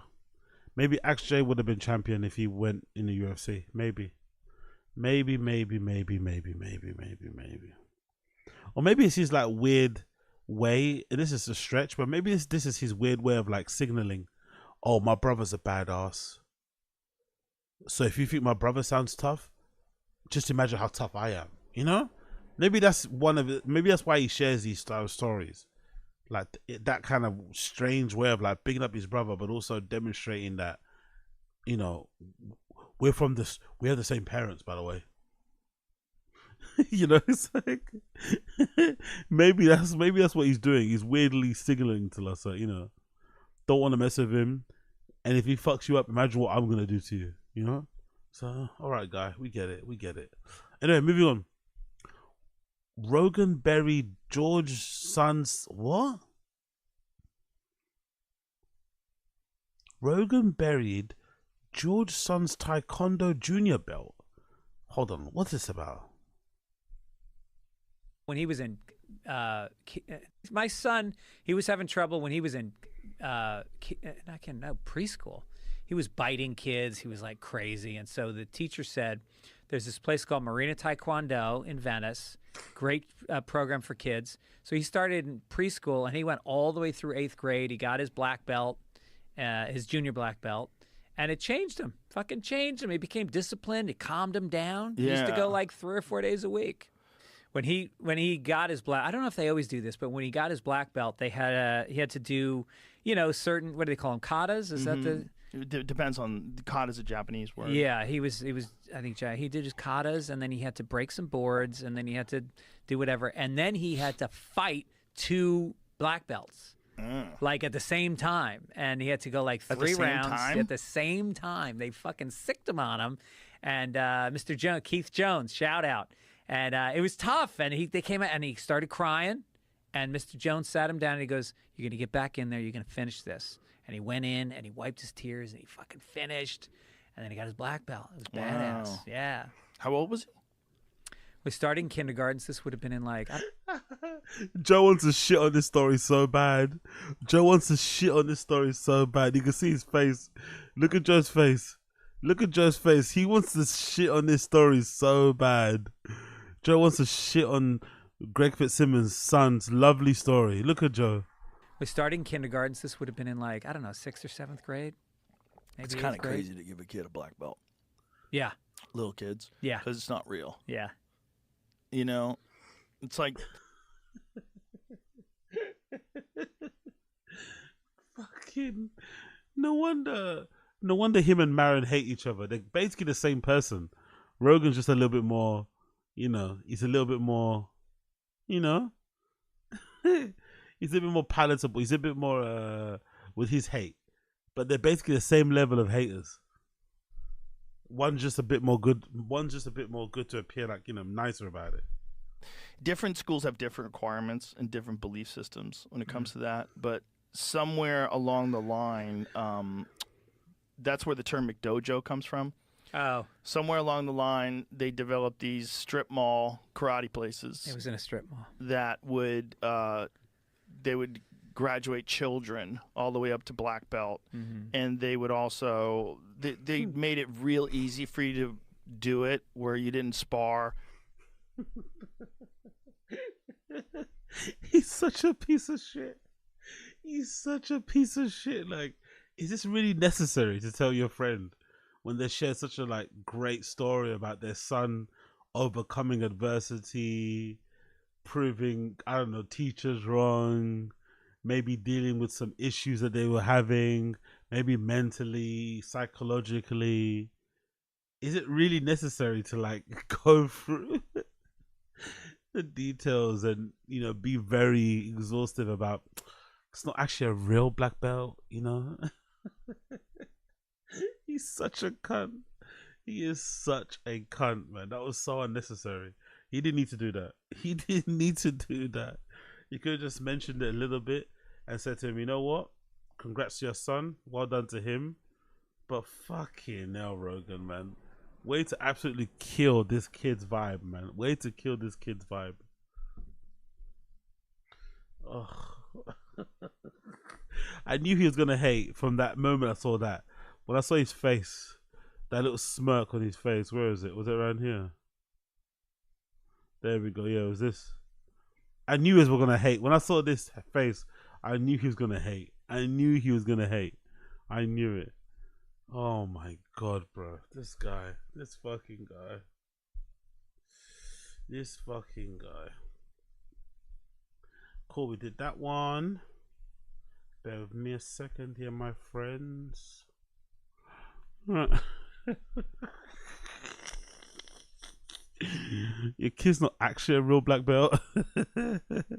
Thanks for letting me know. Thank you, appreciate that so much.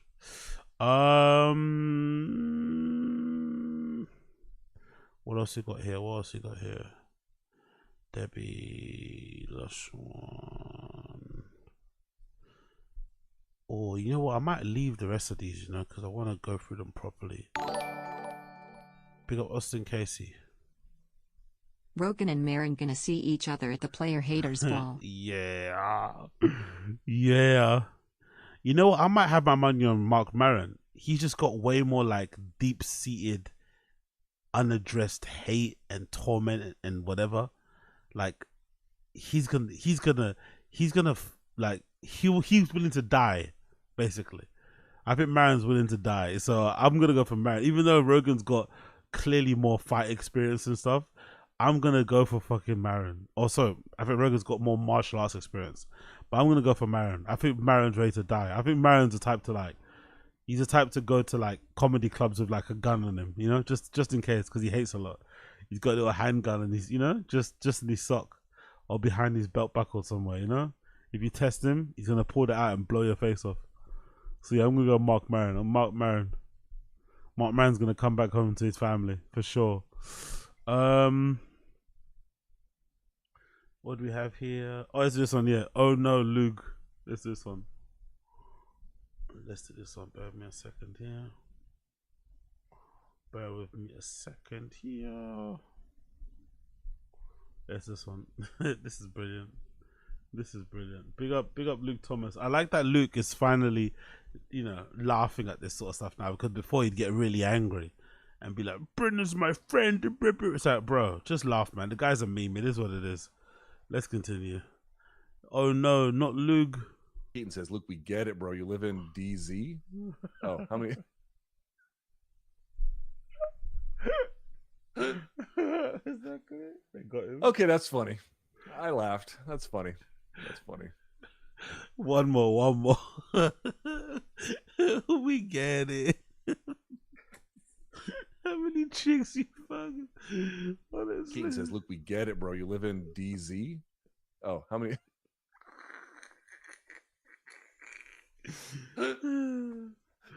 Okay, that's funny. I laughed. That's funny. That's funny.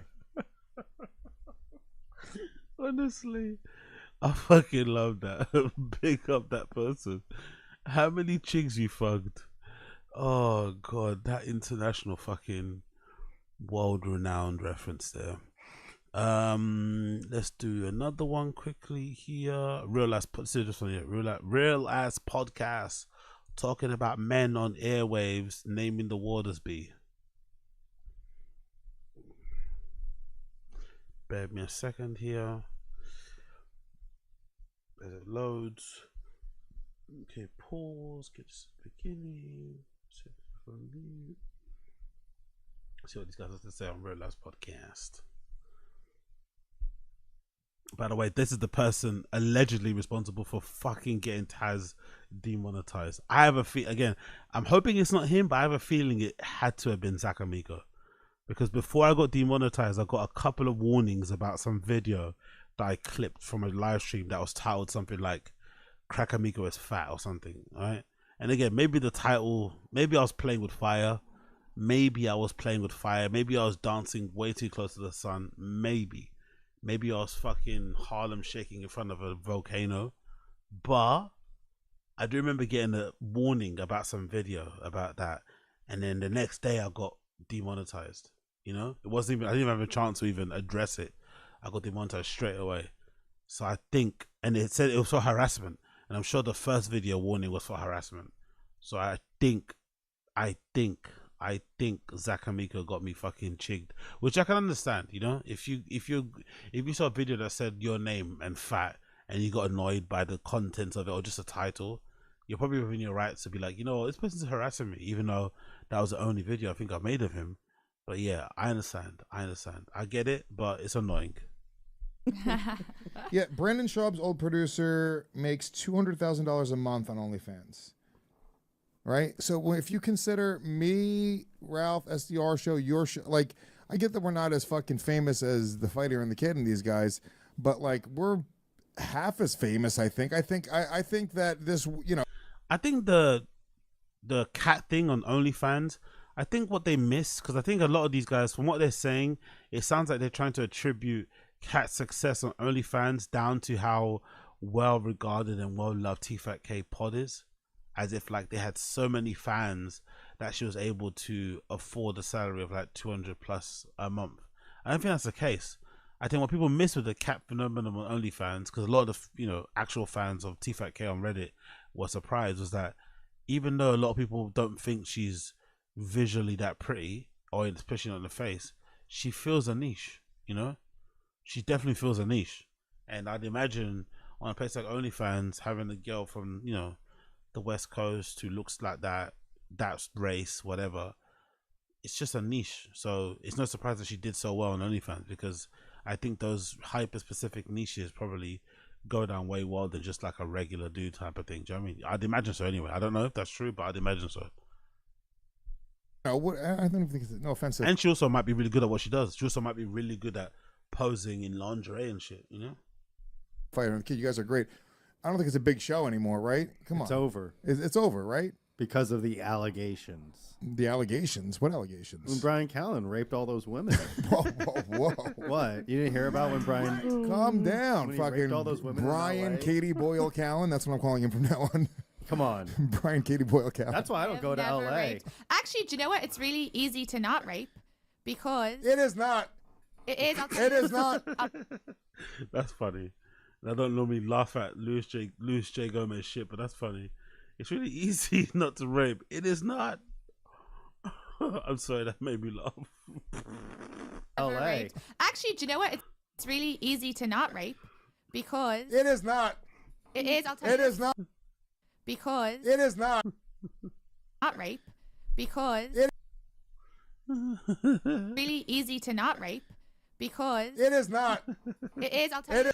Do you know what? It's really easy to not rape because... It is not. It is. I'll tell you. It is not. Yeah, this Katie Boyle woman, she's got the most like Irish sounding name, and she also looks the most Irish sounding person. She looks like the most Irish person I've ever seen. I'm assuming she's Irish, right? Katie Boyle. Like, that sounds so Irish. The most Irish. Capital I Irish. But yeah, I don't like this sort of stuff from Louis J. Gomez and his crew. I'm not gonna lie. Decide, are you Brendan's friend or foe?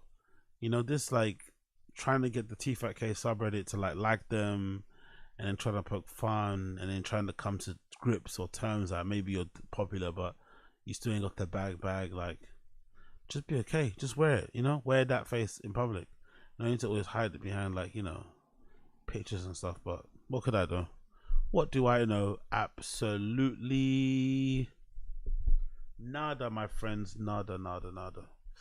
Okay, my beautiful people, I'm gonna have to pause for now, and then I'm gonna come back on the other side because I'm fucking wavering right now at the moment. Unfortunately, the gym and staying up late has kind of kicked my ass. So we're gonna come back for part 2 of this in the afternoon time. So what I'm gonna do, as Uche said as well, so big up Uche for suggestion, I need to be more on it.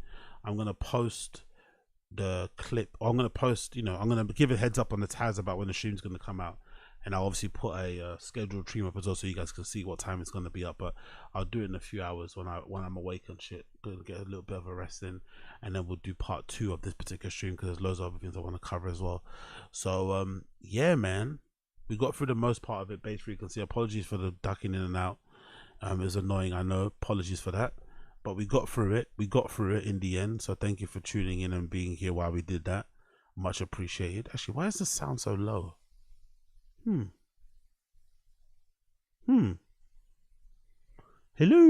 Okay, cool. Looks like the sound is low on here. Anyway, It's been great. It's been amazing. Smash the like button down below, please, if you don't mind. Smash the like button down below. And then we're going to go into some chin when I come back. We're going to do TFATK. We're going to do golden hour. And a few other things too I've got to talk about. So those you'd look after. So be aware, be there. It's going to go down, okay? Make sure you smash the like button down below for me. That'd be greatly appreciated. Subscribe as well to the channel. Please subscribe. Get those subscribers up for me. That'd be greatly appreciated also. And yeah, man, we'll just keep this going, innit? We'll just keep this going.